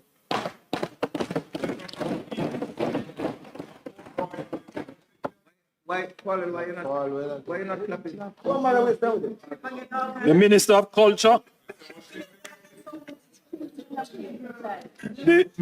Culture, will give us more updates on some of the other initiatives that are there for the creative industries. But Madam Speaker, you will recall the launch of the $1 billion Jamaica Screen Development Initiative launched in 2024. I am pleased to announce that 406 applications were received from local filmmakers, and 259 of these met the criteria for further evaluation. In fact, 7 projects have already been awarded film festival support. A further 9 films in progress will also be awarded support to complete their filming. And just yesterday, another 51 films were selected for development funding, and evaluation for films at the production level will begin shortly. This is the start of a burgeoning film industry in Jamaica. Madam Speaker, we can attract top-tier movie productions to Jamaica. We saw that with the Bob Marley movie produced by Paramount. And for that film, over 1,800 short-term jobs were created, and US $20 million was spent in the country. JAMPRO is currently negotiating a co-production treaty with Canada, which will allow Canadian filmmakers to partner with Jamaican filmmakers to film in Jamaica. We are also pursuing similar arrangements with Nigeria, India, and South America. Madam Speaker, with sound policies and funding, we will make movies for the world based on our culture. Amen. That are produced by Jamaicans at Jamaican facilities. Yeah.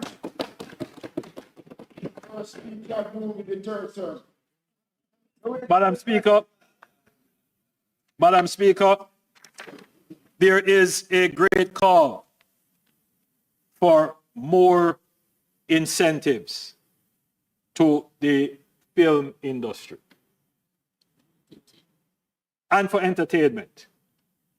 And the government is considering it very carefully because we understand the different dynamics of the film and entertainment industry. And so we are seriously reviewing our policy. We have made a commitment and we provided the $1 billion.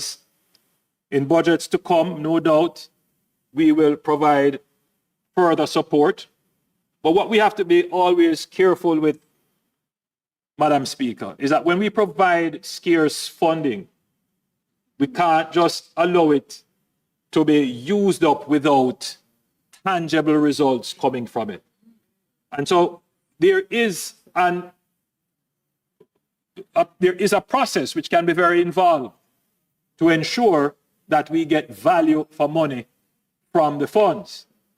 But I want to say, Madam Speaker, that we see the great potential that just one big feature film can do for Destination Jamaica. Yeah.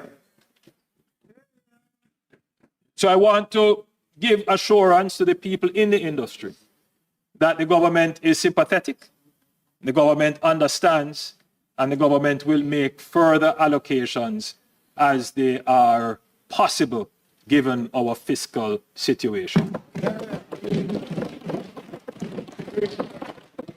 I would encourage our filmmakers, our script writers, and our producers not to be deterred by, and our animators, not to be deterred by any form of financial scarcity that might now exist. Develop your concepts, develop your films and your scripts, because the future for film and the support from the government is bright.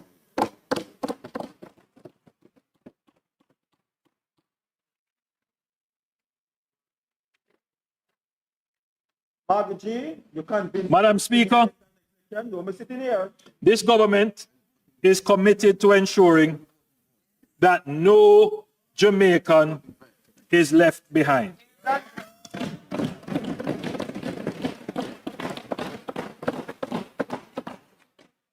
Madam Speaker, we conceptualized a program called the New Social Housing Program. And when we conceptualized the program, the idea was to end kind of, homelessness and shelter poverty And you're attacking us. for persons who live in the worst of the worst housing But they conditions. wanted to stay there. They attack us with it. Madam Speaker, I believe I have here some beneficiaries from the New Social Housing Program. I think Margaret G, no We have Mr. Jeffter McIntosh from Westmoreland.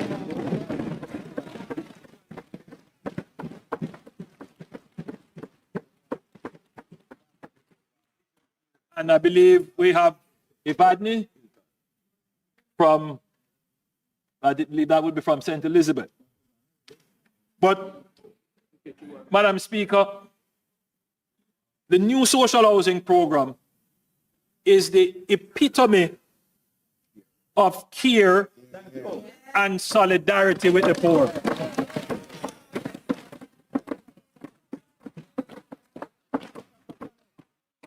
You know, the criticism that it is one house. I don't mind. Every week, I'm doing 3, 4, 5, 6. Because the question must be asked, how many did they do?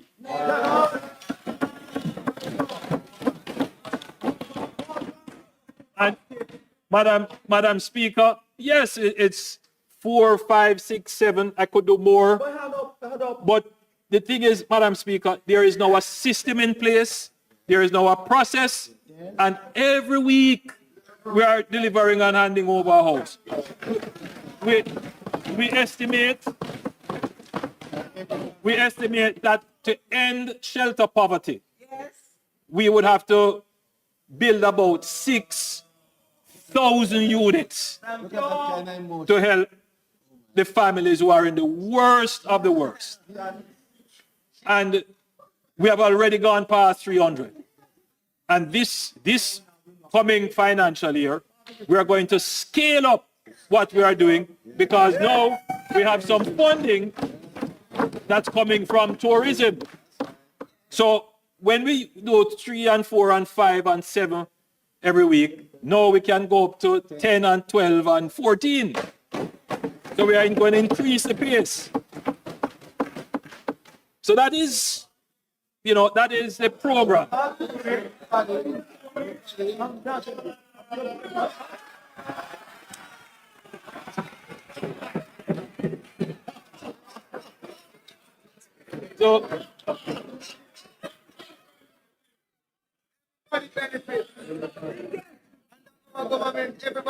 So, Madam Speaker, this is the program that shows solidarity. In the 1980s, former Prime Minister Edward Seaga had a program called Solidarity, a program where we provided economic enablement to the poor.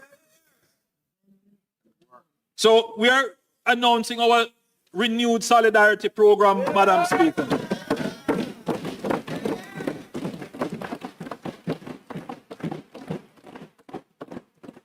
As we continue our mission to build a stronger and more inclusive Jamaica, we recognize that many of our citizens are in need, but do not benefit from any existing government program.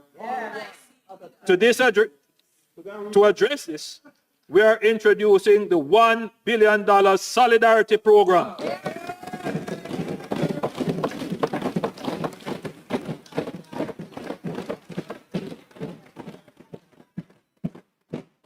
And in its first iteration, we will be providing a one-time cash grant of $20,000 to 50,000 vulnerable individuals.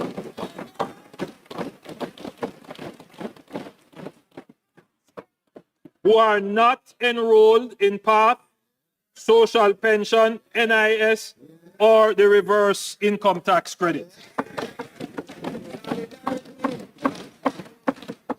So even Jamaicans who are not attached to anything, the state has compassion for you. The state is concerned about your welfare. The state cares about you. We stand in solidarity with you.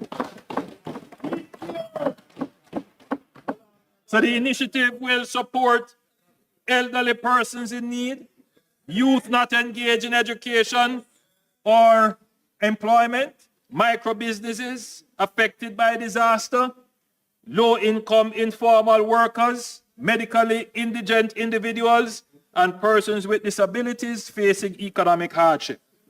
We have to find all of these people who are in the society, who are left out and who are suffering. Madam Speaker, we recognize that some of these persons may lack formal identification, and this may be a barrier to them participating in other social support programs. The government will assist them in obtaining birth certificates through Operation Birthright and securing a national identification card to facilitate their inclusion in future opportunities.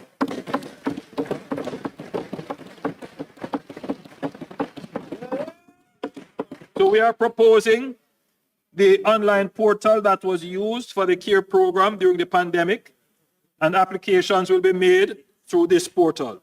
Referrals will be managed through the Ministry of Labour and Social Security, and we will enlist the members of Parliament, as they did during the pandemic, to find the persons in their constituencies who qualify and ensure that they enroll for this program.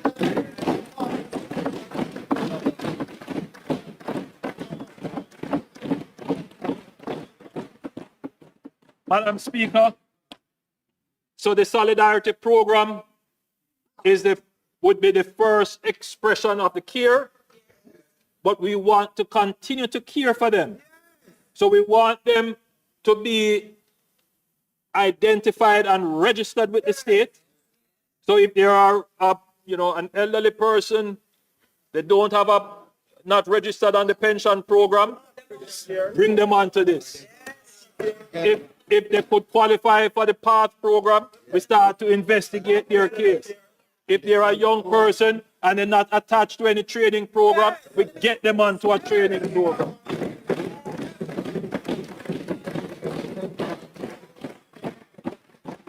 So that's the idea. Right, and then some of them might need support with health. Get them on the health fund. Right, so that's the whole idea behind this Solidarity Program. So we will be once you are registered, then we can constantly bring the programs of the state to support you in these issues.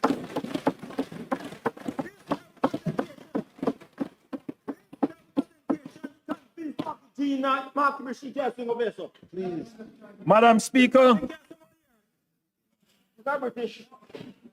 Speaker, our nation thrives on the dedication and the resilience of our workforce, especially those who contribute daily in essential but oftentimes underappreciated roles. From household workers and artisans to laborers, store clerks, and security personnel. These individuals form the backbone of our economy, supporting industries that drive national development and prosperity. Therefore, we are pleased to announce that starting from June 1, 2025, the national minimum wage will increase from $15,000 per 40-hour work week to $16,000 per 40-hour work week. This represents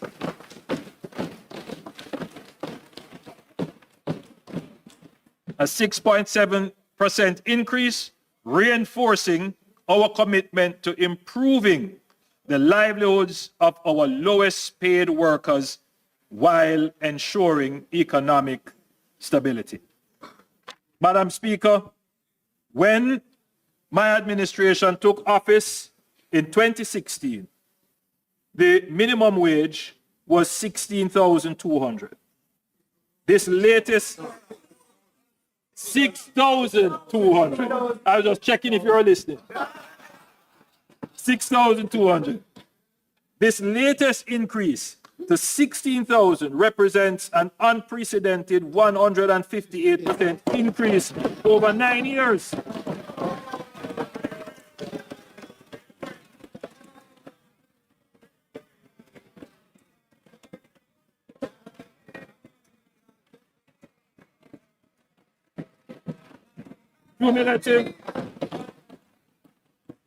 Cumulative inflation over that period remains well below this rate, and even in the United States dollars. This adjustment represents significant real growth in earnings for minimum wage workers. The government remains committed to creating prosperity for Jamaica and Jamaicans, and we are proud to share these gains with all. This government remains committed to supporting our hardworking citizens, ensuring fair wages, and improving living standards for all Jamaicans as we move forward together towards a more prosperous future. My fellow Jamaicans, in just a decade, we have transformed Jamaica from the brink of economic collapse into the strongest economy since our independence.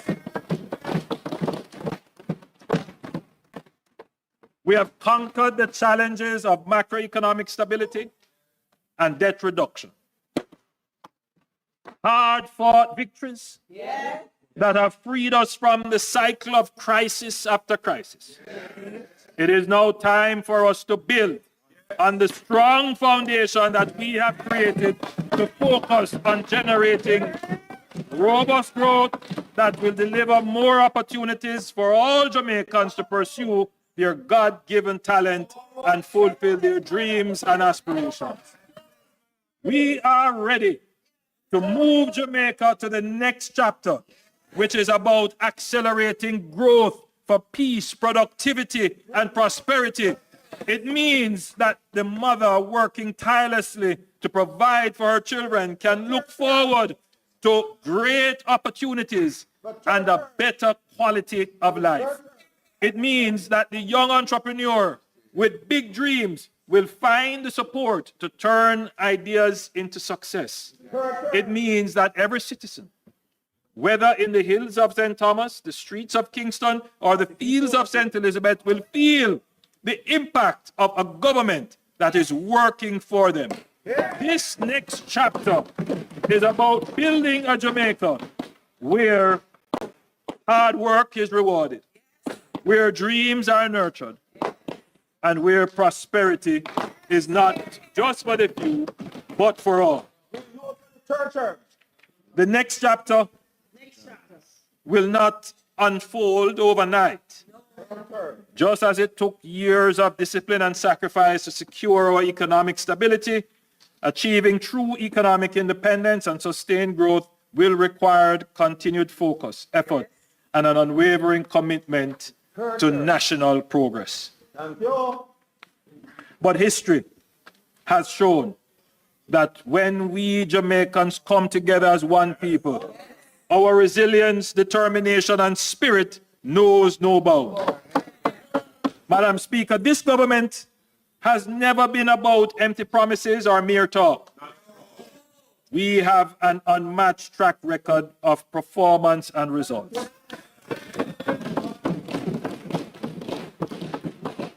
When the world faced the worst global health and economic crisis in 100 years, it was this government that led Jamaica through the storm, protecting lives, safeguarding businesses, and ensuring that our economy rebounded stronger than ever. While many nations are still struggling, Jamaica stands strong. With record low unemployment, the lowest debt in 50 years, robust reserves, and stable, resilient economy that is delivering for the people. Madam Speaker, while others are talking, this government has been working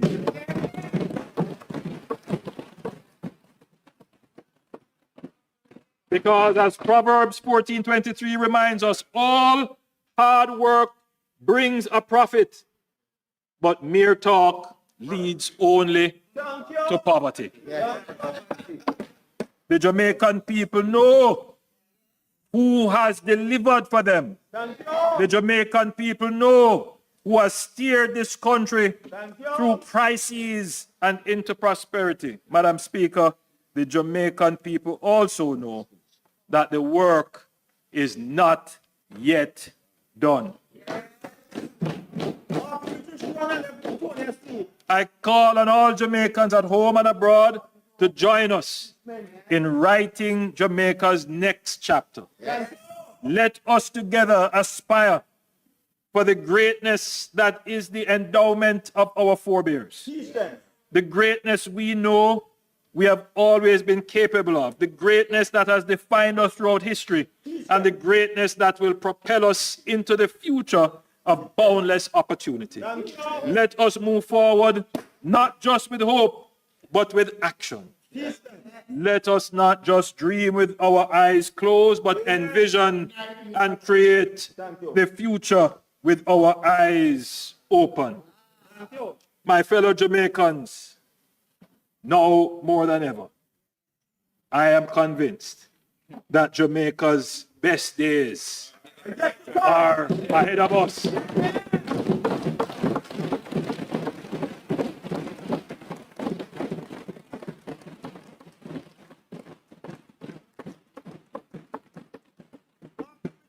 My fellow Jamaicans, this is a year of decision. Yes.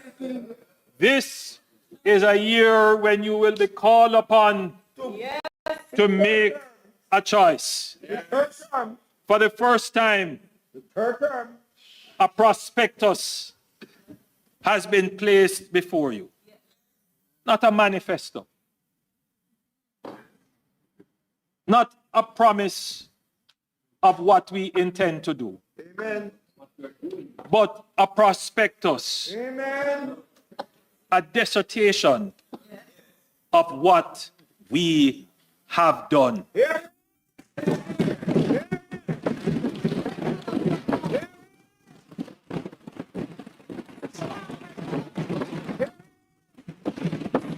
For the first time, you have a rational basis on which to judge options. The choice of selecting a government is always an emotional one. Sometimes it can be as emotional as your connection to a football team. But the consequence of supporting the wrong football team cannot compare to the anguish that you will suffer if you support the wrong government. No.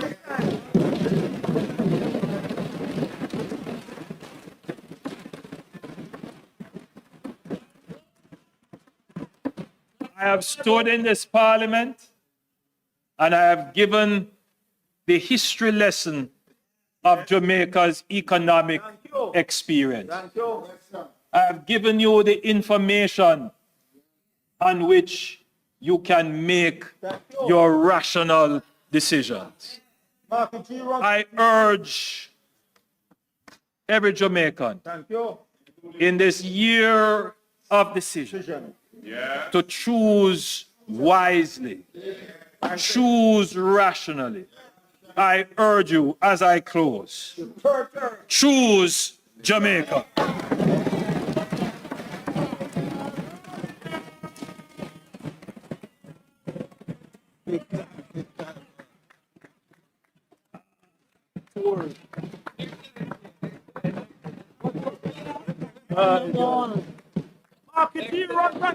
Massive tour. Tony, wake up, man. Marketing run from teachment and let Tony asleep. No, Mark the British rather. Mark the British run and let Tony asleep.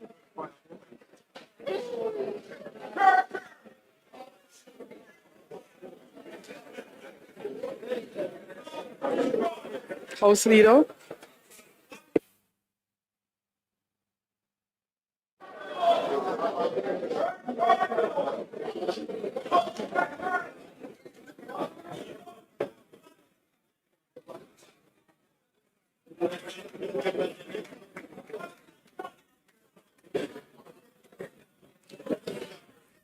House Leader, please turn your mic on. House Leader. House Leader, please turn your mic on. Turn your mic on. Just turn on your mic.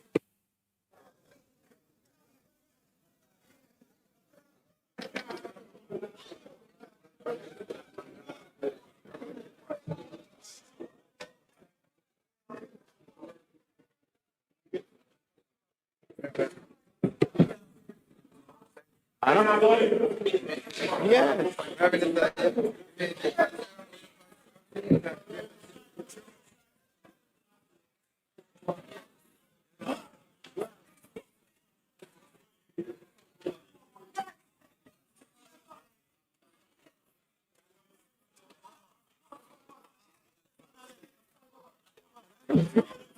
Okay,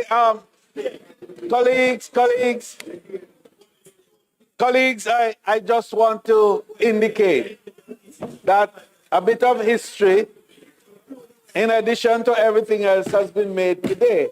Because this was the longest budget presentation by a prime minister in this parliament, to my best knowledge. No, this is 5 hours ago. Yes. No. You started.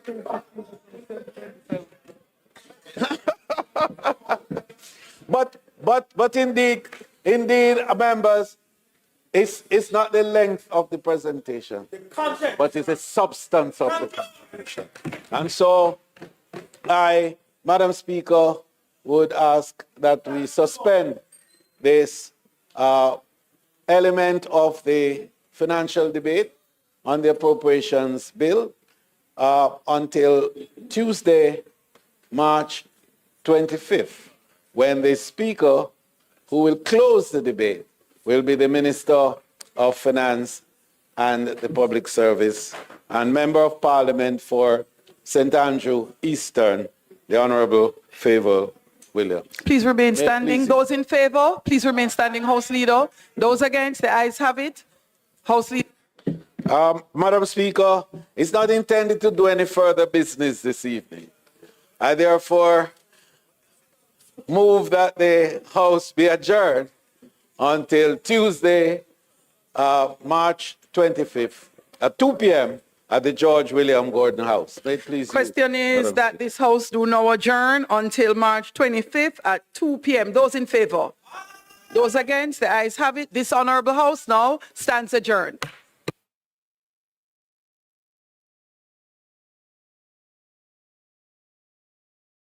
Jamaica, good management of your tax dollars has enabled me to achieve this and many more. This has really been a life-changing experience for me and my family. And I have so much thanks to give to this country. This is really joy for me. I am glad for it. And I can't say how much I thank Jamaica, because this is all done by Jamaica. Honorable Prime Minister, you are giving us, this family, a chance to enhance our standard of living. We thank you. This is a worthy cause. Where I'm coming from, to see where I've reached. To God be the glory. Great things He has done.